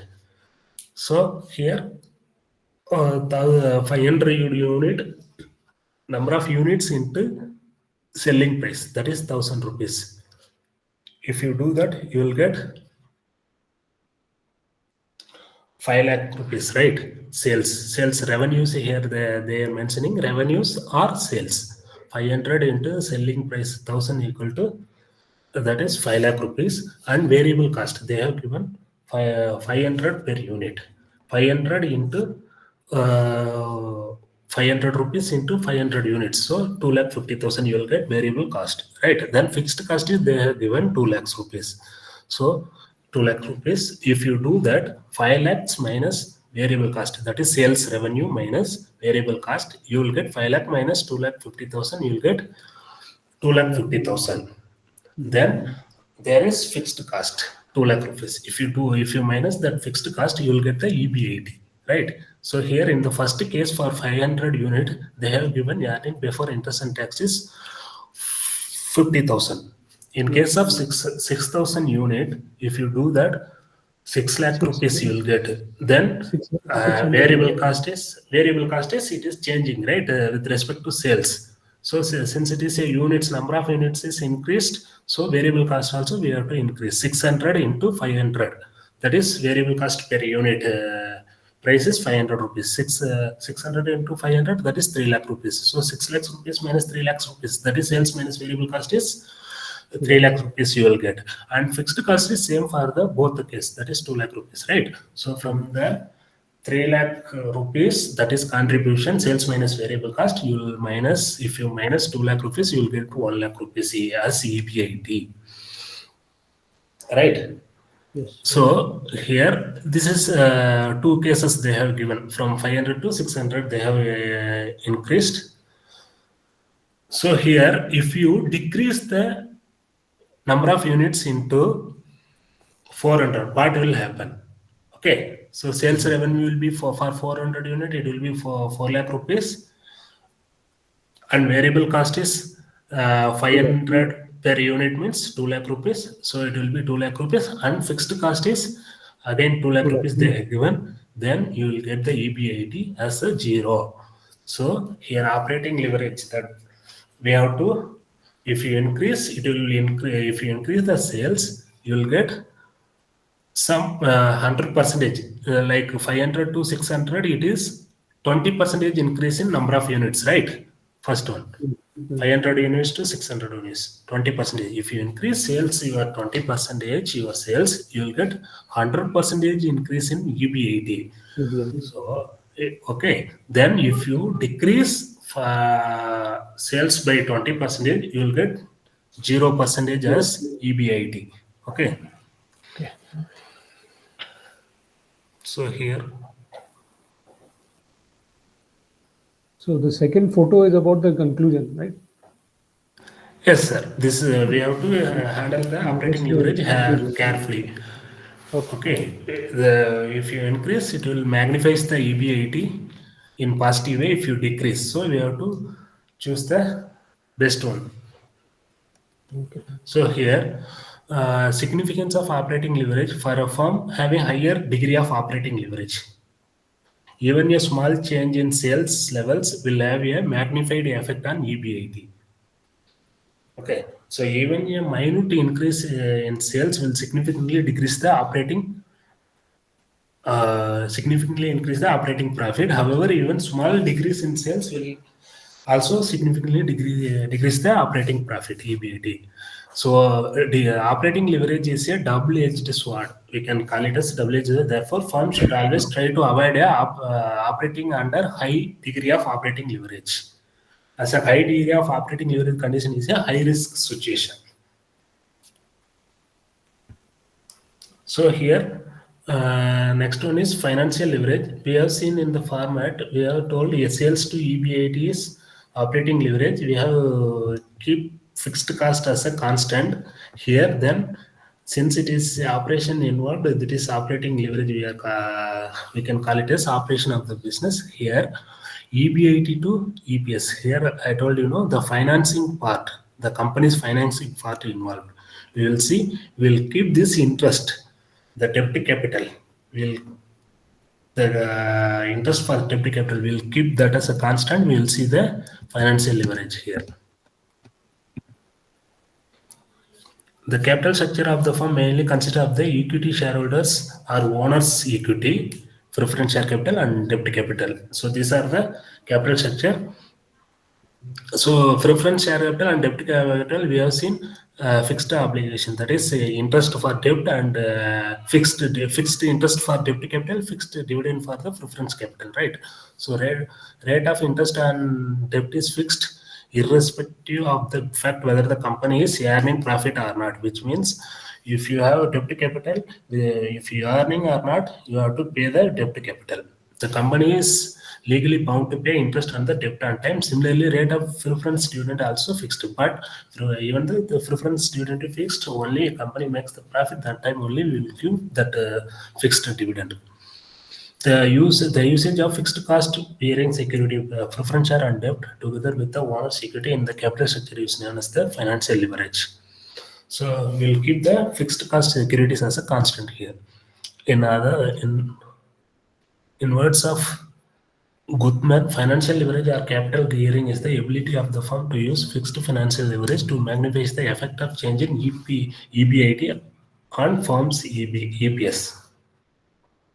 So we'll see if you change the EBIT, how much change will happen in the EPS in the financial leverage. So financial leverage is a ratio that measures the sensitivity of a company's earning per share to fluctuation in its operating income, that is EBIT, as a result of changes in the capital structure. So degree of financial leverage measures the percentage of change in EPS for a percentage of change in operating income or earning before interest and tax. So we can write the formula like degree of financial leverage, percentage of change in EPS divided by percentage of change in EBIT. Otherwise, like I told you in the operating leverage, there is two formula, percentage change like that one formula, and the contribution divided by EBIT one formula is there. No, here also for the degree of financial leverage, we have percentage of change in EPS divided by percentage of change in EBIT and EBIT divided by EBT. This is also the formula for the financial leverage. You have to keep in mind. So here they have given like the structure. First one is EBIT. First case M case is that is 1 lakh. Then EBIT, from the EBIT first we have to give, that is before taxed, we have give the debt capital interest. So interest is 20,000. EBIT is 1 lakh. If you minus this, you will get the 80,000. Then tax is 50%. That is given in the sum. I have not given here the sum, but only the answer I have given. So tax percentage will be given in the sum. Otherwise, you have to assume as a 50% as a tax. You can assume yourself. Okay. Then if you deduct this 50% from the EBT. EBT is 80,000. 80,000, 50% of 80,000 is 40,000. If you minus this 40,000, you will get the earning after tax or profit after tax. That is 40,000. Here, number of shares, number of equity shares. So after tax only, will the profit is available for the equity shareholders. So number of shares. If the preference share is given before equity share, we have to deduct the preference shareholders also. Here it is not given. So number of shares is 10,000 rupees. 10,000 shares, number of shares. So if you do this division, profit after tax divided by number of tax, 40,000 divided by 10,000, you will get 4. Okay. Then for this case N also, EBIT is 1,50,000 and interest is same 20,000, and tax is, if you do the calculation, 1,30,000, tax is 50%, that is 65,000. You will get 6.5. This is the EPS. This 4 and 6.5 is the EPS, right? So here, what is the formula for degree of financial leverage? Percentage of change in EPS. We have seen, no, divided by percentage of change in EBIT. So here EPS is here, this for EPS, how much it is changed from 4 rupees to 6 rupees. That is from 4 to 6.5. That is 62%. 62.5% from 4 rupees to 6.5 rupees. Okay, so that is change in EPS, percentage of change in EPS divided by percentage of change in EBIT. From case M is, it is 1 lakh and N is 1,50,000. So it is 62.5% divided by 50%. If you do that, you will get 1.25 as a financial leverage. This is one formula, and another formula like contribution divided by EBIT we have seen in the operating leverage. For financial leverage, it is EBIT divided by EBT.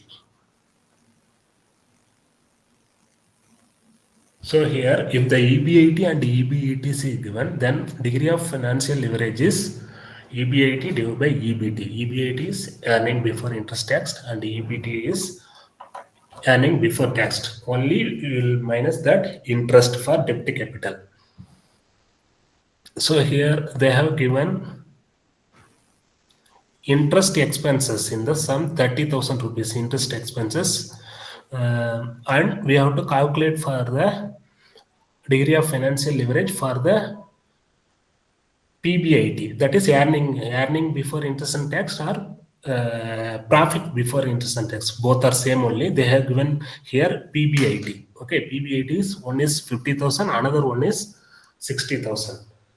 So here what we have only EBIT, that is PBIT and interest expense. So if you have these two component, you have to go for this formula EBIT divided by EBT. So here for the EBIT 50,000, it is for the formula, according to the formula is EBIT. First one is, that is PBIT 50,000 divided by EBT, right? EBT means you have to minus that interest alone. Interest is they are given here 30,000. So 50,000 minus 30,000, it will be 20,000. So 50,000 divided by 20,000, you will get 2.5 as a degree of financial leverage for the case PBIT is 50,000. So likewise, we have to do the calculation for 60,000 also. 60,000, if you do 60,000 divided by 60,000 minus 30,000, that is you are minusing here, deducting the interest here according to the formula, right? According to the statement. First was EBIT minus interest. If you deduct the interest, you will get EBT.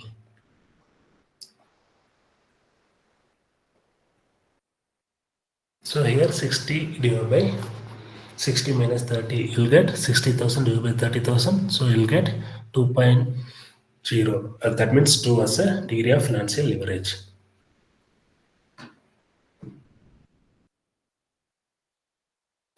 So in both way, we have to calculate if based on the problem they have given. So here, significance of the financial leverage. Financial leverage magnifies the increase in EPS when EBIT is increasing. Similarly, it can cause a manifold fall in EPS when EBIT declines. Like operating leverage, I have told you, if sales increase, EBIT also increase. If the sales decrease, EBIT also increase significantly. Like that also here also they have mentioned, if EBIT increasing, EPS also increasing. If EBIT declines, the EPS also decreasing, manifold decrease in EPS. A firm that manages financial leverage effectively conveys a message that it can handle the risk associated with the carrying debt without any difficulty. Hence, the substitute funds are easily available at more attractive interest rates due to improvement in the firm's credit rating. So here, combined leverage. Combined leverage, I have already told you, the both combination of both operating leverage and financial leverage. Okay, so combined leverage, they have given operating leverage into financial leverage. So operating leverage for the formula for what is that? Contribution divided by EBIT. Then financial leverage, EBIT divided by EBT. If you cancel this EBIT divided by EBIT and EBIT, you will get contribution divided by EBT. This is one method. And another method, percentage of change in, we have seen, no? First operating leverage, how much percentage of change happen in EBIT due to sales, right? That formula we have used. Percentage of change in EBIT divided by percentage of change in sales. And financial leverage is percentage of change in EPS, earning per share divided by change in EBIT. So if you cancel this change in EBIT here, you will get percentage of change in EPS with respect to percentage of change in sales. So this is a formula for combined leverage. Okay. So the sum will be like this only for asking both operating leverage, financial leverage, combined leverage. So if they have given how we have to do this calculation, we will see. Here they have given sales. Okay, sales is 100 rupees per unit they have given. Okay. Wait a minute, 1 minute.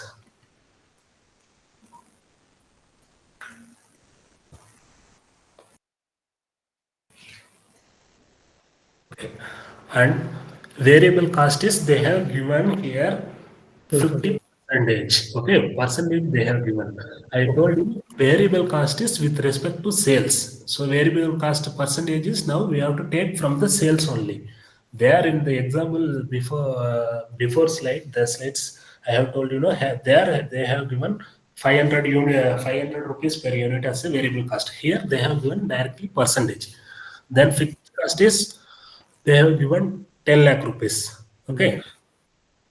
Yeah, 10 lakh rupees. So the firm, it has borrowed means the firm has borrowed. Okay. That means interest. Yeah. The firm has borrowed 10 lakh rupees at 10% of interest rate. And equity share capital is, again, they have given 10 lakh rupees.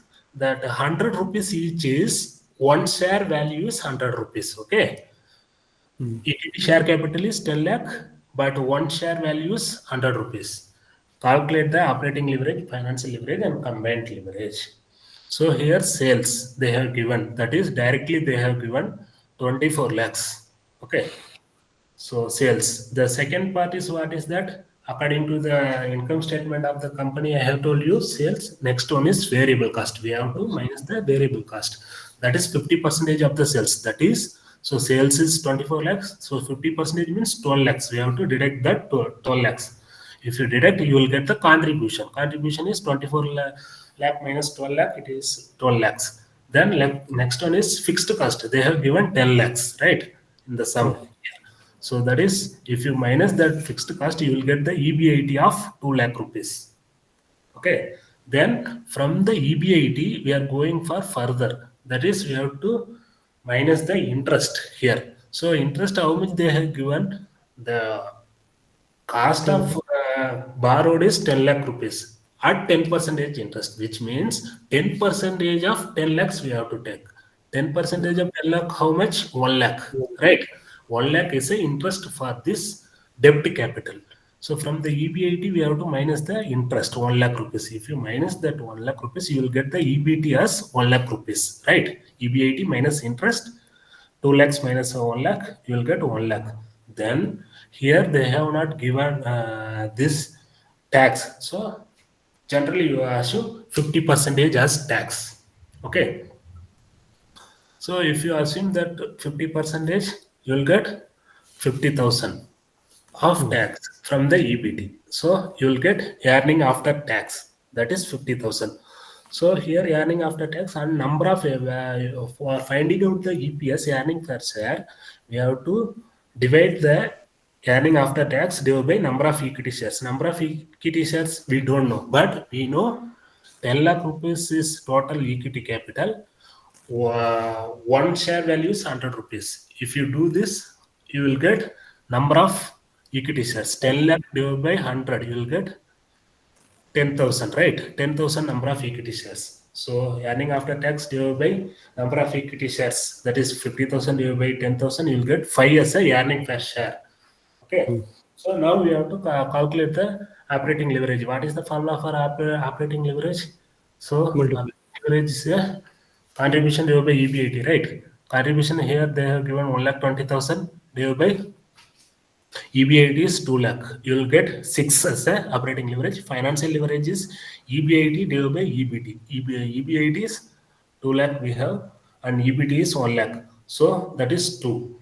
So if you want to find out the combined leverage, we have to multiply this 6 into 2. You'll get 12. Otherwise, we can put it in the formula also. What is the formula for this? For combined leverage, we have contribution divided by EBT. It's not changing.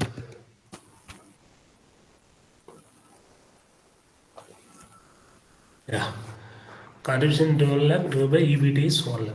You'll get 12. This is a combined leverage.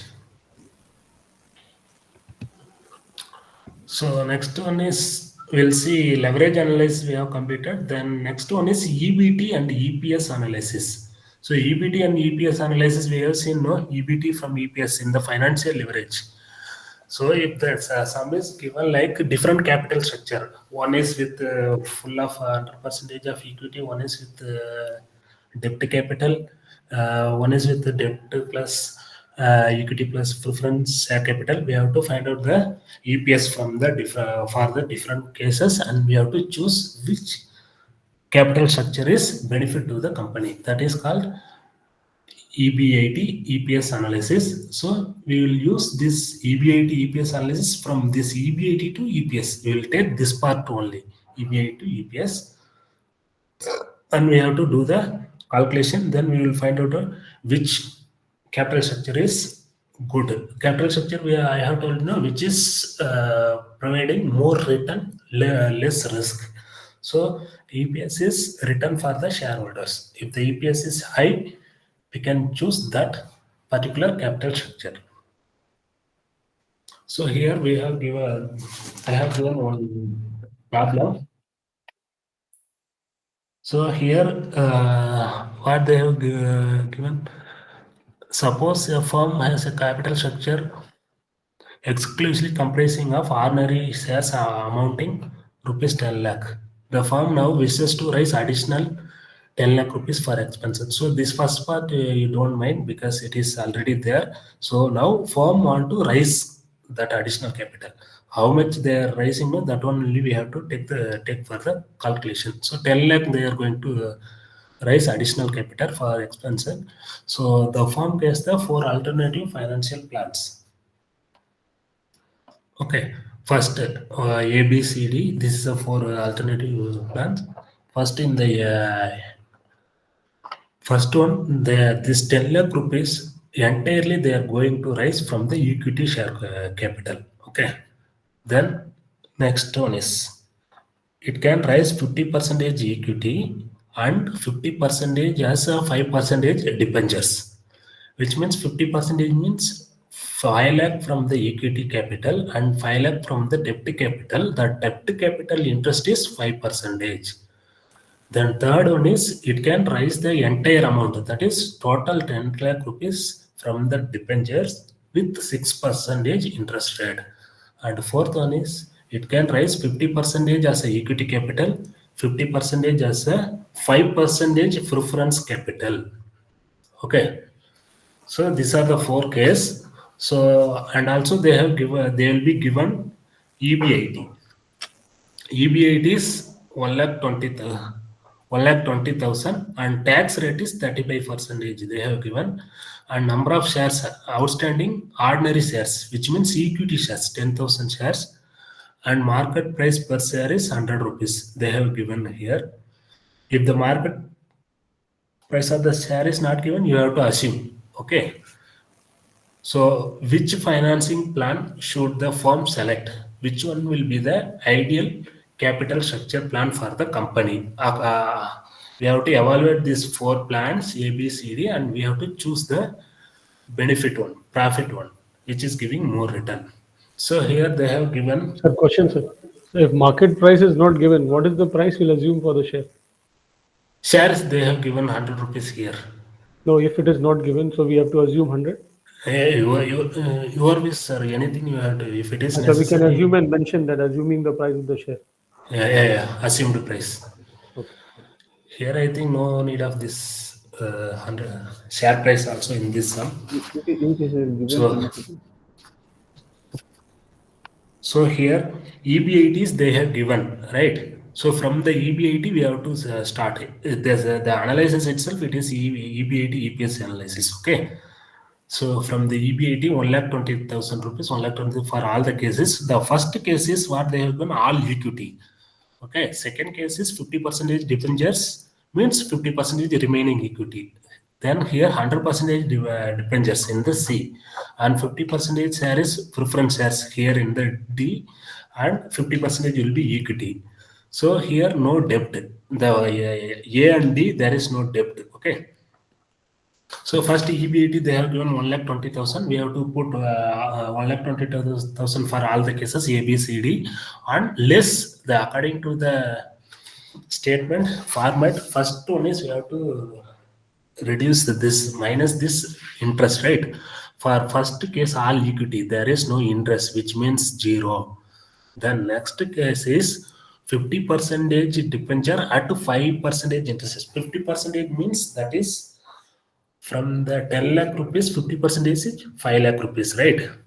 So 5% of 5 lakh, how much it is?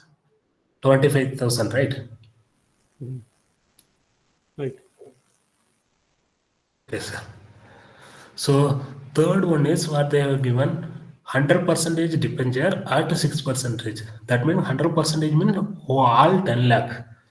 So 10 lakh rupees, total 10 lakh they will raise from the debenture at the rate of 6%. That is 60,000. 6% of 10 lakh rupees. Okay, that is 60,000. And again the case D, there is no debt capital. So again we have to put 0 there.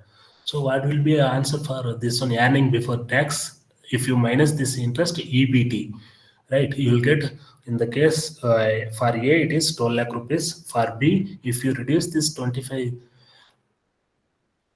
Sorry, not 12 lakh. This is 1,20,000. Okay, 1,20,000, and if you minus the 25, 95,000 will be here. Here 60,000. If you reduce this minus the 60,000, you'll get 60,000 as a earning before tax. And also D, for D there is no debt to capital, so 0. You'll get EBT as 1,20,000. So 4 cases you have got 1,20,000. Then tax is they have given 35% here, so you have to pay 35% tax. So 35% of this earning before tax from this 1,20,000, we have to find out the tax. Okay, here tax only we have to find out from this earning before tax percentage. Otherwise, this 5% debenture, 6% debentures, these are all will deduct from the capital amount. Okay, here tax is from deduct from the earning before tax. So 35% of 1,20,000, it will be 42,000. And for this 95,000, 35% it is 33,000. If you do 35% for all this earning before tax, you will get these figures: 42,000, 33,000, 250, 21,000, 42,000. So if you minus this tax, you will get the earning after tax.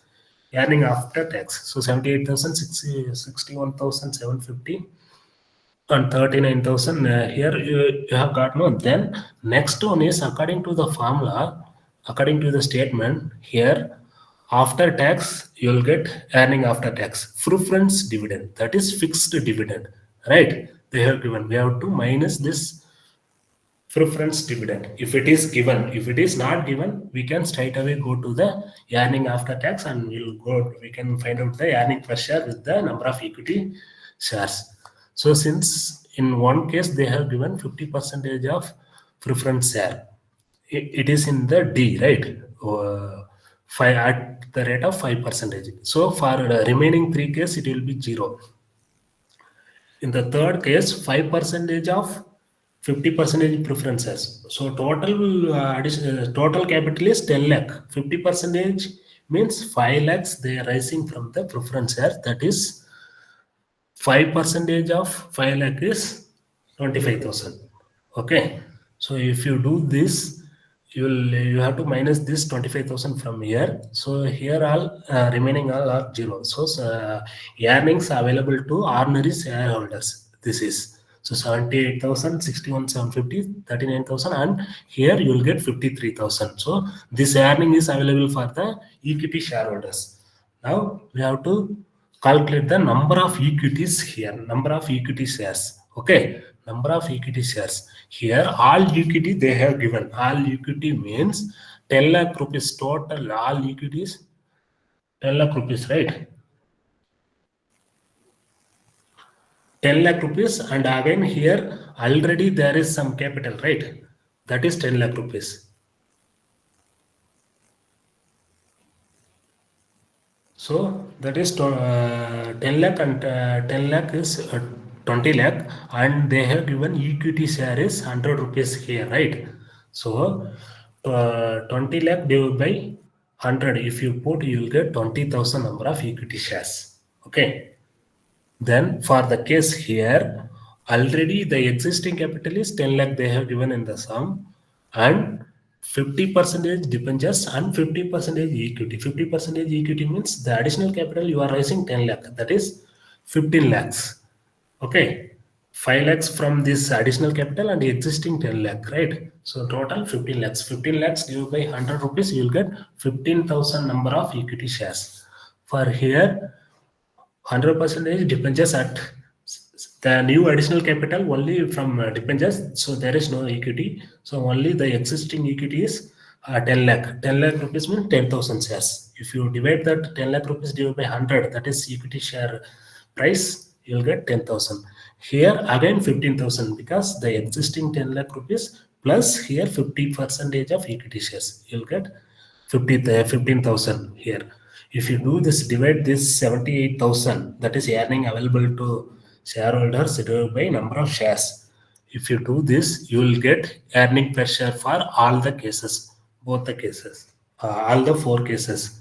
So for Case A, it is 3.9 rupees. B, it is 4.12 rupees. And C, it is 3.9 rupees. And D, it is 3.53. That is earning per share. So per share, you will get 3.9 rupees, 4.1 rupees, like that you will get as a earning per share for the equity shareholders. So we have to choose the best option from here. So which option is giving more earning per share, that is more return to the equity shareholders, that is option B. B. Yeah, so we have to choose the option. Ideal option for raising the fund is 4.2. That means 50% of debenture at 5% interest rate, remaining 50% is from the equity share. Okay. So in some problem they will give only additional capital additional capital only. This existing capital they will not give. In that case, you have to take this as a equity capital. This is a number of shares. Okay, for number of share calculation, sometimes they will give only additional capital. The firm is going to raise this capital, so that time only you have to take this additional capital only. They will not give this existing capital. So you don't consider about this. Don't think about this. Existing capital is not there. Okay, if if they have going to if they will give only additional capital, which means they are going to raise, that only you have to take if it is given. If it is Can you not given, sir, can you repeat this point? sir, this one in some problem they will give only the firm is going to raise the capital of 10 lakh rupees, like that only they will give. Here, if you see here, already they are having 10 lakh rupees. They are telling no capital structure. Yes. It may not be given in some sum. Only the rise, how much they are going to raise, no, that one only. So that one only you have to take the calculation. Okay, you have to take that for the calculation. Okay. For here, finding out the number of equity shares, I have told you know the existing capital 10 lakh and new capital is 10 lakh, right? From that only we have find out this number of shares. But in the plan A, we used both. So, yes, sir. So in case the first part is not given, then how will we find out? We'll ignore that. We'll ignore this 10 lakhs, this first part one. If it is not given. Yes, sir, yes, sir. Rising capital only there, no? They are going to rise 10 lakh rupees. So you'll get 10,000 number of shares only. Okay. Yes, Sir, sir. are you dividing here by 100 after calculating existing plus raised capital and divided by 100 so that we get number of shares? Yes, sir. Number share price they have given here 100. Correct. Thank you, sir. Thank you. One share price is 100. So we are, if it is share price also not given, you have to assume yourself. Tax also not given, you have to assume yourself. So we have to mention the price of the share, what we are assuming. Correct? What, sir?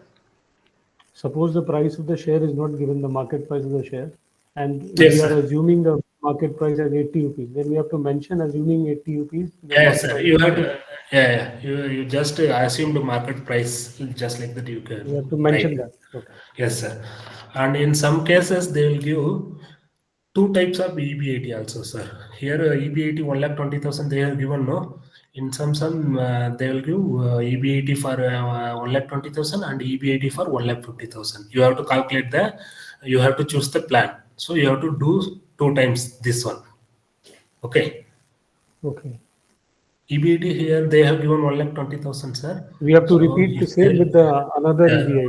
Another EBIT, and you have to find out which plan is good according to this EBIT, and you have to comment. One more question, sir.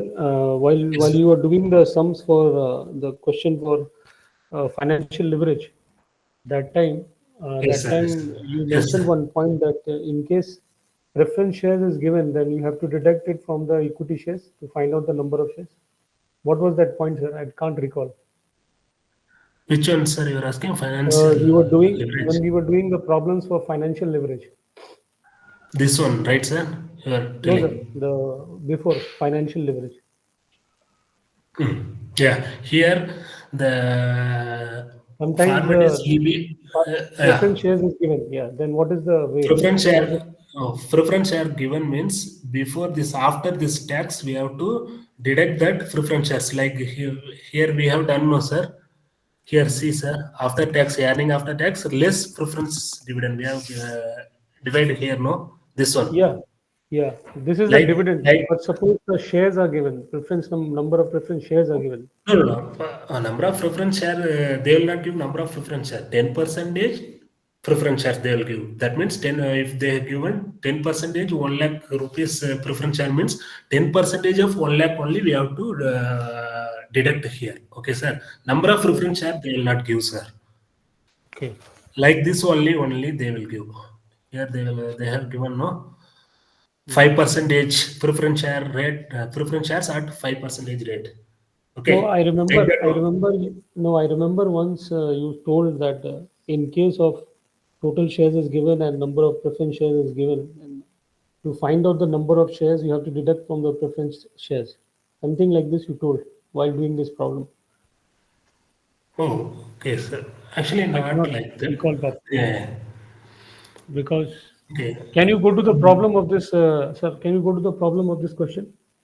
Which one, sir? Last one or Yeah, this problem. Just this one, right? You are asking. yeah, no, the problem for financial leverage. Yes, sir. The question for the financial leverage. This is the solution. And can you Yeah, go to the this question? this one is I have given this one. These two only I have Yeah, this is given. the question. Okay. Yeah. Here BBIT, that means EBIT is given and interest is given. We have to do this formula like that. I have to do, sir. Yeah. No, I remember, sir, you saying that in case you have they mention preference shares, then you have to deduct it from total number of Yeah. shares, something like that you told. I don't Yeah, remember yes. what. In case they have given preference shares, you have to deduct from the profit after tax. I have told you like The that only, dividend, you are sir. talking about the dividend. Okay. Yes, sir. That one only we have to do, sir. This you Number of did in the shares. last problem. Okay. Yes, sir. Okay, sir. Fine, sir. Thank you. Thank you. So, any questions, sir?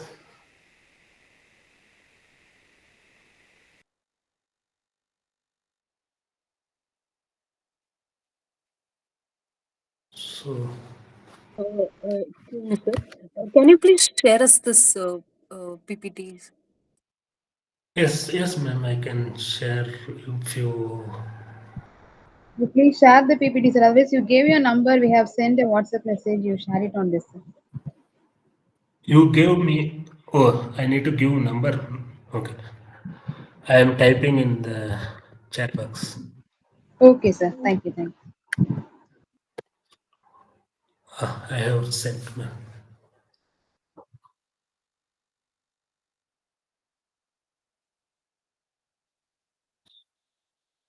So I'm stopping here. Any questions, sir? Madam? No, sir, all good. Thank you so much, sir. Oh, okay. Thank you. Okay, thank you once again. I'm stopping here. Thank you all.